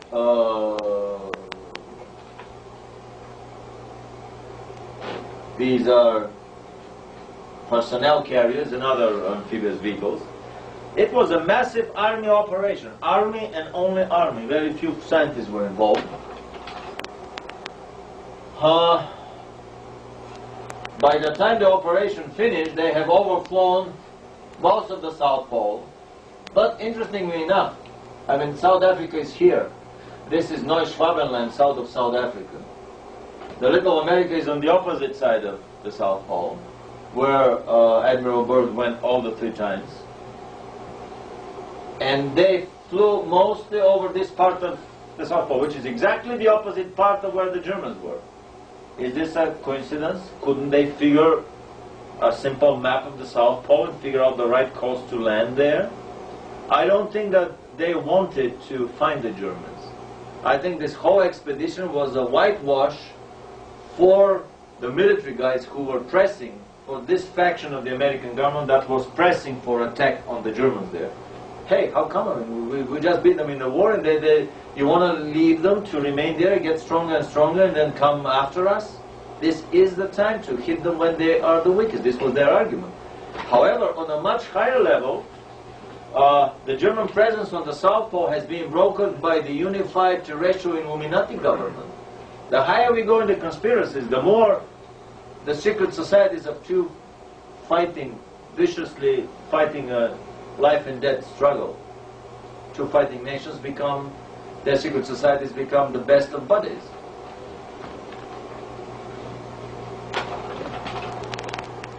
Another map coming from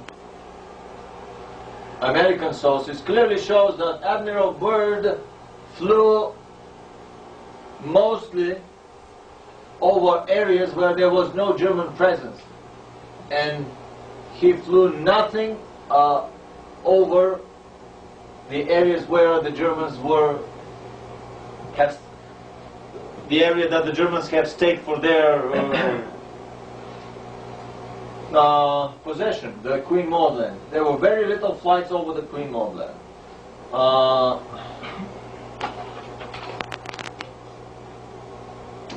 Admiral Byrd lost in about 2 weeks most of his planes and retreated in disgrace and made an unauthorized interview which probably cost him his career in Argentina on his way back, quite probably, refueling or reloading with supplies in an Argentinian port. He had the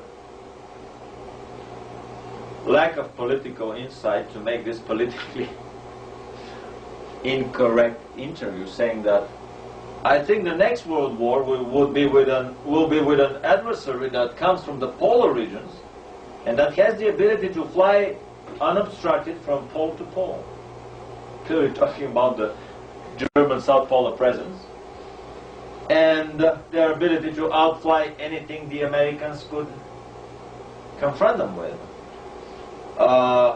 Some of the planes were shot directly by the saucers. Others were hit by beam weapons. They didn't know what hit them. Third,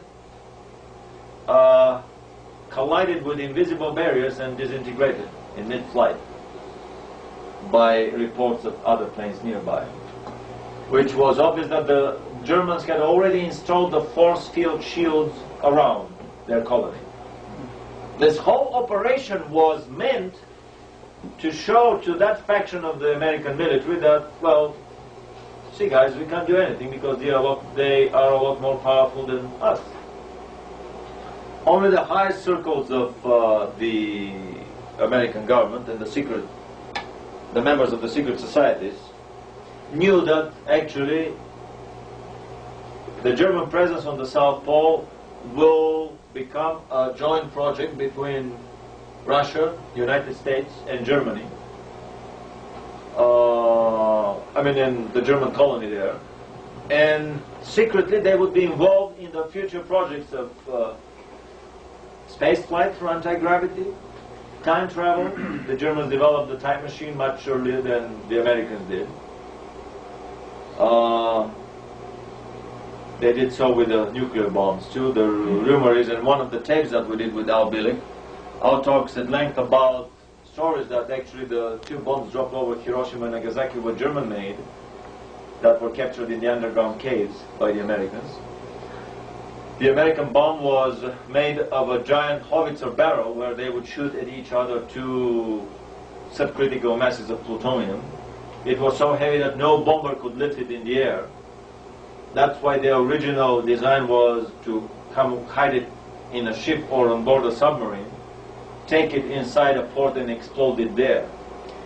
And there's a very interesting story that came to my attention, a very strange explosion in Fort Chicago, which is north of South San Francisco, about half a year before the supposedly first test at Alamogordo.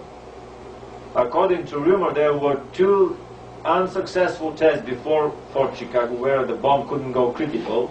It was a flop. And the Fort Chicago was the first successful test of an American nuclear device. It was hidden on board a ship that was loaded with ammunition by 300 black servicemen. And they all departed with the explosion. There are researchers that have very carefully investigated the whole story. They claim that it was a nuclear explosion. There was no chunk of metal that was found of the ammunition ship or of the ship that was anchored across the bay or from a 20-ton locomotive, diesel locomotive that was parked on the tracks. Not a single big enough chunk was found. They were basically disintegrated. This could never happen by a normal ammunition explosion. Plus, it was a white fiery ball. When ammunition explodes, the most you can get high up in the temperature is either reddish or orange, or the most it will be yellowish gaseous ball. This was a white gaseous ball. But it was still a flop because it produced a tidal wave of only 30 feet, which is about 10 meters, 3-story tall tidal wave. No big deal. I mean, any small boat would send that, not to say a word about giant battleship. They realized that if they take such bomb in a Japanese harbor and explode it, it wouldn't do much damage other than drowning whatever number of sailors on the... There would be damage, but nothing compared to the Hiroshima bomb. Anyway, story is that the Hiroshima and the Nagasaki bombs were German-made, and that at the time the Germans were working on a pineapple-sized bomb, according to Al Bilik, big enough to destroy London or New York. We know that you cannot do that with a nuclear bomb of that time. One would not be enough.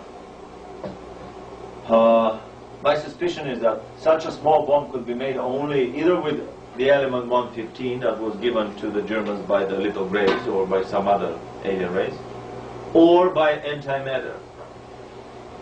And Hitler decided not to use these bombs probably by the same reason that he decided not to kill all the British that were left stranded at Dunkirk at the beginning of the war. He didn't really want war with England anyway. Hitler didn't want war with England to begin with. Not only that, but when his generals proposed to smash all the Brits there, he said, no, gentlemen, you're missing the big point. We are not fighting, we are not in war with Aryans. We are not in the business of killing Aryans. Hitler was after a lot higher targets, goals of levels that border on the alien presence on the planet and the presence of celestial management structures that go way beyond the terrestrial small-time politics. He was in the business of killing Slavs, that's for sure. That was the reason he decided not to bomb London or New York, after all. We have discovered here that they had the ICBMs ready at the time, and if the nuclear bombs were ready, I mean, all these cities could have been obliterated just with 2 shots. Anyway, in this documentary film came also the information about a giant naval warfare size craft, the Hornible 3 craft, that was 74-meter diameter, which is about 220 feet diameter. This is bigger than a football field.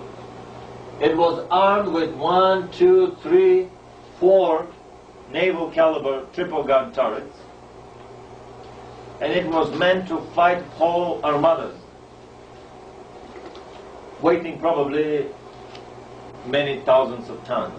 Only one of these craft was built, and at the end of the war, Germany decided to make a final desperate attempt to win one more alien support to their cause.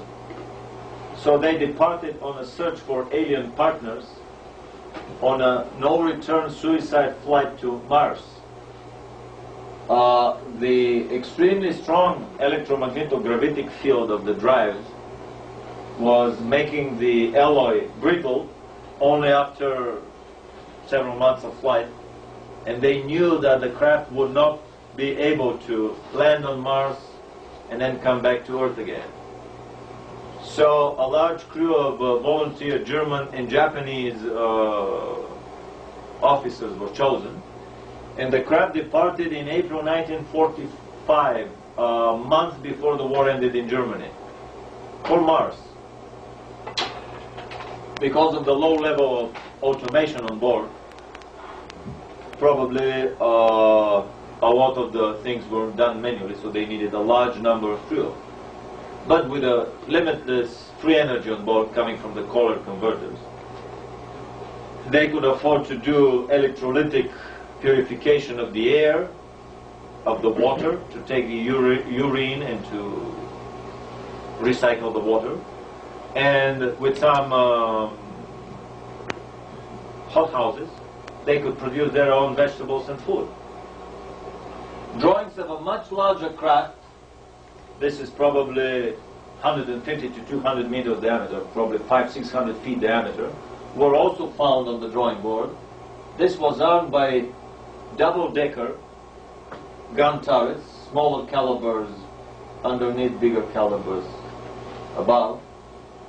This may even be a triple-decker gun turret here with the machine guns on top, a second and a third deck, and a double-decker turret on top, without the authors of the film being sure whether this project was pursued or not. But the drawings were there. And this is a drawing of the planet Mars with the Hornible 3 craft approaching. Because of the weaker gravitational field of Mars, Mars has a smaller diameter than we do, and of the weakened alloys of the drive system, they couldn't squeeze the top power from the Kohler converters, and they couldn't crank the power of the anti-gravity drives high enough. They were worried that they may just disintegrate. On top of that, the Martian atmosphere is thinner than the terrestrial atmosphere, but fully breathable. so they couldn't use it much for air braking. So they had a very heavy crash landing on Mars, and they destroyed the drives. But the craft survived. And this happened in the middle of January 1946, after 8 months of heavy flight. April 45 to January, mid-January 46. And they probably radioed their arrival message to their South Polar colony. And this is their story of the flight to Mars. Quite probably they coasted to Mars after an initial strong push in the stronger terrestrial gravity field. The rest was just coasting down to Mars, and they turned on the drives in the very last moment before approaching Mars. I mean, all of these designs that the Germans had were basically fly 1 hour and repair 3 weeks type of primitive constructions, as all of the prototype designs are. So it is obvious that they couldn't win the war with 20 of these advanced craft. If they had 200 of them or 2,000, it would have been a different story, and all our children would be wearing today the Hitlerjugend kerchiefs around, not the Boy Scout kerchiefs, and wearing the swastika armbands here. But it really doesn't make much sense, because if you think about it, the Russian pioneers, the Russian Youth Communist Organization, and the North Korean, the Kim Il-sung's pioneers, and the Hitlerjugend in Germany, the Hitler's pioneers, and the Boy Scouts here in this country have uniforms as if they were copied one from the other. I mean, carbon copies one of the other. And we start thinking, I mean, what is this invisible hand that pulls the string behind the scenes? Why is the youth of the whole planet indoctrinated in very similar ways? But we'll come to that in a minute. So, to even the score, probably the anti-German faction in the American government got the upper hand again. So, in 1958, under the guise of the International Geophysical Year, a whole flotilla of Navy ships descended on the South Pole. And according to the German documentary film, 3 nuclear-tipped rockets were fired in the late August, early September, at the German colony on the South Pole from the American ships. And they don't say what happened. My speculation is that the Illuminati were just playing little tricks on each other. The left Illuminati hand was using the German scare and the German presence on the South Pole to convince the right illuminated hand, the Russian and the American government, that they should spend more on armaments and warfare, and they should dig these underground shelters a little bit faster, because the Germans may come and attack and conquer us. The real reason for the underground shelters was much different. My research into the British Imperial War Museum and some other museums proved that the first prototypes of ICBMs that the Americans built almost 15 years after the Germans built their first ICBM were tested intensively, and in the end of the program, 3 of them were fired with nuclear warheads in the South Atlantic, which is just close to the south, to the German colony in Neuschwanstein, in the year, same year, 1958. Whether the authors of the film basically speculate, or whether nobody on board the American ship knew the destination, nobody other than the armaments engineer who had the codes for the destination with him. It is quite probable to shoot a nuclear rocket without anybody on the ship realizing where it is headed for. It's probable even to shoot a rocket with a nuclear warhead without the ship knowing that it's a real, the real thing and not a dummy warhead. My feeling is that the Germans had their force field defense well in place at the time, and simply this was a little Illuminati experiment. Let's have our left hand, the Germans with a force field shield in the South Polar colony, do a little test with our Reich and the American Nuclear Strike Force and see that basically we can stop dead in the tracks all the radiation coming from the explosion. That's exactly what happened. The rockets either disintegrated upon impact with the force field shields, or they may have even exploded just to test the ability of the force field shields to withstand radiation.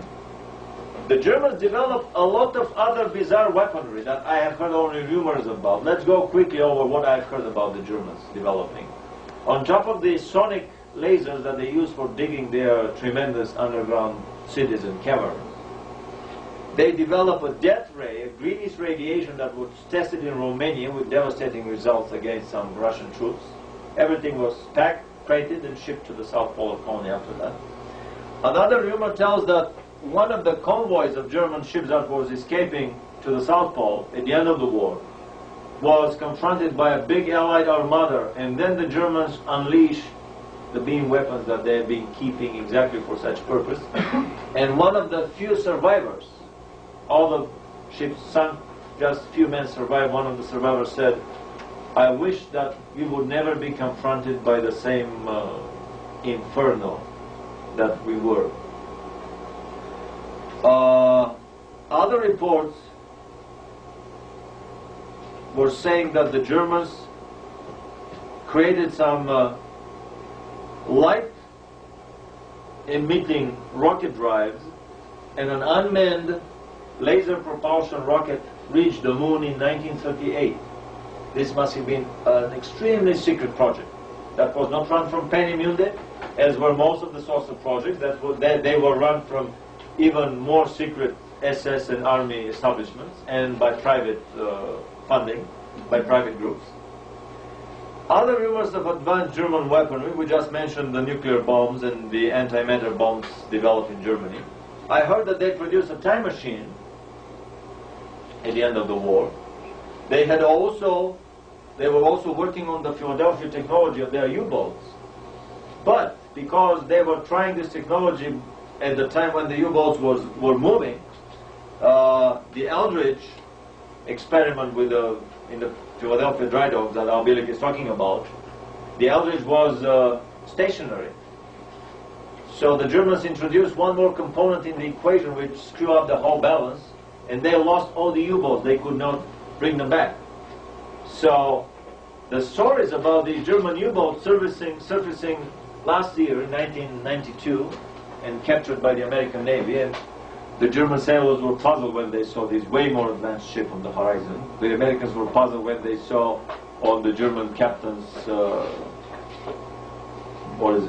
message board the calendar of 1943 hanging there on the board. The Germans still thought that it's 1943.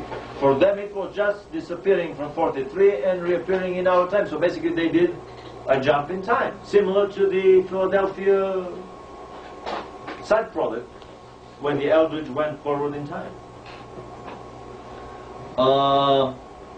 The Germans were also working on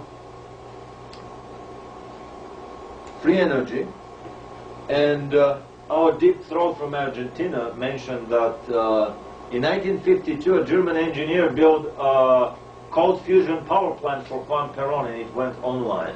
There is even a debunking reference to that in the Wall Street Journal some time ago. Did it say where it was located? No, but we've been investigating the story. It's probably all over the Argentinian press from 1952. Also, the Germans developed a lot of beam weapons, not only the death ray, but also the sonic cannon. And if you remember Bill Cooper, the American military was trying to fight the little grays by shooting sonic beams at them, sonic beam weapons, because that would shatter a steel plate at whatever distance away from the transmitter, because they did not have defenses against these sonic shields, sonic beams. And this is a drawing of how such a sonic cannon might have worked. It would kill soldiers instantly nearby, render them paralyzed or disoriented far away. It was a mass area weapon that would kill a whole division in literally a few seconds. And I'm proud to present the first photograph ever of a German beam weapon.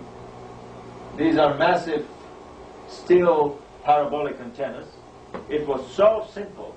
They would pump methane gas and oxygen in front of the antenna and suddenly ignite it. And the explosion would create a powerful shock wave that propagates forward. And they would continue this process. It would be working cyclically. And the net result would be a massive death rate among the invading forces. And this is a book on the history of the CIA. It is hard to imagine the CIA faking the Germans inventing the first beam weapon on the planet, at least in our civilization. A puzzled American engineer contemplates the contraption that he has just found. These are quite large diameter. This is a smaller one. This is a much bigger diameter. So, Neuschwabenland, right here south of South Africa, this is where the Germans are. About the hollow earth theory, I'm quite skeptical, but I have to admit, I quickly did a database search of my memory, and I realized that I could not remember a photograph from space of the polar regions. Not a single photograph. Actually, this is the only one that I found. Even funnily enough, in a 1-inch thick volume that was published recently, basically the New World Order contribution by the Russian and American and other space establishment. Cosmonauts and astronauts from all over the world discussing how beautiful the Earth looks from space and how it is one planet, and how after the 2nd, the 5th, or the 10th turn around it, one realizes that it's our planet, a global planet. It's a globalistic book. Exactly the type of book that the New World Order desperately needs. The only photograph that was cut, the corner was missing, was this photograph. And the only place that it was cut through the South Pole. Usually editors cut the photographs if they have to put some other thing. However, this corner was left empty. There was absolutely no reason for them to cut the photograph. And it was out of style because all the other photographs were rectangular. This was quite an expensive glossy volume. Why the hell would you put a photograph with one corner missing? And they have cut it right through the South Pole. Very suspicious for me. If anybody can find a photograph of the South Pole, I'll be very glad to have a copy of that. I couldn't find anything there. It could have been airbrushed. There could be nothing. But still, the fact that the pole is missing from our databases is quite suspicious. A friend of mine told me that his friend in Germany tape recorded from the television a weather report where the northern hemisphere and the northern pole were visible in infrared light, but nobody it was a German satellite, not an American satellite. That's why it probably leaked through the censorship. The satellite guys didn't catch anything. The TV station guys didn't catch anything, and the weather reporter didn't catch anything. While they were talking about snow and blizzards over Germany, the people realized that the North Pole had a kind of a circular something there that should not be there, a hole or something. So I'm trying to get the copy of that film from Germany. Suddenly at midnight, maybe a designer leak similar to the shuttle footage tape of the UFOs battling it out in our atmosphere with beam weapons. A little bit about conspiracy theories. Coming from Eastern Europe, I consider myself a super conspiratologist. I believe in the multi-layered, hierarchical, multi-tiered, pyramidal structure conspiratorial power centers on this planet and way beyond the planet. We are just a small bolt, a small cog in the bigger machine. But we will talk about the bigger conspiracies in a minute. Let's talk about the smaller level conspiracies. The Paperclip Conspiracy, The Secret Agenda, and several other books, Wall Street and the Rise of Hitler, definitely paint a much more different picture than our media has told us. Wall Street turns out to be the biggest financial factor, the biggest financier of the rise of the Third Reich. Why would the American Illuminati want the German Third Reich to succeed? Why? All these books depict how thousands of Nazis were smuggled in the United States with fake IDs, with changed autobiographies, given fake names, because by law one cannot bring into the country and give immigration visa and especially work status to a person who was a member of a totalitarian party, be it a Nazi or a communist party. They were all brought with false identity, and they started working on crash projects. Engineers, scientists, SS specialists, the CIA here and the KGB over there were trained by SS specialists and Gestapo specialists. The propaganda spin controllers here and in Russia were trained by how should I say, their tutors and spiritual teachers from the Goebbelsian Ministry of Propaganda, from the Goebbelsian Ministry of Love, to use the Orwellian doublespeak. So, can we raise back? Just raise the whole thing a little bit. In this article from Denver Post, we see that after the war, a lot of German engineers escaped in Spain and started building electromagnetic rockets, which is a code word for electromagnetically driven flying saucers for Franco, and spies from the whole world were trying to catch up with them. The best enemy money could buy. How Wall Street paid for the rise of the Bolshevik Revolution. They created the whole heavy industry in Russia. Armand Hammer and the like funneled money through Trotsky, who was the ex-Wall Street broker and the bagman for the Bolshevik Revolution. He was married to a daughter of the German banking family, the Schiff family. Yeah, I've been instructed that we're going to take a break about now. Is that correct? Are you ready? How is the tape going on? Oh, it's fine. We're one. This is another hour. That's the verdict. Yeah. Yes, We've got break. another hour. Break. We'll have another hour. Break. Okay. Well, what am I was just asked to stop you. Are we doing a break? Early. It's either way is fine with me. Well, we can go another hour or do a break. What does everybody want to do? I'm not the decision maker in this process. Is everybody all right? Let's keep on going. Yeah. Okay. Let's go for another hour. Excellent. So just open for a while. This would be our air break. Okay.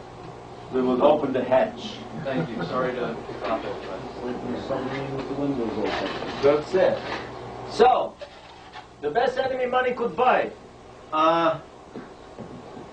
Standard Oil of somewhere built all the Volga oil platforms that Hitler was after in his Battle of Stalingrad. Ford Motor Company built the armored truck factory in Moscow, which became the backbone of the Russian automotive industry. General Electric built the dynamo factory for heavy electrical machinery, which became the backbone of the Russian electrotechnical industry. International Harvester built the Kirov tractor plant, which became the backbone of the Russian tractor industry and the tank industry. During the war, they were churning out T-34s on the assembly line built by the Americans. And on and on and on. We can go forever. 14 out of the 15 munition plants at the start of the Second World War in Russia were built, guess by who? Guess. Just guess. By the Germans. German money, expertise, know-how, machinery, engineers, training, these were turnkey projects. All the Russians had to do was turn on the keys. They probably even had German engineers running the plants well into the war. I wouldn't be amazed. Some of them would turn online a few months before the war ended. Somebody wants to tell me that the German general staff had poor connections with the German bankers and the German industry, and nobody knew about these munition plants being hastily built in Russia just in time for the war. This is rule of thumb number one for the Illuminati and the bankers. Wars are made to load the government credit card with war loans. I mean, our personal family credit cards have a certain psychological limit. Parents realize that if they keep borrowing with that much, sooner or later their children would have to repay, their debts. So we would stop at a given level. There is a limit to the individual or family borrowing, but there is no such psychological limit to a government borrowing. The ministers are in the government today, they are out tomorrow. Who cares about how are these deficits and all this money onto the bankers going to be repaid? So Rothschild, the bankers, and the Illuminati behind them figured it out a long time ago that the fastest way to load the government credit card is through wars and through armament loans. But if you start the war unprepared, where one of the two opponents is a lot stronger than the other one, the war will finish in a week or in a month, and you won't be able to load the credit cards that much. That is why you have to make sure that the two sides are equally armed.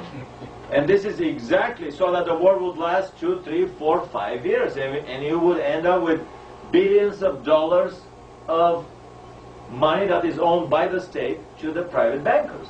The American national debt rose exponentially during the war. Why did it rise? Because they make sure that the war would last many years. They armed both Hitler and Russia.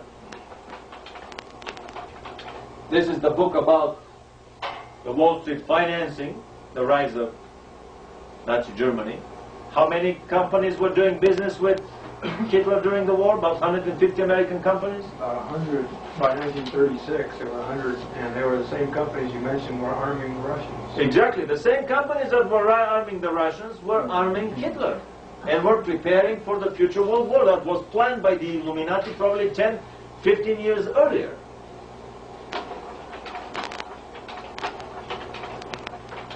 The best enemy money could buy.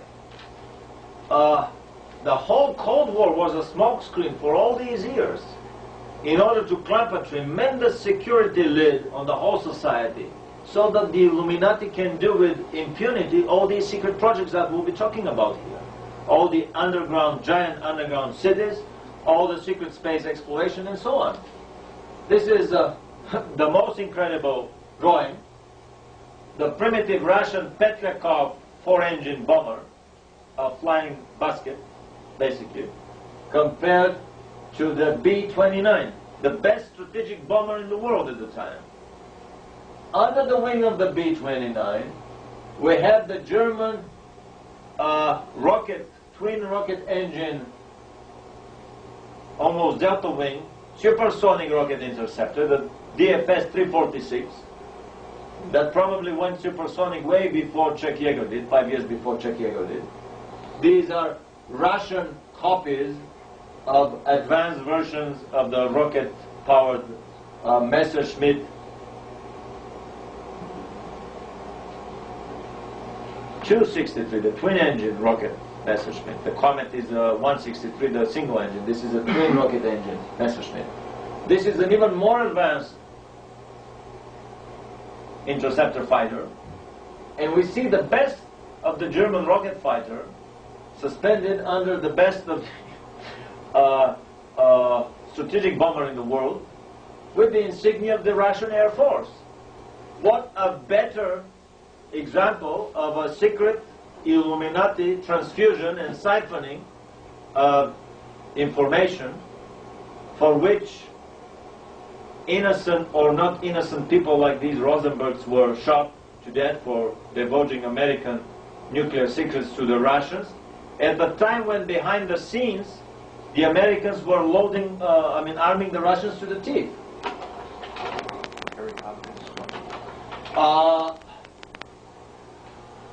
I had the photographs up here. They came from the Russian aviation magazine Flying Ace. Photographs. They didn't know what they were revealing. Photographs during the Cold War. How did these strategic bombers end up in Russian hands? I mean, they captured some of the German stuff, fine, but how did the American bomber end up in Russian hands?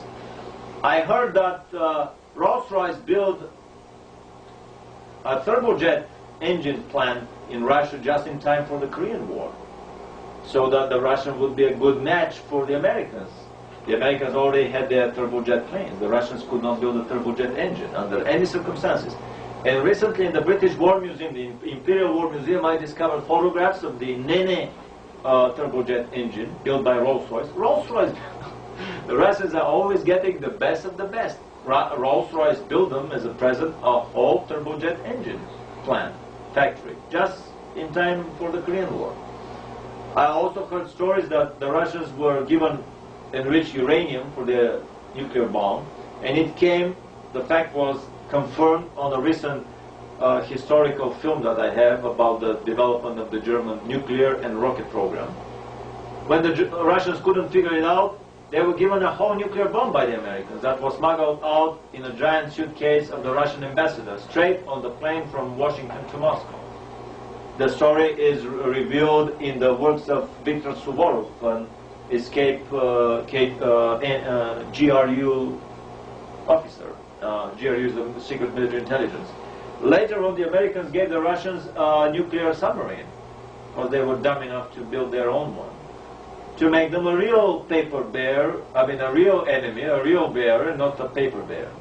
I mean, all this secret Illuminati arming of the Russians, it's not only the money, the best enemy that money could buy, it's the technology that was given to the Russians. I mean, if you open a Russian ICBM, you would find so many chips made in the West, you would find so many components made in the West. I mean, they have been secretly arming the Russians to make them a real enemy in order to have a Cold War, in order to claim this tremendous security that if you ask questions, they would shoot you first and ask questions later, in order for them to run their secret projects. The Spy magazine, with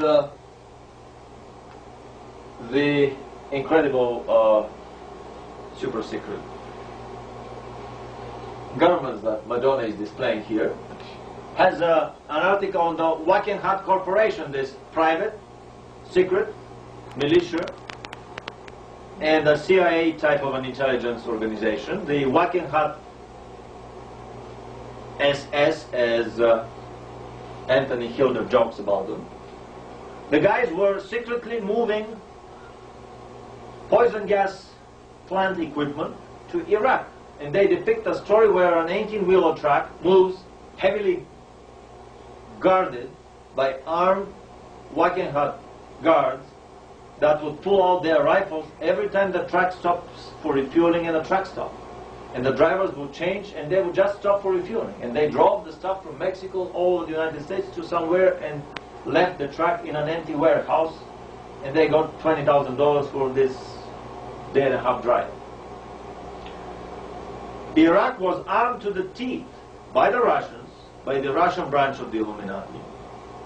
By the French, they gave them the Exocet missiles, the Russians gave them the MiG fighters, the scalar radars that would catch with the American stealth bombers. I mean, a stealth means not just radar absorbing paint on the wing, but it means Philadelphia invisibility technology, where you move in another space, time-wise, and you don't exist anymore in our space. But the Russians gave the Iraqis some scalar radars, fourth order or whatever, fifth order radars that would catch some faint emissions, and a lot of the bombers were shot down.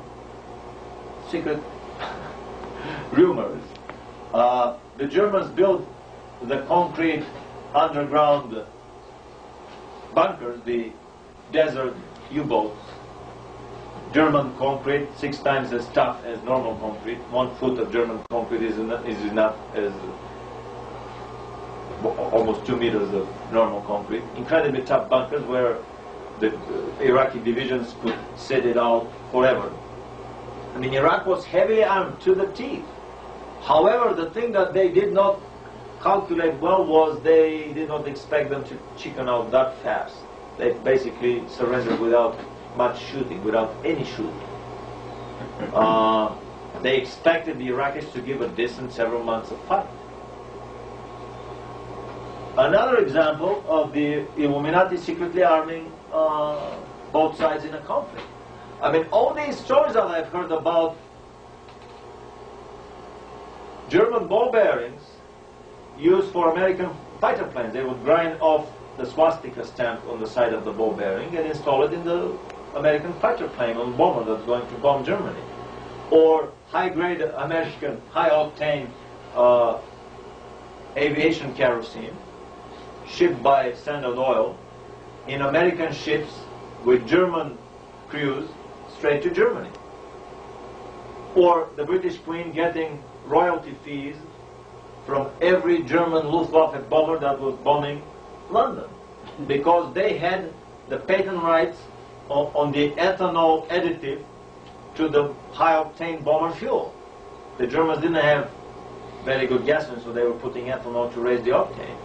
So for every Luftwaffe bomber that was flying over London, the British royal family was getting royalty fees. This is a story I heard from England.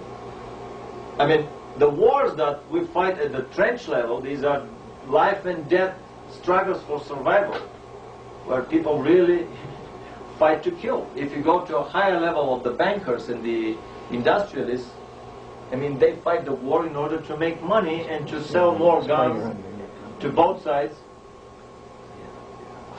and to sell more armaments, to give more armament loans, and to load the credit cards of the governments more. From an even higher level of the Illuminati that run the planet, a war is done for completely different purposes. It's done to reduce the population, because very high on the Illuminati agenda is to lower the population to about, from 2 billion to about half a billion, to about 500 million, depending on the source of the information. I wouldn't be amazed that for the next Middle East war, it would be the Wackenhut Corporation that would provide the uranium enrichment facilities and the nuclear bomb capabilities for Iraq, if they have not done that already. Corporations like this one will be the key players in the future Middle East war. Anyway, back to the German saucers. German engineers build saucers for Franco. Some of them build a saucer for the Sultan of Morocco to take his harem on weekend flights, probably. Some of them escape to Brazil and build saucers there for themselves or for German colonies in Brazil and especially Argentina. The Russians captured a lot of German technology, and all these ghost rockets over Scandinavia in 46, 47 were German resuscitated technology that was run by the Russians. Here we have a brilliant article from the Saarbrücker Zeitung about the German saucer that crashed in northern Norway, in Spitzberg. A saucer that had its dashboard written with Cyrillic letters, that could fly to 160 kilometers altitude, which is 1.5 times the altitude of the space flights, the orbital flights of the Vostoks, the Voskhodi's, the Geminis, and so on. And that could fly 30,000 miles, which is 3/4 around the globe. A saucer, about 50-meter diameter, with 46 jet engines on the periphery, spinning a silvery disc with a plexiglass cupola. The saucer crashed, probably another one came and picked up the crew, or it was an unmanned craft. This crash has been viciously debunked by American ufologists as an alien crash.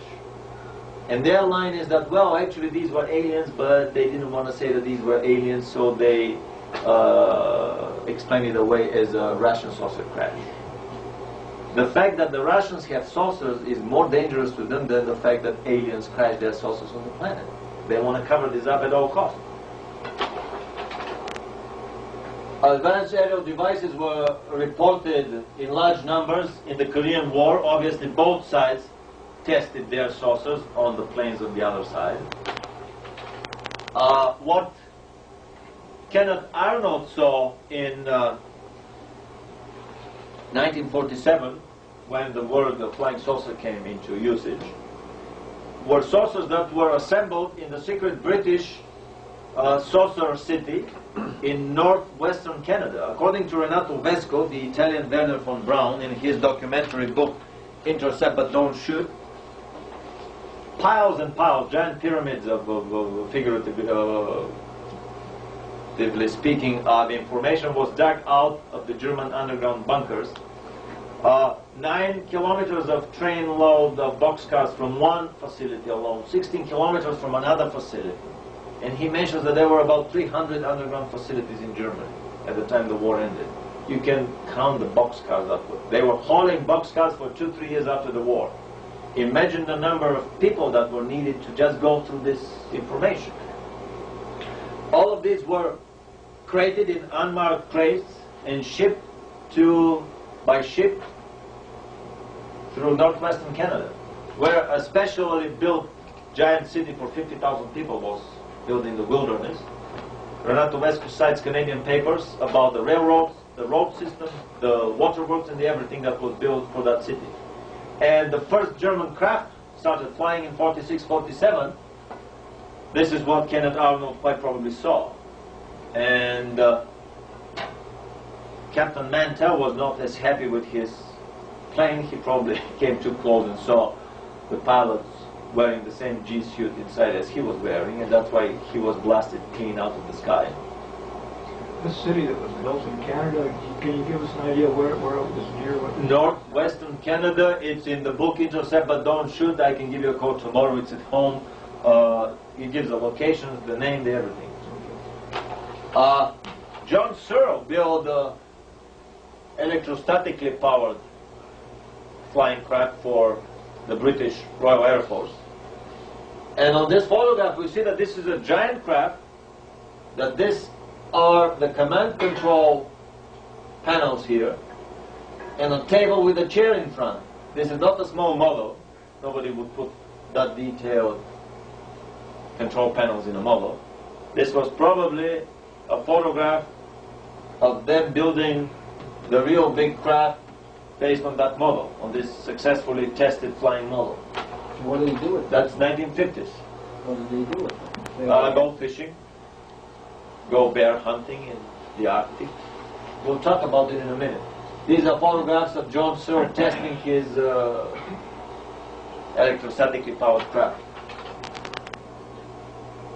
These are probably turbojet craft. A very bad quality photograph that I enlarge, and you can see the openings here, the exhaust openings that probably spin the outside of the craft. It looks like the Avro car. If this is the Avro car, then nothing more spinning other than centrally placed fan. And these are just the exhaust jets for venting air. A lot of patents were very much similar to the German design. Here we have a massive turbine, gas turbine, very similar to the German one, only the intake is from the front and the exhaust is on the back only, in order to give a more powerful forward thrust. This is a turbojet powered craft because I see the air intakes of the turbojet engines here, the two turbojet engines. These are the exhausts. The rocket powered German craft did not have any air intakes here. And these are very important slits here. What I think happens is this outermost ring, which we can see here somewhat, everything beyond that ring spins, including these additional turbines here that are camouflaged, that are covered under these hatches. And the exhaust of these turbines comes at this particular place. We see that one cutout thing next to each turbine. And the thing is that they are asymmetrical. They go inside like this, and then they come radially, which means that probably the exhaust gets out in a tangential direction, spinning the craft. This is a photograph that appeared in a news agency of a craft very similar to the German craft. These are the real Avro cars that they never unveiled to the public, other than some little designer leaks like this one. Anti-gravity flying devices were built in Maryland by an inventor that abandoned them. This is a typical Illuminati signature. They would quietly finance an inventor, and after they make sure that he has something and the thing works, they would abduct him, bite him off if they can, kill him off if they can't, abduct him for sure, and move him to a secret location to continue on with his research. In a Maryland barn, parts of a saucer-like flying machine were found by state police in an abandoned tool shed in Marley Park, Maryland in 1949. Air Force investigators were unable to find the inventor, who had built the craft before World War II and then had disappeared. This is the Illuminati signature. In many barns around the world, secret devices have been built. In the book Genesis by Harbinson, he talks at length about the airship scare of the 1890s being, again, a secretly financed Illuminati project. Some Wall Street bankers paid for these airships. They were built and tested. These were free energy powered or nuclear powered airships in combination with anti-gravity, according to certain reports that I found recently. And this is a typical signature of how the Illuminati work. They would constantly scout for the best inventors in the field. They would secretly finance them, and if they're really able to deliver something, then they would disappear. And one more invention would be hoarded inside the bottomless Illuminati safes, where they have things that are really incredible. I've heard stories that the Illuminati had a radio way back in the Napoleonic times, and they used the information to rig the London Stock Exchange, and in 3 hours the Rothschilds bought all the actions of they became the owners of the British government. At that time, 200 years ago, basically only the governments were in the business of issuing stocks. So what they did was they spread the false rumor that Napoleon was victorious at Waterloo, and he was about to march on London 2 days from now. Stock market crash, and they bought for nothing, for a penny to the dollar probably, all the stocks of the British government. The news came, the real news, and they had the real news through the radio immediately. The real news came through the much slower surface mail. 2 days later, the stock market promptly rebounded, but a different person was the owner of the British government. So a simple technology can allow an incredible competitive edge over your opposition, over your whatever competition. A guy in England, when I was there for this Wembley Arena conference, mentioned a book. I'm waiting for him to send me a copy of that. A book by a Scottish author who relates the story of somebody who made the wrong turn and entered into a room in the 1810s again, and found somebody sitting on a table in front of a strange-looking kind of wooden crate with some knobs on it, talking to somebody else in the United States. And you could hear the voice coming from that crate. I mean, this was not a telegraphic simple. I thought at the beginning that, well, they were using a simple Tesla coil and some long antenna. Any goldsmith can build you a primitive Tesla coil, even in ancient Roman or Athens times, ancient Greek times, given the exact explanation how to do that. But I realized that the Illuminati had a lot more than that. They had a wireless radio voice communication.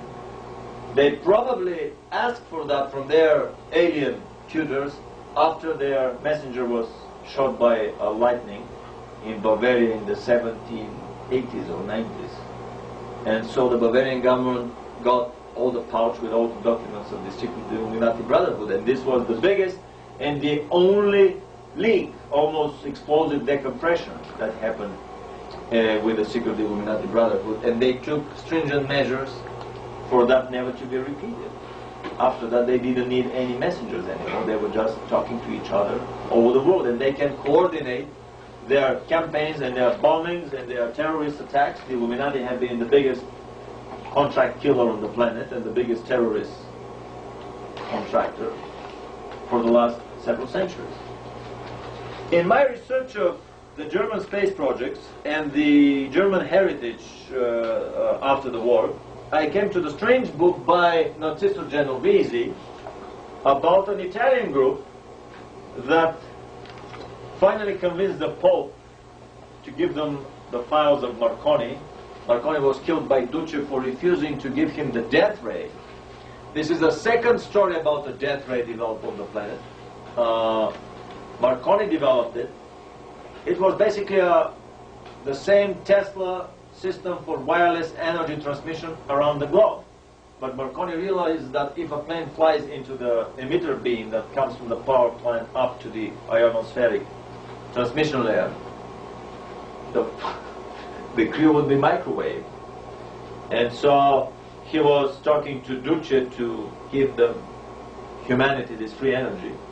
And Duce said, well, Marconi, you don't understand the invention here.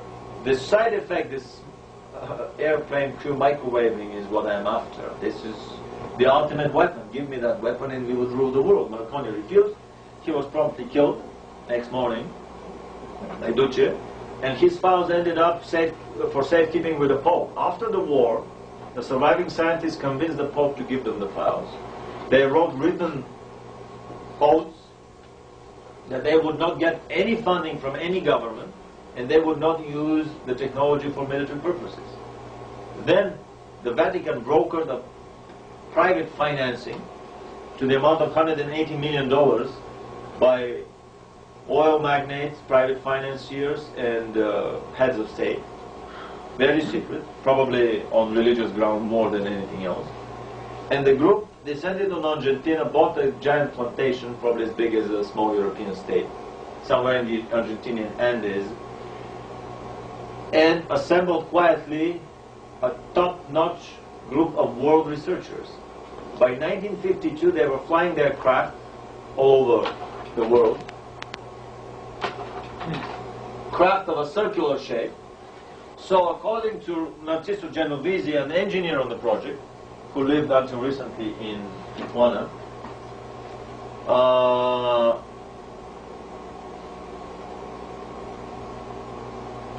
it was the Italians that buzzed Capitol Hill and the White House and Washington in general in that famous UFO flap of 1952. That resulted in the biggest press conference in the Pentagon. 350 journalists were there the next morning, after a dozen of these UFOs were buzzing and playing joyfully above the Capitol building.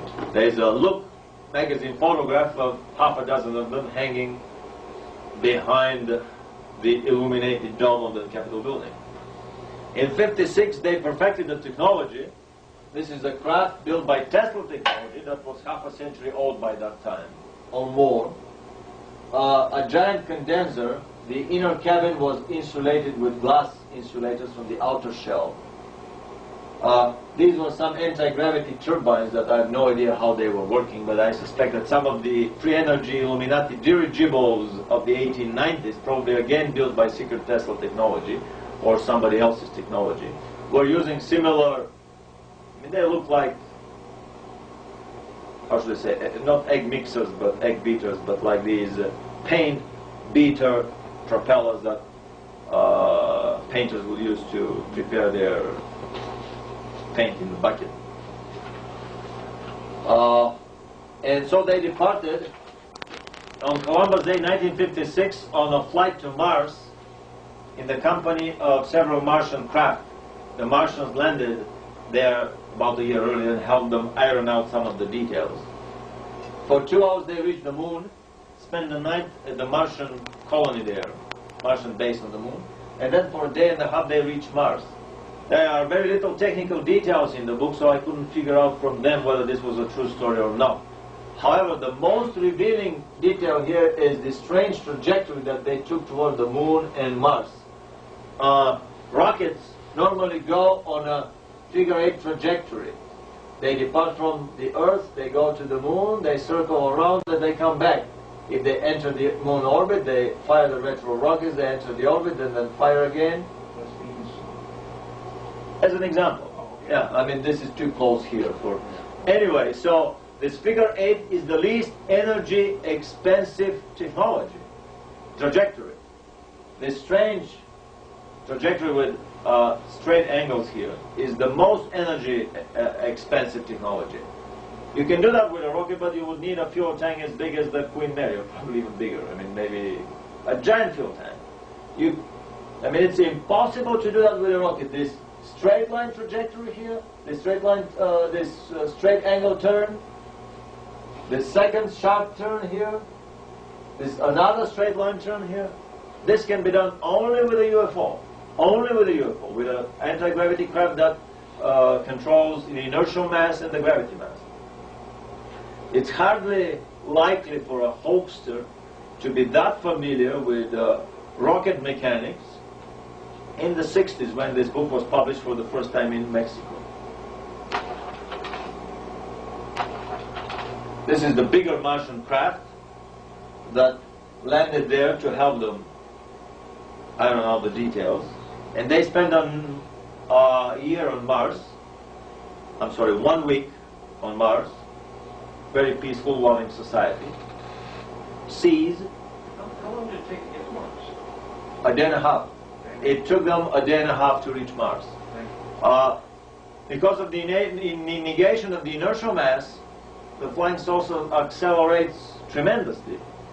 People inside don't feel the G's, so you can reach tremendous speeds very quickly.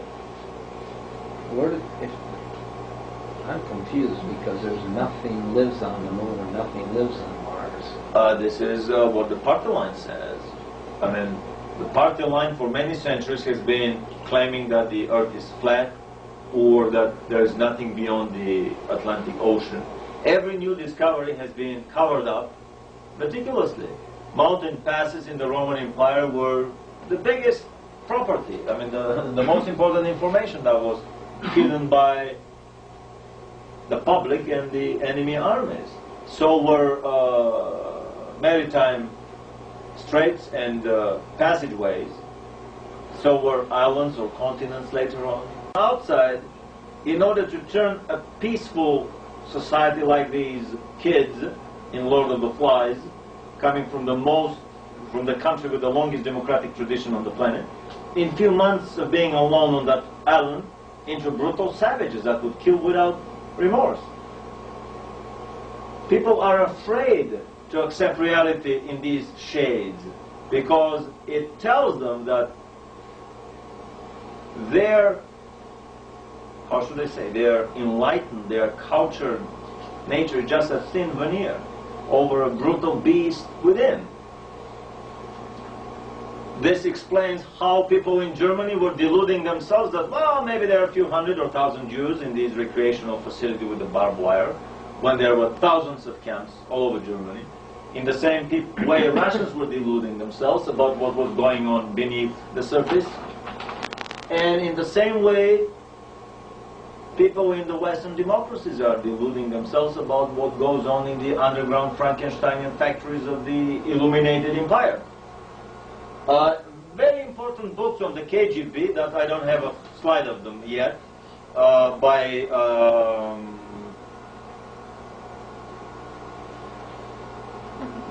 John Barron, the KGB and the KGB Today, reveal the workings of a secret intelligence organization, which is based on the same foundations as the CIA. Anyone who would like to get an idea how the CIA works has to read books on the KGB and vice versa.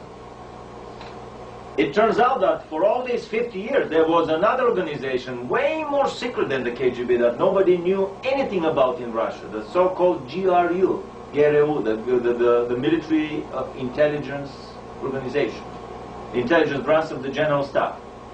It was so secret that not only cops but KGB operatives in Russia would not know of its existence.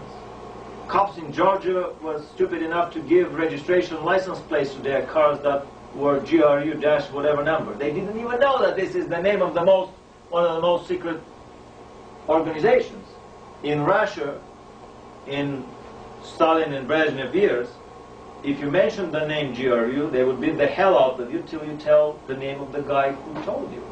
And one by one, through beating them up, they would come to the GRU operative that probably got drunk and gave out the name.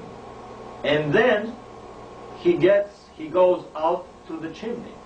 That chimney is the only way a GRU official would end his life. When they die, they are draped in a coffin with flag, and they are given funeral with all the military fanfare, but they go through the oven and the chimney. They are never buried because through dental charts and this and that, a person can be traced to some famous politician under a different name that lived in Western Europe or South America. When they screw up and talk too much, they die, but they are burned alive.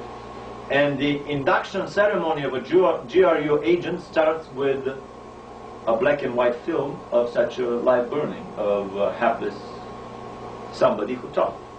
A brilliant book by Viktor Suvorov called Aquarium. I greatly recommend that to everyone who's interested into the conspiratorial view of the Illuminated Empire. These books would greatly help anyone to understand how the secretive organizations work inside the Soviet army and inside the Soviet military intelligence. Any book by Viktor Suvorov, like that famous Suvorov guy that beat the hell out of Napoleon. Viktor Suvorov. You can find them in any university library. Talking about disinformation, there are brilliant books on Soviet KGB and GRU disinformation campaigns. And they would help anyone to get an idea how the local spin control program works, how the Illuminati spin controllers in the United States work. One of the most famous jokes from the Brezhnev era was, a political joke was, that there is very little Pravda in the Izvestia and very little Izvestia in the Pravda newspapers. Pravda in Russian means truth and Izvestia means news.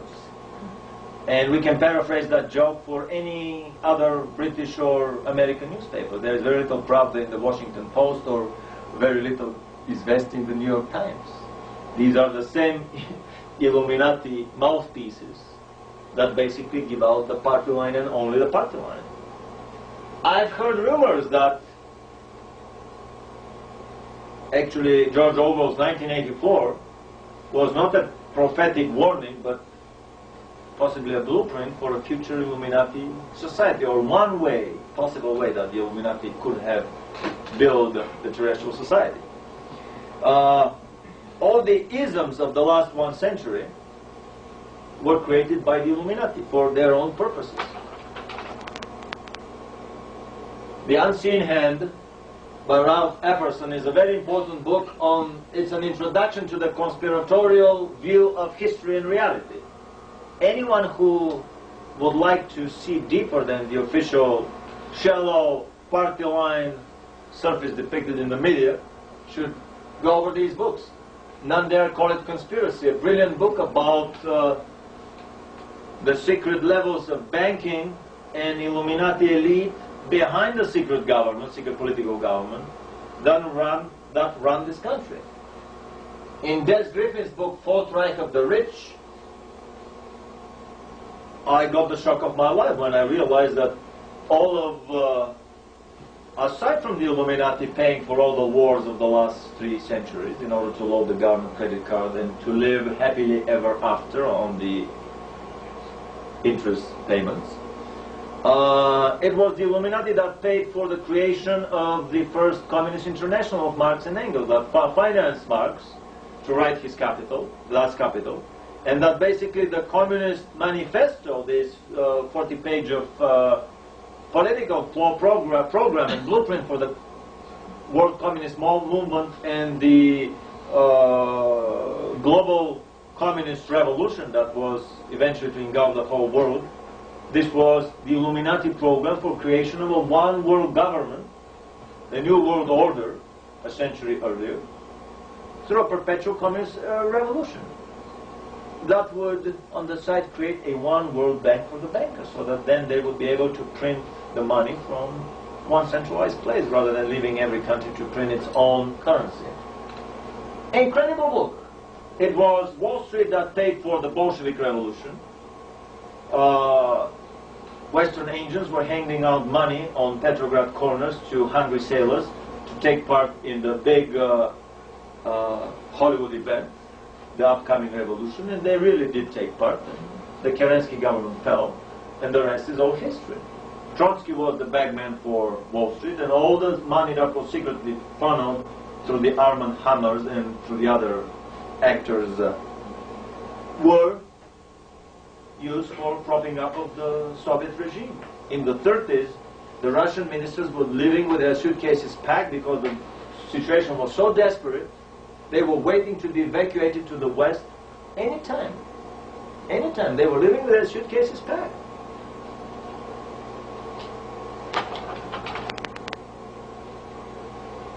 And I've realized in my conspiratorial view of reality that secret societies are not much different from the German secret and intelligence organizations. They had first the, what was it, the brown shirts, the SA. Then it got too big, and they couldn't entrust too many people with the secret, so they made a thing within itself. The SS, I think, came after that. Then the SS got too big, and they couldn't trust them anymore with all these secrets. So within the SS, there was another secret society, the Waffen-SS, that appeared.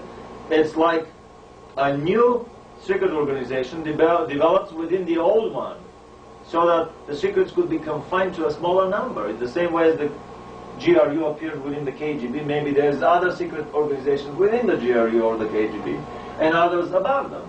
So basically one realizes that conspiracies on this planet are organized on a hierarchical pyramidal structure, where on any other lower level, within that lower level, you would have the seed for the higher level, and only 5 to 10% of the lower level members would know about the existence and would be members of the higher level.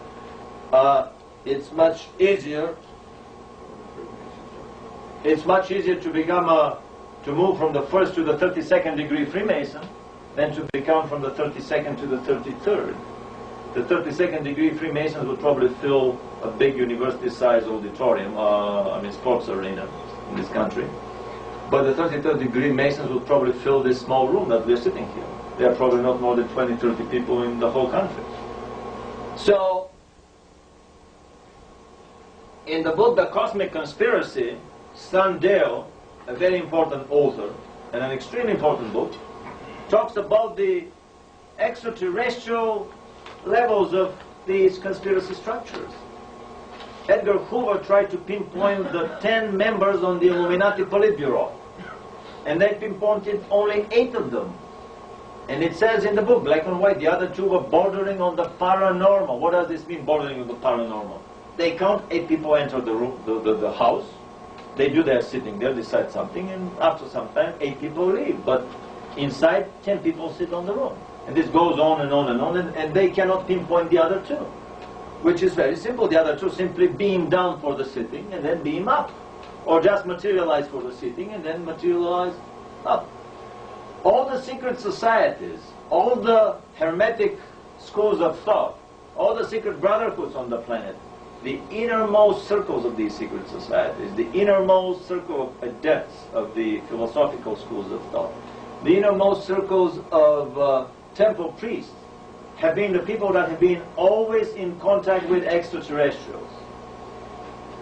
Secrecy is needed for many reasons. Positive reasons are that the planet has to be kept in isolation in order to develop cultural diversity. If we are swamped with extraterrestrial contact from the very beginning, then we all would be wearing t-shirts and Japanese seikos and transistor radios under our arm and genes, exactly what happened with a primitive aboriginal culture somewhere on the islands or in the Amazon jungle after the coming of the Western civilization. They lose their original ways and they internalize the ways of clothing, the ways of life, the ways of food of the more advanced civilization. So in order to breed diversity in the universe, it is nice to have a country develop for a long time isolated, like Japan developed isolated, and that's why they have such a brilliant cultural and ethnic singularity. That's why they're so nicely different from the rest. So this is the good reason behind the secrecy.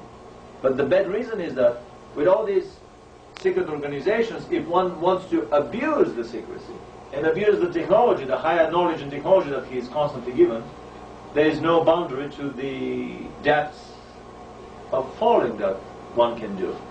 So in the cosmic conspiracy, it becomes obvious that 2 of the 10 Politburo members of the Illuminati are either extraterrestrials or even supermaterial celestial beings that have non-material bodies. So I always use this pyramid as a metaphor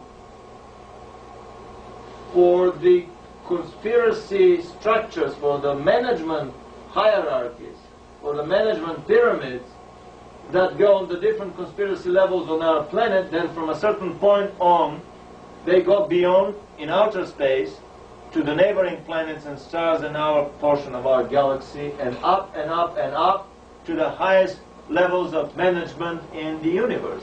And I've discovered many such competing pyramids, not just one, that influence the development of our planet.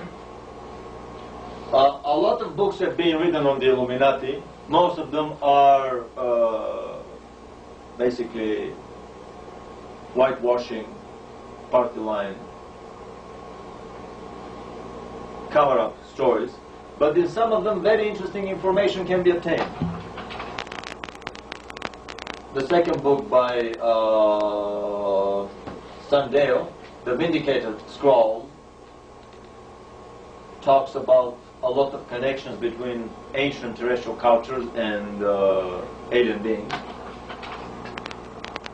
Morals and Dogma. Should we stop the tape now? It might be a good time. Yeah. Thank you.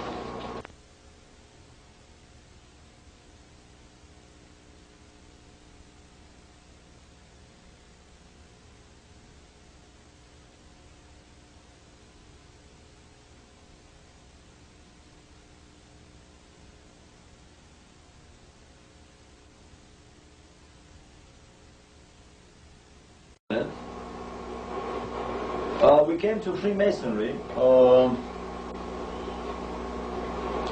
There is a brilliant audio tape that we are distributing by Ron Carlson on the real factor, the real force behind Freemasonry, which lies above and beyond this planet. According to Ron Carlson, Freemasonry, and he did his research based on the most important books of Freemasonry, the Bible of Freemasonry, Morals and Dogma, and also the history of the 9-volume history of the Freemasonry by Albert Pike. According to Ron Carlson, Freemasonry is a Luciferian mass organization, but only the highest levels, probably the 33rd degree Masons, know the real nature of that organization. The thing that I find very strange is that they go through these very strict secrecy oaths that bear tough capital punishment, bodily damage if they talk. They will be sliced this way and that way, and they will be cut 3 times over. I find great uneasiness with such oaths. I mean, oaths for joining the mafia come with less stringent conditions attached for not talking. What are the secrets that they're keeping? I mean, I believe, there are two cultural traditions on this planet. One tradition has its ceremonies made in broad daylight, in the middle of the city square or the temple. The doors are open to anyone who wants to go in. Nobody is forced to go there. There are no secrets, so no secrets, no mysteries, no unrevealed things in this cultural and philosophical tradition. The other and opposing tradition on the planet has its ceremonies at midnight, where no light is available to see who goes there.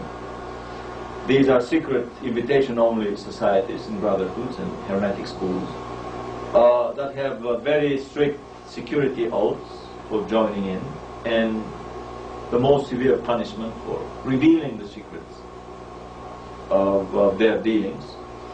And I'm definitely for the first. I would believe in a parliament that has an aisle in the back for concerned citizens that may go walk in and listen on that parliament. And I think an advanced, enlightened democracy is a democracy where you can walk in on the secret meetings of the Pentagon or the National Security Agency or any other private or bigger corporation and basically have a lobby of concerned citizens that just sit there and listen, the same as they do in the British Parliament. In this way, a lot of the dirty things that go on the planet these days would not be possible to happen. Hannah Arendt wrote a brilliant book, The Origins of Totalitarianism, but according to that book, communism and Nazism are just the two sides of the same Illuminati coin, the coin of totalitarianism. We can even label them the communazis of the first half of this century. It is not the left, the communists, fighting the right, the Nazis. It is the left Luciferian hand pretending to fight the right Luciferian hand for the furtherance of the illuminated doctrines on the planet. It is actually both the communists and the Nazis fighting with the liberal bourgeois governments and the monarchies of these countries. The destruction of the monarchies on the planet is a major goal in the Luciferian party program, because in the Illuminati party program, because according to the Urantia book, according to the revelation of the Trinity, the monarchies on this planet are patterned, the monarchical family on top of every country on this planet is a crude resemblance of the Holy Family from paradise on top of the Trinitarian universe. So by destroying the monarchies on the planet, they are removing the last vestiges of the Trinitarian-inspired political order on the planet. It is no coincidence that the Illuminati financed French Revolution, disposed of the French monarchy, and so did Hitler with the German monarchy, or the Bolshevik Revolution with the Russian monarchy. And the New World Order would dispose finally with all the terrestrial monarchies. It's no coincidence that the British throne is having its media problems. It is a coordinated, sustained Illuminati broadside attack on the British throne and on Prince Charles. Rumor is that he didn't want to join the Freemasons. His mother did, but his grandmother was a very staunchly believing Catholic. What is it? She's a Anglican. Yeah. And she didn't want to join the Freemasons, and Prince Charles has been secretly very close to her and under her advice. He did not join, and that's why he's having these problems.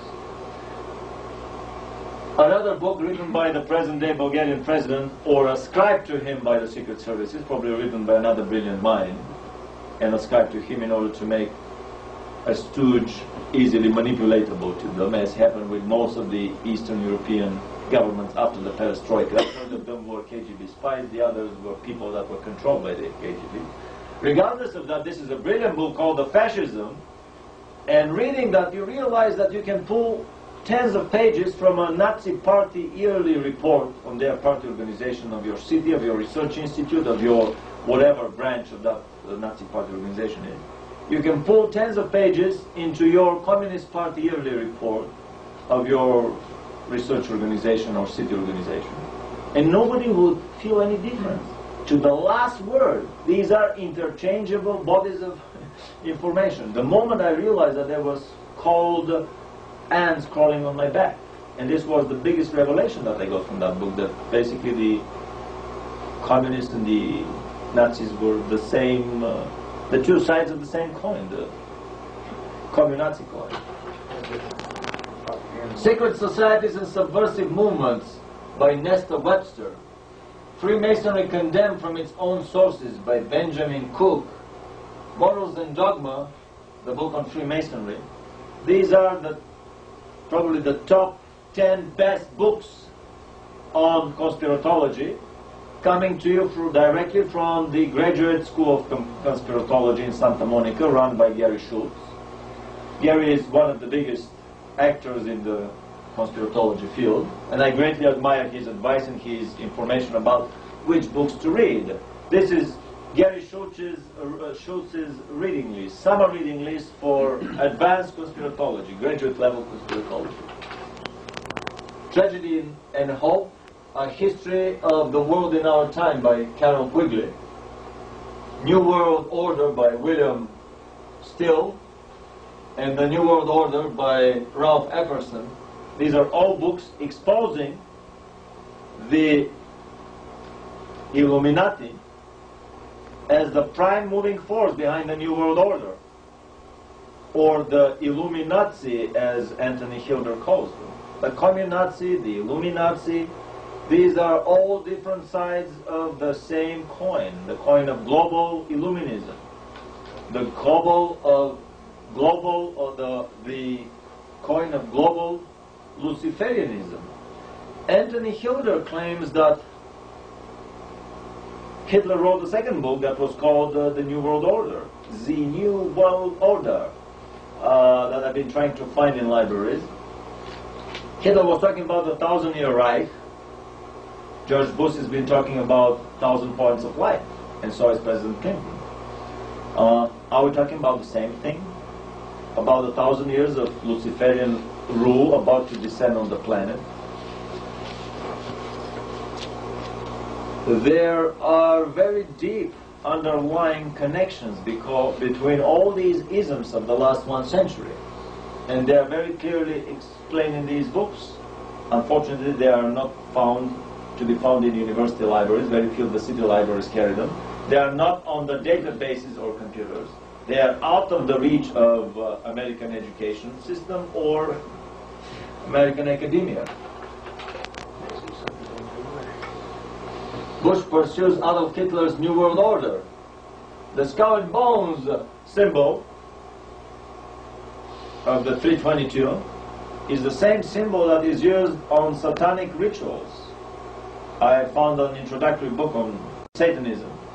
And interestingly enough, the table for the ritual with all the knives and scalpels and fine cutting instruments was adorned with a skull, real human skull with bones, and they were in the very same shape. In the very same, I wouldn't be amazed, this is just a personal hunch of mine, but I wouldn't be amazed if the Skull and Bones Society is the Hitlerjugend, the youth organization on the campus of Yale University, of a secretive, not only Illuminati, but satanic cult.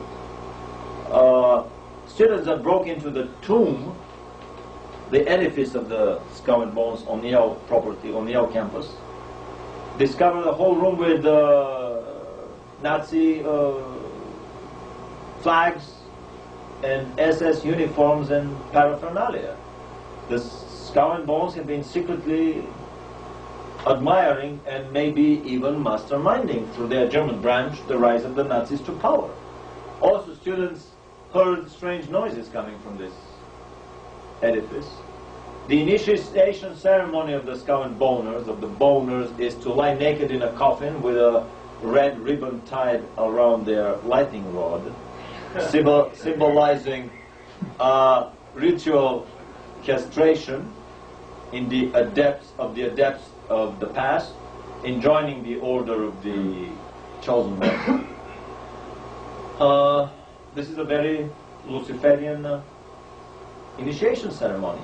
I mean, it's very fashionable these days to lie in the sarcophagi of pyramids, to lie in coffins, but all these ceremonies can be traced deep into the Luciferian Politburo that tries to manage the planet their way. The Holy Book of Adolf Hitler, Origins of the New World Order, another book that connects the New World Order with the German Third Reich, the 1,000-year Reich that the Germans were about to build. The Committee of 300, I've turned around, and the table that gives the Trilateral Commission members and the, what is the other one? Council and the CFR members on key positions of American politics, media, trade unions, academia, the military, you name it, they're there. Basically, these are the semi-secretive outfits of the secret Illuminati party. The Communist Party was patterned on the Illuminati. The birthday of the Illuminati, May 1st, 1776, has been celebrated the world over in Eastern Europe as the day of the International Workers' Solidarity and the day of the Communist Movement. What a better giveaway, a dead giveaway, than this simple item that the Communist Movement had as its birthday, the birthday of the Illuminati Party. The Communist Party, as a secret, underground, subversive organization, is built and patterned on the Illuminati Party. The bicentennial that was celebrated in this country recently was also the bicentennial, actually it was the bicentennial of the Illuminati Party. And it happened to be also the American bicentennial. And few of the American population knew exactly what they were celebrating, as few of the Eastern European populations knew what really they were marching for on May 1st, when they were giving this May Day parade on the Red Square, on all the red squares of Eastern Europe, even the French Communist Party parading on May 1st down, what is it, where do they do their parades? Under the Arc de Triomphe, Champs-Élysées, and whatever.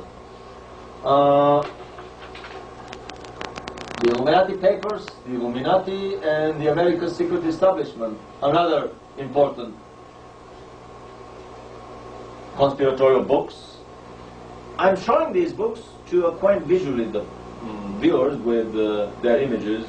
Once in their databases, in their visual databases, it will be easier for them to find them. Coming again to the Illuminati conspiracy, all the emblems of pyramids and all-seeing eyes are dead giveaway that a certain publishing house or a music company or any other company doing any other business is an Illuminati outfit. It's a sure sign. America West Publishers has this very same symbol, as do many other UFO publishing houses. In Stan Deo's cover, he's got using the Rosicrucian symbol on the top of his the rose. That happens also to be an organization probably on the illuminated side. That's a deep philosophical discussion. I knew very little of them, but the major comparable points that I know, for example, if we compare the Rosicrucian, what was the name of that guy, the Max Help? Count Sanctuary. There is a major volume on the Rosicrucians, but by Max, not Helbron, I forgot the name, Max Handel. About the Rosicrucian order. If you compare that volume, I know from very good Rosicrucians that this is the best introduction into the Rosicrucians. If you compare that volume with, let's say, the Urantia book, the Revelation of the Trinity, you see that every factor that they revere is not mentioned in the Urantia book and vice versa. So obviously they get their revelations from management structures that are different from the Trinitarian management structure, to put it in the modern lingo of management science.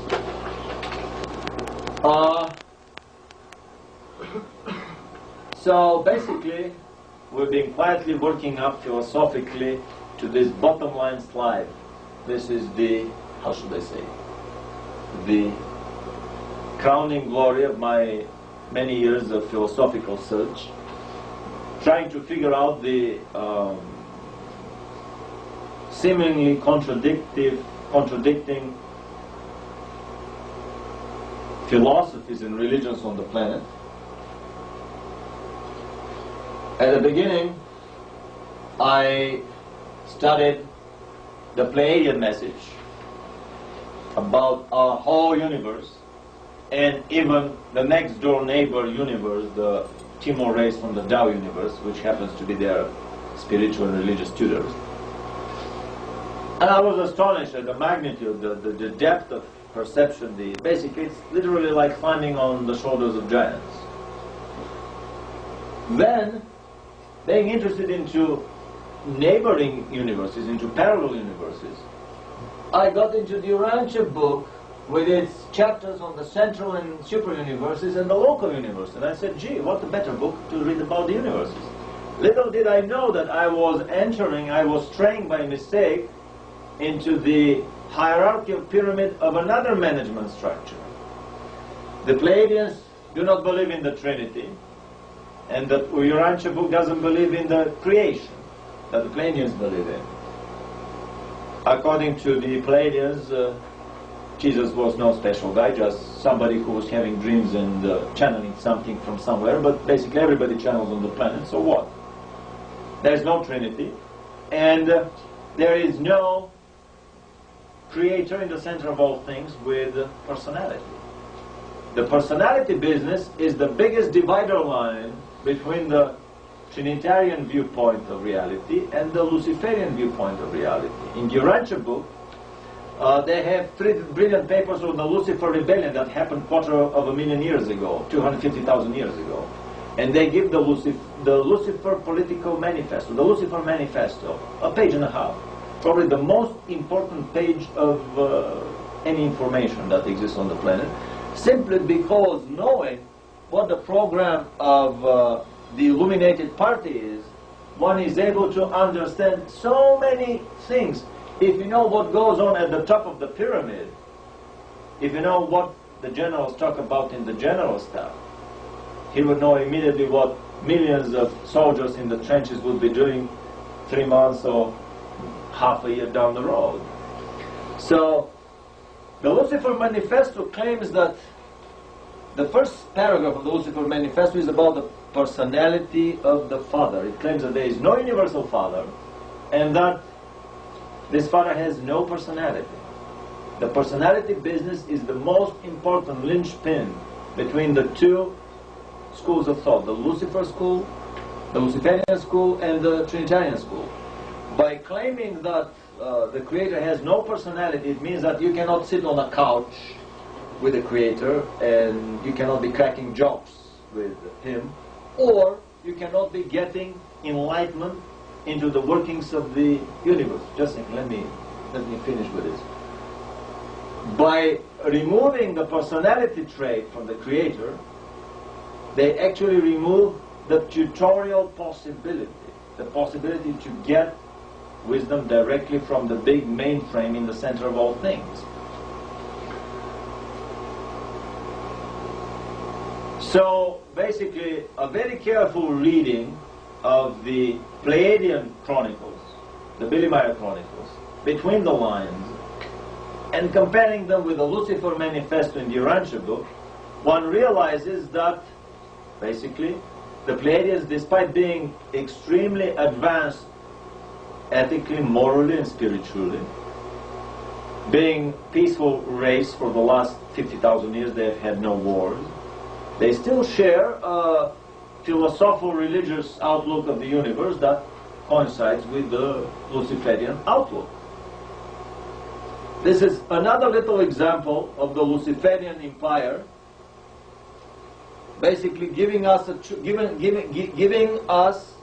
planet Earth a choice of 2 races. The little grays that are officially in diplomatic agreement with the government and are peddled to us as the politically correct alien race that we will soon establish open relation. I mean, they've had diplomatic relations with them, according to the party line, for almost half a century now, since the early 50s. And soon these will be revealed to the media and to the large masses. At the same time, officially, the Pleiadians are debunked by MUFON and the other major ufologists in this country. Bud Hopkins, Stanton Friedman, Bruce Maccabee, and Bill Moore, first of all. Jacques Vallée, without being aware, without having read all the books. At home I have this many books on the Pleiadians and this many videos. The next best of these critics that I've talked about has about this man. I don't know whether they have even read them, but regardless. Anyway, so I've tried here on this National Geographic Charter of the universe, of the known universe as we know it. Let's go over the chart. The universe according to modern astronomy. Planet Earth is the third planet around our sun, which is, together with several suns in this constellation, a tiny little chunk of real estate in our galaxy. Our galaxy has 150 billion suns, maybe twice as much, but anyway in the hundreds of billions, with 10 times as many planets. I heard from alien sources that 7.5 billion races exist in our galaxy alone. Maybe much more, if we take into consideration other races so much more different from us than that we have hard time comprehending even how this can be a thinking race. But anyway, and this is our galaxy. Our galaxy, together with a dozen other galaxies, forms a local group. A local group, which together with many other local groups, unfortunately they are covered here behind this book, forms the supercluster. This supercluster. This supercluster is one of zillions of other superclusters. Basically, the universe is so big that as many as there are stars in our galaxy, there are as many other galaxies, 150 billion galaxies that our astronomers have discovered. Maybe if we go to bigger telescopes, I heard a story that the Illuminati had an underground 5 miles long telescope buried somewhere. They would open the hatch, have a look at the topless beaches on other planets, and then close the hatch quickly, you know.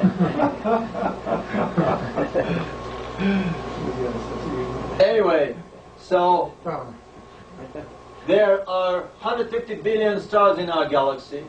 There are 150 billion galaxies that our primitive astronomy has discovered. Still, we don't even know how big our universe is. Even the Pleiadians had problems figuring out the real size of our universe, so they had to get help from there to the race of the Timor race from the Dow universe. And then, this is just one universe, one egg in the bigger basket. Billy Meier was told by his tutors that actually they have discovered about 10 to the power of 740,000, which means 1 with 740,000 zeros behind it, other universes in a bigger something that's called the eggs in the basket. There are 1 with 740,000 zeros of eggs in a bigger basket. You can imagine the diversity of planets, races, management hierarchies. Few of them are absolutely the same carbon copies of each other. On the contrary, diversity is the name of the game in the microcosm and in the macrocosm. So back to the philosophical diversity on our planet.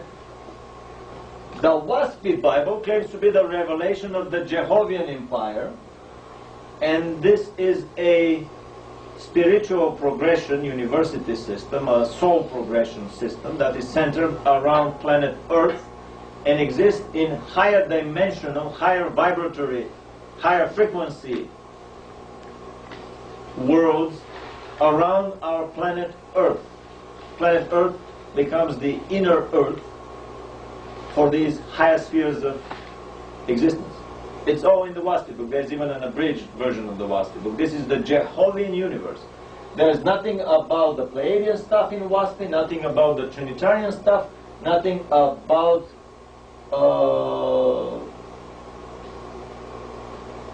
many other philosophers.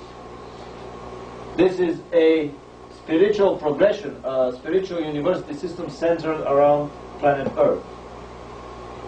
The Secret Doctrine by Blavatsky, Helena Petrovna Blavatsky published a magazine called Lucifer and established the Lucifer Trust, which, for too obvious a name, was later changed to the Lucis Trust, which became the publishing outfit of the United Nations these days. I've heard rumors that Blavatsky's theosophy is groomed to become the New World Order religion, the New World Order Marxism-Leninism. So we would soon have to buy the Blavatsky's Red Book and have it at home and read it dutifully, as did billions of Chinese with the Mao's Red Book, or millions of Eastern Europeans with Lenin's and Marx's books. Anyway, we can safely assume that Blavatsky's revelations are basically the revelation of the Luciferian management system for the planet. According to the Urantia book, the Lucifer rebellion happened in the local group of about several hundred stars, which is but a tiny little chunk of our galaxy. So we can safely assume that the Luciferian doctrine and philosophy comes from the local group of planets around our sun, which is a very little chunk of our galaxy.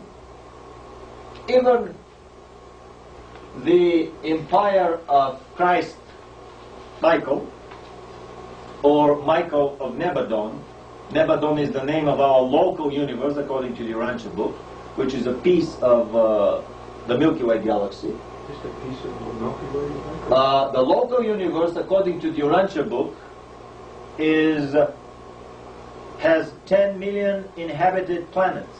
So it's about maybe 1 million suns, maybe several million suns, which is a very small chunk of the Milky Way. So basically, the domain of Michael, Christ Michael, or Michael of Nebadon, the name of our local universe is Nebadon in the Urantia nomenclature, is just a very small part of our Milky Way galaxy.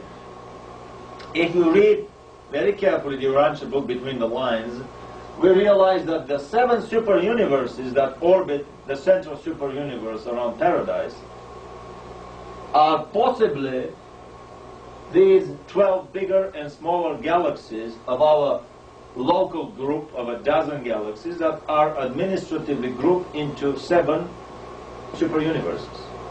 So if we read the Urantia book as a revelation of the Trinity, it comes out that possibly there is a black hole in the center of this galactic group, as there is another black hole in the center of each galaxy, keeping all the stars together.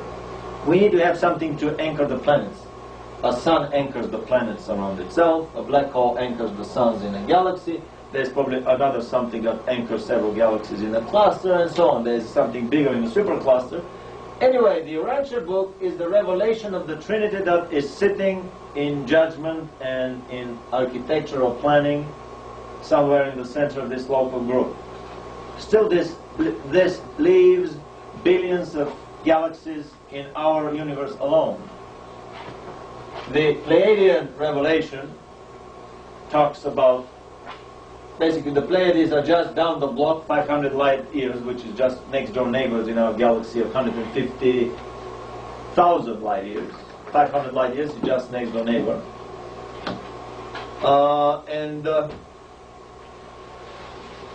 So the Pleiades are just down the block from us, but basically their revelation concerns our whole universe, or most of it. Still, we are short of one with 740,000 zeros of other universes that exist. How then can we claim that any one of these revelations is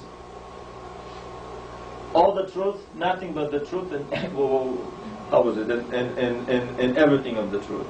These are just partial glimpses, like the partial cross-sections that we did earlier on of these complex phenomena that we investigated. The elephant in the blinds examining it, the gasoline internal combustion engine, or the nuclear power plant, or the universe.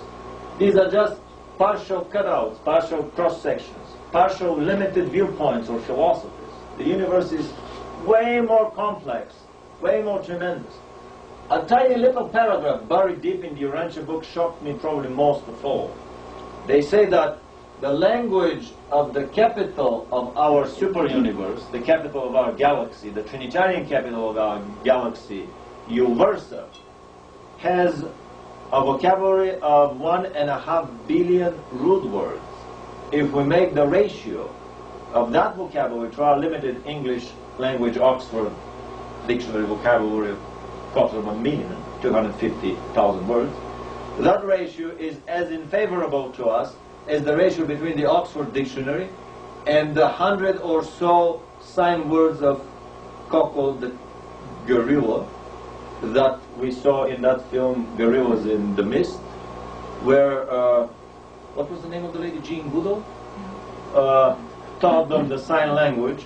Obviously the gorillas have the capacity to understand several hundred words and to actively use them. I totally believe everything she does, but if we try to explain to Coco the gorilla using only 100 words and not a single word more, the complex topics we are talking about, explain anti-gravity, explain secret societies, explain terrestrial education systems and so on, it's just impossible. In the same way it is impossible for the beings that sit in the capitals of the galaxy or further up in the universe to explain to us with our limited language, as much as our language is ahead of the language of Coco the gorilla, as much the language of the beings here is ahead of ours. How would they explain complex ideas that we don't even have the word of? We have 250,000 words, they have 1.5 billion words. We are talking about a totally different ballgame here. It's a much different league. And this is just the center of our galaxy. Probably on Paradise they have a language that has hundreds of billions, maybe trillions of words. And this is still a group of, the local group of a dozen galaxies. How about bigger management structures that take care of the whole universe and so on? According to Billy Meyer, there are many progression levels in the universe. How many schooling levels are there? He says 1 to the 49th power, 10 to the 49th power, which means 1 with 49 zeros. These are the schooling levels, the schooling years that we have to progress in the universe, slowly, level by level, going up, until we reach the highest levels of existence. With this slide, I would like to make a point that possibly all of these revelations are true, despite their great diversity, despite their visual, almost total diversity. Still, I think that there exists a much more complex reality that can accommodate all of them without having to throw out a single word or even a comma. I tend to take everything for granted, and instead of discarding something because it contradicts with other things, I tend to invent a more complex reality that would accommodate for everything. And in the long run, I've turned, the practice has taught me that in the case of anti-gravity, or in the case of secret German anti-gravity research, or in the case of even bigger global level Illuminati research, that reality greatly outpaces our ability to comprehend it. That reality is way more crazier and way more schizophrenic and way more tabloid than the craziest of the tabloid sources. The tabloids are just a gross understatement of the actual variety and diversity in the universe. Enough about conspiratology, back to underground construction. In 1955 Look magazine, we have the idea of an underground saucer base, invulnerable to nuclear strikes and to punitive, how should they call them, vengeance, lightning bolts from the Trinitarian judgment courts, if such a judgment comes on the planet. One of the major reasons for the Luciferian empire digging deep underground is the same as when they did in Lemurian and Atlantean and other previous times. All of these antediluvian civilizations left remnants, small pocket civilizations underground that survive to these days.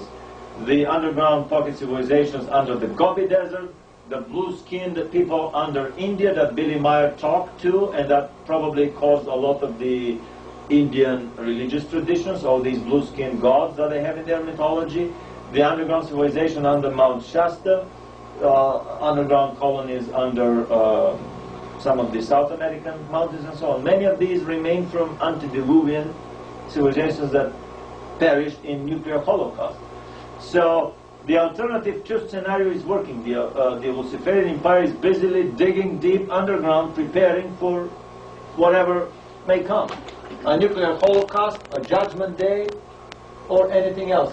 The slide is inverted, but this is a publication of the Underground Developers Association of the city of Kansas.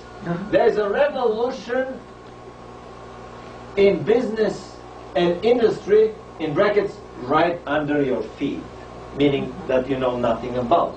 Let's see what do they have in this glossy brochure. Contemporary space, prehistoric integrity, the Geospace Executive Park. This is underground office space complex that you can rent office for your company. Or a publication of the Underground Developers Association in the city of Kansas here. We see a semi-truck entering the entrance of the complex. We see a beautifully decorated either a shopping mall or an exhibition area, and another entrance of the complex with some cars driving in.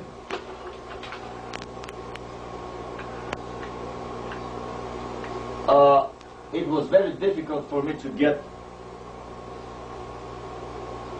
the better of these slides, but we have a railroad train station underground, industrial area, 3 semis parked in parallel, showing the magnitude of the galleries, office spaces,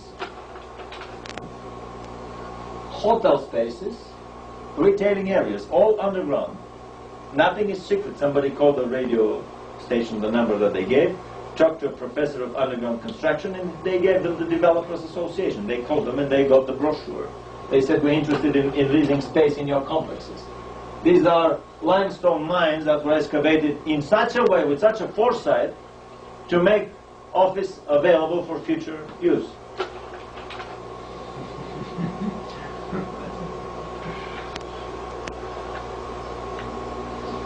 A publication again of the Underground Developers Association. In the city of Kansas alone, we find 10 member sites, which means that there are many non-member sites which are privately owned and we know nothing about.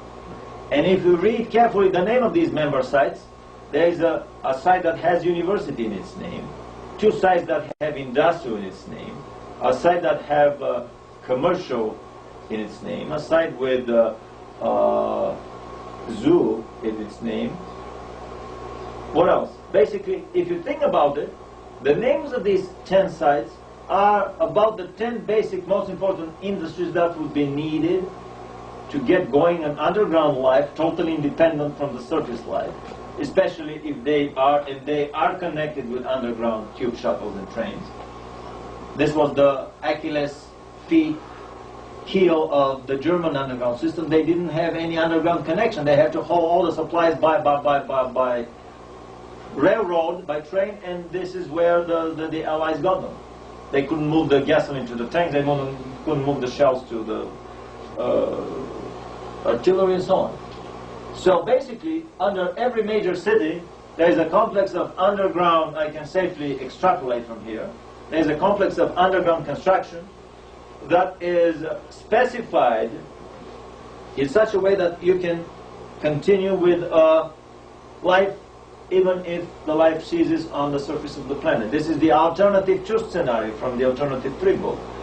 The card-carrying party members of the Illuminati, the gold card members of the Illuminati, have their secret access code, so in case of anything that happens on the planet, nuclear holocaust, polar shift, or whatever,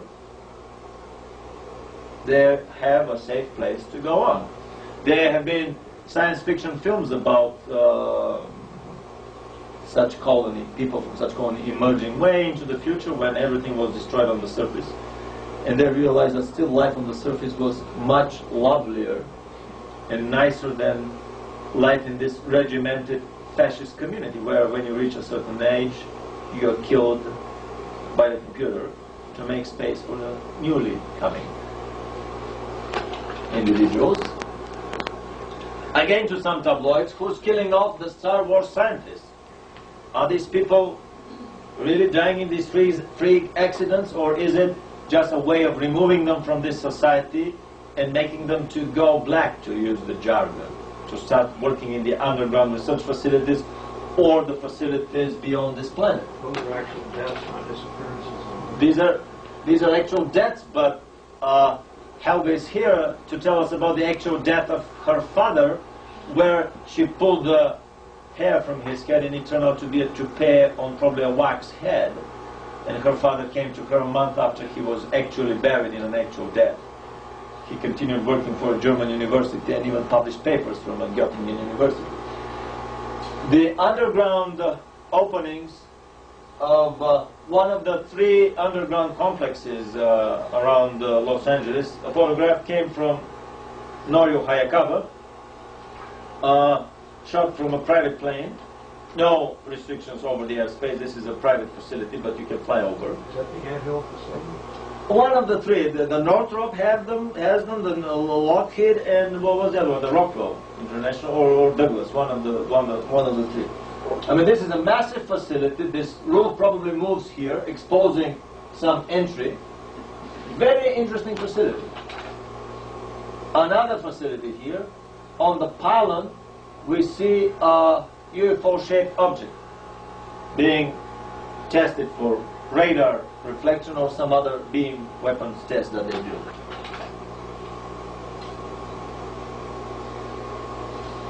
There are many books that talk about strange things happening on the moon. We saw alien bases on the moon, but Fred Steckling shows giant motherships hovering low over the moon's surface.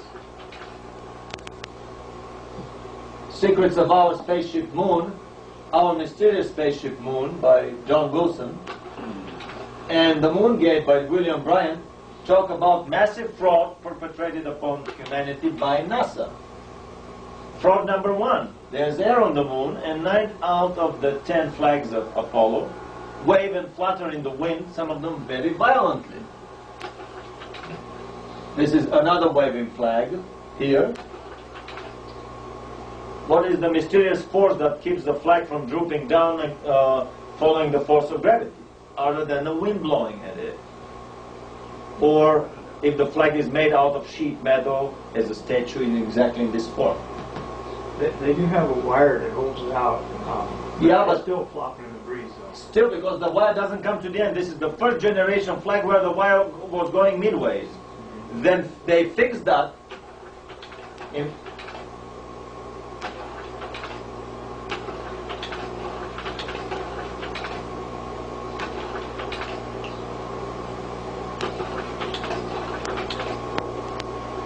in the first generation flag, the plank or the wire goes halfway, 2/3. In the second generation flag, it goes all the way. The NASA ID numbers are, this is 20 shots later and several hours later, because the shades are longer here. And in the third generation flag, they glued the whole flag to a sheet metal, and it was behaving like a piece of cardboard flying in the wind.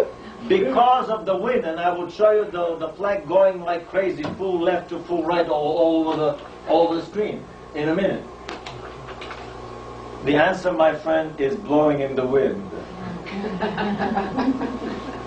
A small life for NASA, a big life for all mankind. This is the title of my upcoming super production. In many astronomical books about the moon,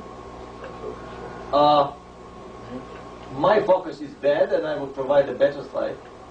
If you look carefully, just don't miss any of the older books on astronomy with moonshots in the 60s and 70s. They didn't know what they were releasing. Now it's impossible to get the same shot. If you look with magnifying glass, you will find strange rectangular things, some observation domes in the middle of the craters, roads going on, many strange things. Here, for example, there is a rectangular structure.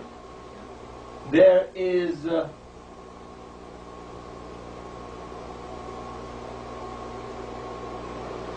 another structure, and this whole thing is either a shade from a tall something.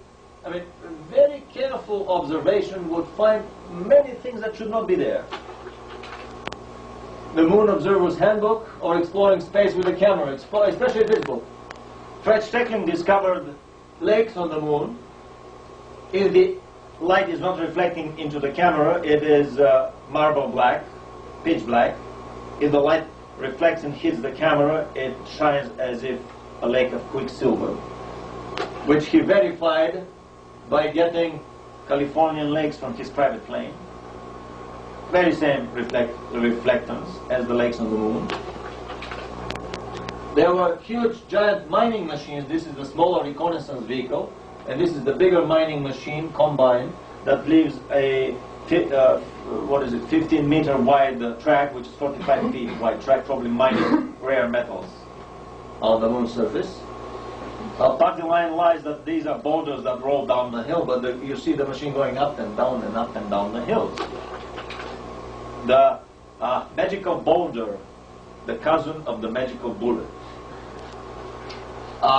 We see the moon covered in strange greenish coloration.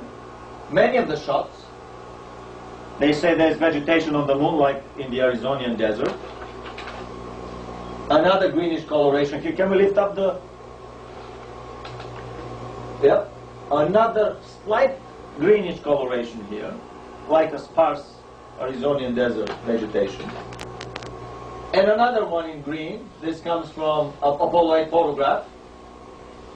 Slight green, especially on the more covered inner walls of the craters. Or reddish in autumn, when the vegetation is shedding its leaves. Rare Apollo 8 photograph. Why did they use black and white film? To save money in a $300 billion project, or to cover it up from us? They said, well, high resolution ability, sure, but it hides up the vegetation. Nazis water skiing on the moon. I have given about 50 radio interviews all over the country, including a presentation at the prestigious and first royal venue in England, the Royal Wembley Arena, about water skiing on the moon. I heard a rumor by a major radio personality in this country that saw a private 8mm film shot with a private amateur camera on the moon, one of the astronauts, water skiing there on the lake, in bathing trunks, which means that there's atmosphere, they don't need any suits. At a government or private resort station there, probably as a token of gratitude and as a reward for the guys keeping their mouths shut of what they saw on their Apollo flights.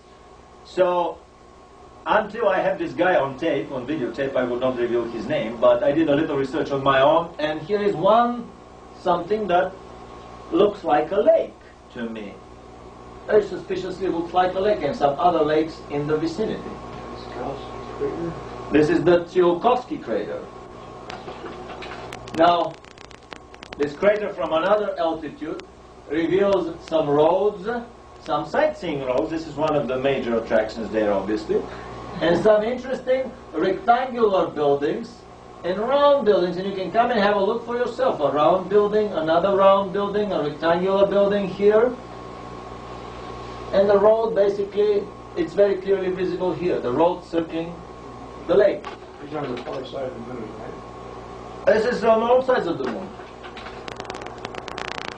And here, I have a full-color photograph, 8x11 photograph, of this giant lake.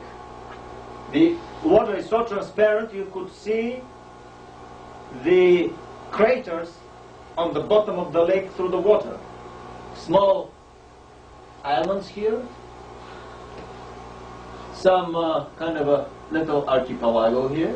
Could it be the moon Gulago? Nobody knows. And other lakes here in the far. Something is definitely going on the moon. We discovered wind, atmosphere, vegetation. There have been many photographs of cloud formations over the moon, moving over the craters. Today they are here, tomorrow they are there. Let's consult our favorite tabloid press about some revelations. A World War II bomber was spotted in one crater and then it was gone. Wiki World News. Or a human skeleton photographed by Apollo astronauts on the moon. Some jeans or remnants of a belt here. A human barefoot footprint on the moon photograph. Obviously they want to tell us something. They want to prepare us for some future revelations, for some shocking admission that they probably didn't tell us everything about the moon. In a more glossy revelation by Ben Bova, the editor of Omni magazine, he talks about welcome to the moon base, and I wouldn't be amazed that this is probably exactly how the moon base looks like. Here he talks about an underground base, still assuming that there is no atmosphere. Maybe this was the first base that they built there in the 50s. The Russians and Americans jointly landed on the moon in the late 40s or early 50s and spent the first few nights there, guests of honor at the already existing German underground space station there, the ex-Nazi colony on the moon. This is how they excavated the trench, did the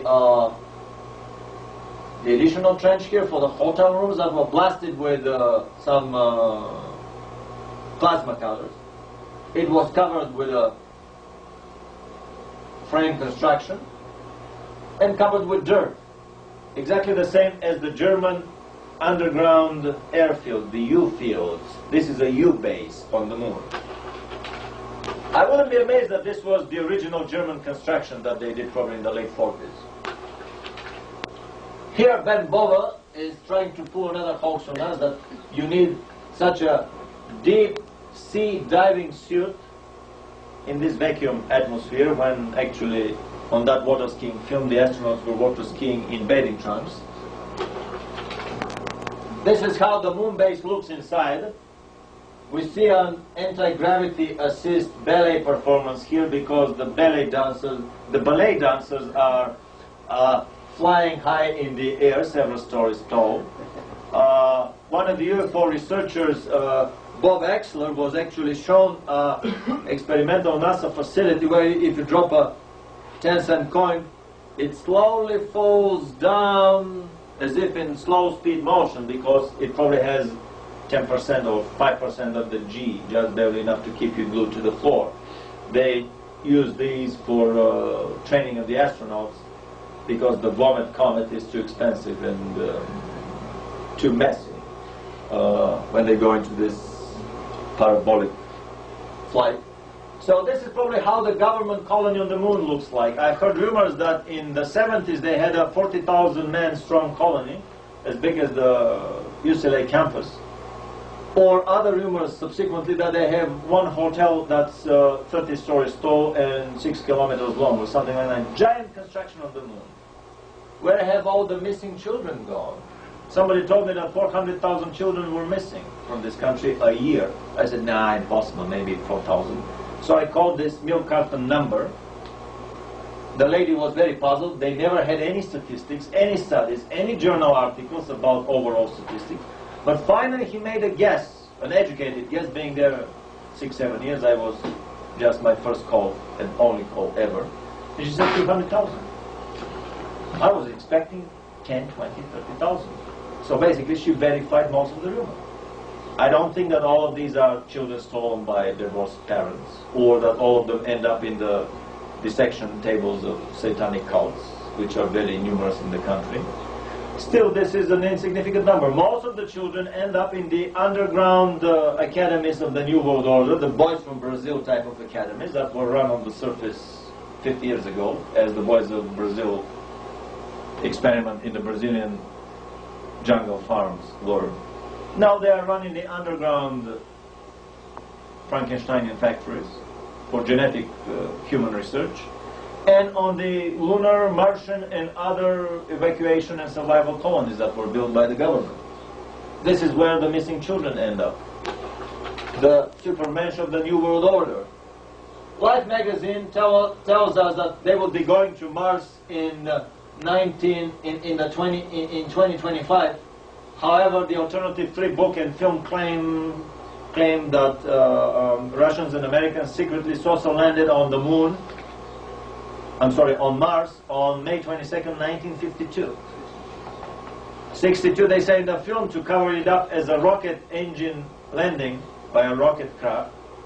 I have a feeling that it's an anti-gravity landing, and we have a 2-hour film with a lecture. I mean, actually the full-length alternative free film with an hour lecture at the end. Why do I think that this is an anti-gravity social landing that happened earlier than what they claim in the film? At the same time, with all this conspiracy going on, in the Close Encounters of the Sleazy type, party line spin controllers, pants for hire and souls for hire, in a book like Out There, Mr. Bloom claims that the government started investigating in earnest UFOs from 1989, and they created a secret committee to study the possibility of alien existence. And there was nothing before that. According to Mr. Bloom, all conspiracies on the planet started in 1989. Close Encounters of the Sleazy kind. 14 times, Supernatural Spielberg. Close Encounters of the... this is another interesting lecture on the slave labor on Mars. Probably a lot of the abducted people in the 50s were taken, in 60s were taken as slave labor on Mars. Remember all these UFO stories of missing crews of whole ships that disappeared, missing trains, missing groups of hitchhikers or cyclists, or whole camping sites were emptied of people. They urgently needed somebody to do the job, so they would just go down and abduct anybody that comes in view. This is a government craft photographed in Area 54 by Gary Schultz, produced by GE 20 years ago, in the back of one of the UFO contactee books. Bill Hamilton, in his book, Cosmic Top Secret, shows a UFO that has a US Air Force insignia on it, and there is certain literature that claims this to be a Fokker, the German aircraft manufacturer Fokker produced this in the 60s as a bomber saucer with some bombs attached. My biggest suspicion is that the Star Trek scenario, being a lovely science fiction for all the children and even adults on the planet, has been a 9-to-5 working business day reality for a small elite number of military and Illuminati scientists and officers. All of these projects are privately owned and controlled. They are way above and beyond the reach of government. The president, even the president, doesn't have high enough security clearance to go into these bases. These are private underground bases. You can't even trespass. It's the laws observing the rights of privacy in this country. They have private militias, whatever, private police forces. Billy Meyer mentioned that in '75 there was a terrestrial force that was government that was building 150-meter diameter, 450, about 500 feet diameter nuclear-powered craft that fit quite well the Star Trek first-generation craft. I examined in great detail the main propulsion unit description from a Starfleet technical manual, which astonished me with its great engineering detail. I said, who the hell would spend so much time doing such a detailed engineering description of a film, basically of a fictional film, if these were not simplified drawings of real engineering creations. And the astonishing thing was that this engine works exactly in the same way as the engine of an interstellar alien craft that is described in the metaphysical work Tales of Beelzebub to His Grandson, written by Gurdjieff. The first volume of his, the second volume of his trilogy, Meetings with Remarkable Men. In this book, Beelzebub, a real character and a member of the Lucifer Rebellion, comes to the planet on inspection, and he talks to his grandson, explaining how the drives of the craft work. Basically the same principle as the drives of the Star Trek fleet. The names of the Star Trek fleet carry a lot of symbology, a lot of names from the Luciferian Empire. Not a strange coincidence either. The new generation, much more advanced Star Trek ships, are probably the ships that were built in the 80s and 90s around the orbits of Saturn and Jupiter, way out of reach of our terrestrial astronomy, by the Rockefeller Foundation. I was told that the Rockefeller Foundation donated some of these ships to the government, to the poor boys of the government, because all the money is with the private bankers anyway. And as a token of gratitude, the moon base was christened the Rockefeller base. How touching indeed. I'm deeply convinced that what we see on Star Trek is and has been a reality for half a century. Star Trek, the technical manual. The search for real ETs, the search for extraterrestrial intelligence, and the Puzzle Palace, the NSA. The rumor is that the NSA, the National Security Agency, was created to snoop on extraterrestrial communication trunk lines that run on gravity waves. And they have been doing that for half a century. Not only they have discovered aliens, not only they've been in contact with aliens for more than several centuries, but they have been snooping their communications. Still, for the public, they would like to spend $200 million for the new SETI project to discover a faint bleep coming from probably another Starfleet, Star Trek ship, somewhere in orbit around Jupiter or something. Another of the big hoax is going on. Close encounters of the sleazy kind, close encounters of the politically correct kind. The Galbraith's contactee case, in my opinion, is the preparation for the American public for the upcoming contact with the little grays that develops pretty much along the scenario of the Billy Meyer contact as it developed through time. But unlike the Pleiadians that the government officially doesn't like, although we said earlier that philosophically they are on the same side of the divided line, on the Luciferian side of the divided line, but still the thesis and the antithesis fighting each other, and regardless of the fact whoever wins, they both would serve the same master. Anyway, the little grays are prepared to be probably the race that would establish the first official media contact with photo opportunities for the world press. And the Galbraith's encounters have been a preparation for that. The New World Order and the coming evacuation of many people on the planet have been widely discussed in the literature. Back to the tabloid literature, not only space flights, but time experiments, travel in time, have been on the agenda of the Illuminati for half a century. According to Albilic, all the nuclear-powered carriers of the American fleet have the Philadelphia time travel technology, and so do even small aircrafts. So no wonder that an aircraft can easily, with a flip of a switch, end up flying over the battlefields of the Civil War or back in time.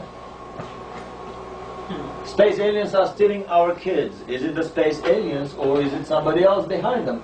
Patient vanishes into thin air, or is it the beginning of a teleportation process? The Philadelphia experiment tells us that the government had this technology since the working on it since the 1930s and developed it to perfection in the early 50s.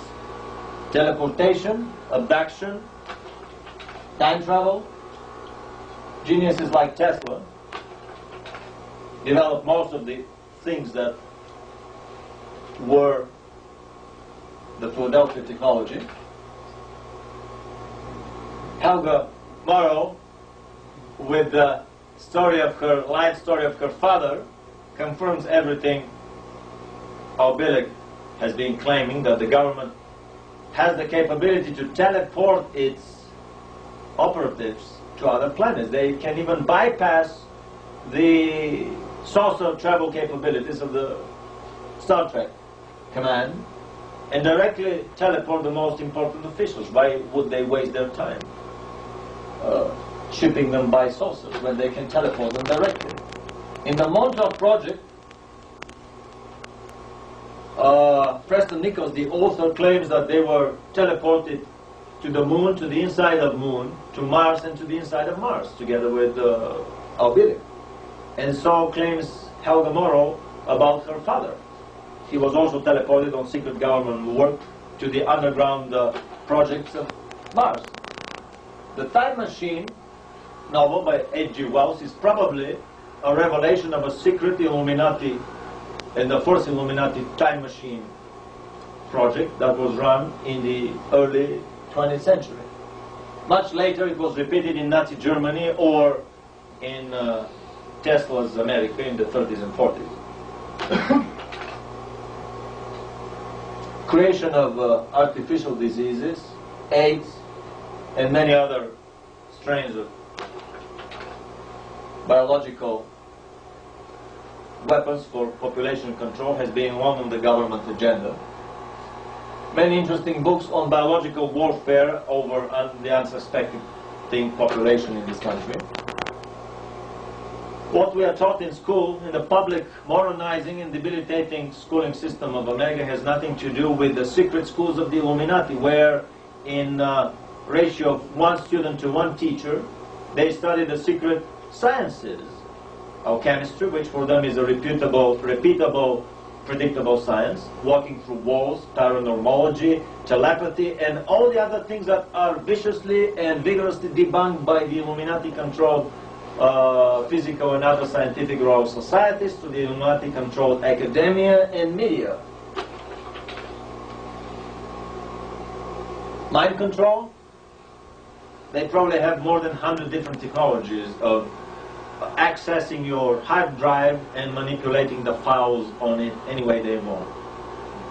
Deleting, adding, changing, updating, and so on. But it is not saucer travel through anti-gravity. It is not interplanetary travel through teleportation. It is not interstellar travel through the time tunnel as depicted in the Montauk Project book by Preston Nichols. This is not the most important Illuminati research and development program. Human genetic engineering and the creation of a new race is the highest priority of the Illuminati and the Luciferian Empire. This is the only field of competition that they have not surpassed the Trinitarian Empire yet. And back to the tabloid sources, plenty of genetic engineering goes on the planet. Monkeys are joined with fish, people are joined with fish. Population is prepared for the idea that we can manipulate genetics in the same way as manipulate electronic signals on the oscilloscope. Hitler had a very extensive genetic research program which culminated with the creation of walking, living, breeding hybrids between humans and animals. And nothing of it has come out of the press. His unenerved genetic research program is played down as a simple selective breeding program of the right German maidens mating with the politically correct SS men to produce the new super race. The baby is born, the baby are taken care of in SS kindergartens, the assembly line marriages, and so on. The genetic experiments in the concentration camps were a lot more than the little innocent pilot survival experiments that they were doing on inmates. I shot a 23-pound grasshopper. Somebody is definitely playing with the genes on this planet. And this is what they want to teach the public about. This was not a tabloid photograph. This is a bird with the fangs and the mouth of a snake that was captured in Puerto Rico, and the government agent snatched it and nobody saw the bird or the agent again. A bird with genetically manipulated snake fangs on it. Bird with wings that would fly. In the Alien Harvest, Linda Moulton Howe talks about the cattle mutilations being done by aliens. I have a feeling that most of them are done by the government. The cattle are a perfect walking, licking vacuum cleaner that picks up the radiation, and by mutilating them, they measure the remaining radiation after the above ground and underground nuclear blasts, which have tremendously contaminated the country. They start going with the Geiger counters and doing that in public. They will be sued for compensation by everybody in the states around the nuclear test site. So they've chosen a very innocent way of doing it. Space alien doctors sneak into hospitals to experiment on human patients. Some really do, but most of them are, or UFO alien makes girls 8, 9 pregnant. Tabloid accounts, but very soon the official UFO literature is full with dozens of books on alien abductions with the purpose of horizontal experimentation and a sexual crossbreeding between terrestrial and alien representatives for the creation of a new super race. Creation of a new super race doesn't come alone. You have to start much earlier. Robotics was developed to perfection in the secret projects. Tennis playing robots, cops, robocops, or robots that test army gear have probably been developed in the early 50s. The Men in Black were the most advanced mechanical and the first crude biological robots that were developed in the 60s by the government and were widely used through teleportation to beam down and to harass UFO contactees. Men in Black, products of the first biological robot programs of the government. Mr. Data is probably the advanced cousin of the Men in Black serving in the interstellar fleet of the Illuminati. The Men in Black were the more primitive, earlier versions of Mr. Data.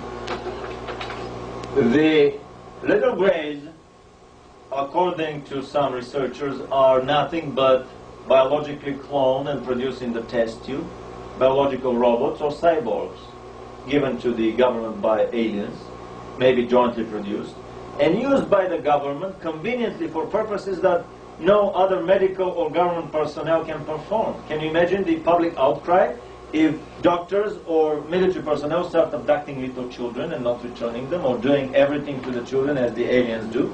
I mean, they couldn't have come with a better idea. Is it the little grays cloning us, or is it the government cloning them, or is it through them the government cloning us into a brave new world of super beings? I have a feeling that it is mostly the last of the three possibilities. The Men in Black and the little grays. An inevitable development of this line of creation of artificial life. Very high on the Luciferian agenda. This is the only thing that they have not been able to master so far. Artificial intelligence, not only in the tabloid sources, but basically they have created artificial intelligence computers that talk the way Mr. Data talks. Some doomsday science, some end-time prophecies. Somebody told me that creating a fear in an individual is like a metal rod that short circuits his battery for paranormal abilities. If an individual is under fear, he can be easily abducted. He cannot telepathically transmit messages from higher races. Basically, his paranormal abilities effectively switched off. So there is no shortage of doomsday prophecies coming from the government spin control. A comet is about to crash soon onto planet Earth. The ozone hole is a total scare. The alien threat is a sister threat of the ecological threat. And the book, The Holes in the Ozone Scare, or The Hole in the Ozone Hole, reveals why it is a physical impossibility for an ozone hole to be. It is not the ozone that stops the ultraviolet light. It's the other way around. When the ultraviolet light hits the atmosphere, it creates ozone. You can prove that with a little high school experiment. Buy an ultraviolet light for bugs, bug-killing ultraviolet light, hide it in your closet, close the door and let it run for 2-3 hours. When you open the door, the closet would reek of ozone. The ultraviolet light creates ozone when it hits the air. And that's exactly what happens on the whole planet. Why there are holes on the pole? Very simple, because 6 months of the year there is no sunshine. And then it picks up again. 6 months here, 6 months on the other pole. It has nothing to do with the chlorofluorocarbons, but hitting the refrigeration chain on the planet, they will bring another hundreds of millions of excess deaths, basically helping the AIDS initiative to reduce the population on the planet. The aliens, the alien threat, the cometary threat, the ecological threat, these are all sister threats coming from the Illuminati disinformation and spin controllers. A report from the Iron Mountain, the most important book for anyone who is into the ecological movement. It explains how the whole policy of purposeful ecological degradation was thought by the government 25 years ago, just in time when the Russian threat would be eliminated, when there would be no more Russian bear threat.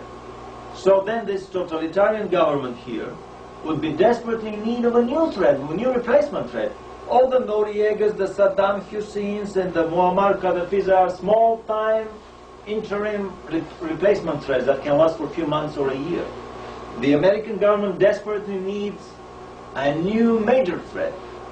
The ecological threat, according to the Iron Mountain, is a major candidate for such a threat. But the coming alien threat is probably the biggest candidate. Star Wars is not to fight the Russians, but to fight the incoming aliens. The film The V was shown even in Eastern Europe. Even Eastern European publications published the giant alien hostile ships hovering low over Los Angeles. The alien threat, the new long-term replacement threat after the collapse of the Russian bear, the sister threat of the ecological threat, manufactured by the Illuminati for the continuation of their grip, of their stranglehold on society. The New World Order, with the upcoming concentration camps patterned on the concentration camps for the Japanese nationals during the Second World War, and some possible developments where everybody would have to have the ID number, the barcode number, laser imprinted on his forehead for continuous identification, the mark of the beast. What can we do in this chaotic universe? Solzhenitsyn gave us an example. A small, unknown mathematics teacher in a faraway Siberian village with no right to depart from this village wrote a little book that was picked up by the Novy Mir magazine, literary magazine, and made a national sensation and a bestseller in Russia. 10 years later, he published the Gulag Archipelago, which helped to demolish the Russian Empire like nothing else. There was not a communist left believing in these ideals after they read the Gulag Archipelago. And on this photograph, we have a similar example. The rumor is that this Chinese youth was found and killed by the authorities. But still, he gave a very powerful image, a very powerful message for the whole world to pursue. It is possible to take a stand. It is possible, even by praying each day for the better outcome of the world around us, even by projecting positive energies.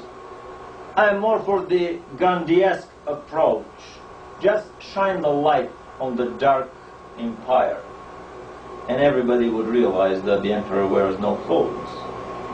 Just all we have to do is shine the light on them. The light would defeat the evil.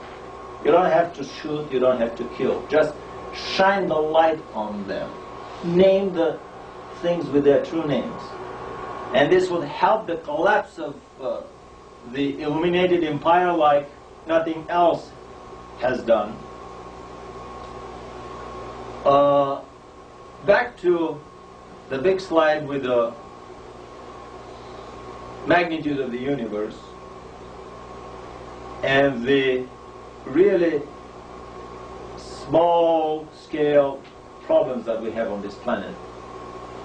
For these of us that believe that there's only life on this planet and nowhere else in the universe, obviously these are life and death struggles. Should we overcome? Should the New World Order overcome? And so on. But if we go to levels above that, and the higher we go, the more we realize the Buddhist principle that it's all an illusion, it's all a performance, a stage play for our, that is running for our enjoyment, for our education, for our perfection. It's all a divine comedy, an universal comedy. And all of these problems that we depicted here are, but they're very tiny, infinitesimally small and unimportant problems. If one has made the choice inside himself and has found a pathway for his spiritual progression, has found the university where he's going to enroll his soul when he moves out of this present reality. If this is done, the rest is just a little divine comedy that unfolds around us for our amusement. Thank you very much for your attention. And we can go to just 2-3 questions, if there are any. Well, first of all, how did Tsunoda get this book published and win the Nobel Prize when the Illuminati has such a vast control over publishing and, in fact, over the Nobel Prize agency itself? Good question. Give me a call at home and I'll talk to you for an hour about that. It's a very good question, but they probably decided they have to stop with the concentration camps because they went too far and it was counterproductive, even for them. And so they used Solzhenitsyn as a vehicle to launder this dirty linen to the public. Did they foresee the changes that it would bring in the Soviet Union? The Illuminati? Yes. They planned them Okay. 30 years earlier. I think it was not David Ben-Gurion, but another Israeli prime minister who did a speech in the 60s, in the 70s, that 20 years from now the East European Empire would be dismantled and Russia would be no more. He probably had some insight straight from the source. Okay, now the Pleiadian star system, is that one of the systems that joined in Luciferic rebellion? I don't know that, but they seem to be a non-Trinitarian society if you compare their life with the way the Urantia, the Trinitarian structure manages their planets. I heard that the Palladians are one of the groups that contacted the Nazis and helped them give them some of that technology. Yeah, that's what we claim in this film on the occult national shamanism. Well, I'm investigating this quite a bit because of the Billy Muir case, and I would like to talk to you. Give me a call. You have my phone number. We have to print out of here now, but are there any other questions? I'll make his questions. One more question. okay, now I've studied the Urantia book pretty thoroughly, and our local universe of Nevadon, how can you come to the conclusion that it just contains a section of our galaxy? Very good question. I asked this question to a channeling session on their new epochal revelation inauguration session in Los Angeles, but through simple calculation, in one instance they mentioned that the Milky Way galaxy is a superuniverse. They equate the galaxy with a superuniverse.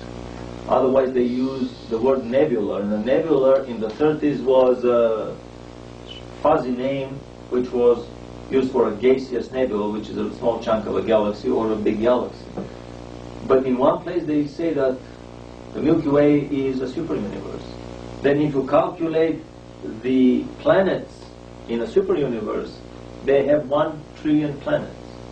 So this is, and we know that there are 150 billion stars. By 10 planets each come to about 1.5 trillion. Maybe less than 10 planets per star if you have some stars without planets.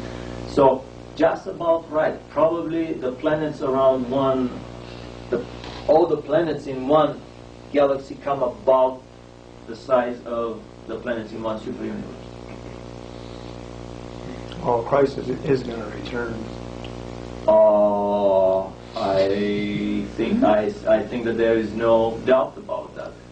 It's an extremely important, according to the Urantia book, the Earth is, how should I say? Christ did his PhD dissertation thesis on the planet. His incarnation here was, I'm using our language for that, his dissertation thesis, his graduation thesis. If the Lucifer rebellion succeeds here on the planet, it would be a big sign for the whole local universe of 10 million other inhabited planets that the boss of this local universe, because Christ after graduation here became the autonomous, independent boss of the local universe of 10 million planets. Before that, the paradise ambassadors were the universe rulers. So, if you prove to the boss of a universe that the planet that is his graduation thesis is mismanaged and cannot be managed with his philosophy of love and love thy neighbor and thy brother, then you prove a point that he's not fit to manage the whole universe. If you cannot manage a small, insignificant planet in that whole 10 million planet strong local universe, chunk of our Milky Way galaxy, how the hell can he manage the whole thing? And this is the pinnacle point of the Lucifer rebellion. That basically, according to the Urantia book, I have not been to these levels. I know nothing about them. And we're about to enter into a very big discussion, but we have to get out of here. Any other questions on the more mundane topics? Why did Martin Sheen make the movie about the astronaut from Alternative 3? Do you know that movie? How much connection the Alternative 3 movie? have? Yeah. What was the Gorman? What's his name? I don't remember. The Alternative 3 astronaut who originally went to Bob the movie. Grodin. Bob Grodin. Well, Okay. there's no such real astronaut. Yeah, Probably it's a play of Really? words on Buzz Aldrin. Buzz Aldrin is probably okay. Bob Grodin. Right. Okay. Why did Martin Sheen make the movie then? Which movie did he make? What's it called? I'll have to think of it. Never heard about this. Yeah, it's a really a B kind of rated movie, but Hangar 18? No? No, something like The Bright Stars or something. What is the movie about? It's about an astronaut who goes to the moon and finds an object which is really a sort of a crystal, and realizes that it's all a dupe. In other words, that there was civilization there already. Well, this is the 2001 film by Kubrick. They discovered this monolith on moon. But I think it was a There's a British film where the Apollo astronauts I've discovered seen that same movie. I just flag, don't remember the Union Jack flag on the moon. Thank you very much for your attention. It was an extreme pleasure for us. And we'll see you on the next,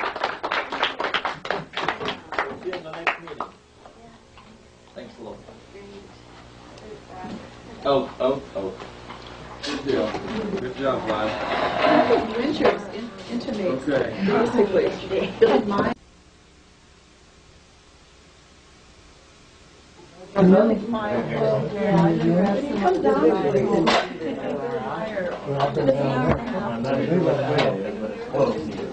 ran along. I began to be a nuisance to him, and I said, close the door. I'm so glad you came over here. I'm down there. Stuck here. I wish I had your ride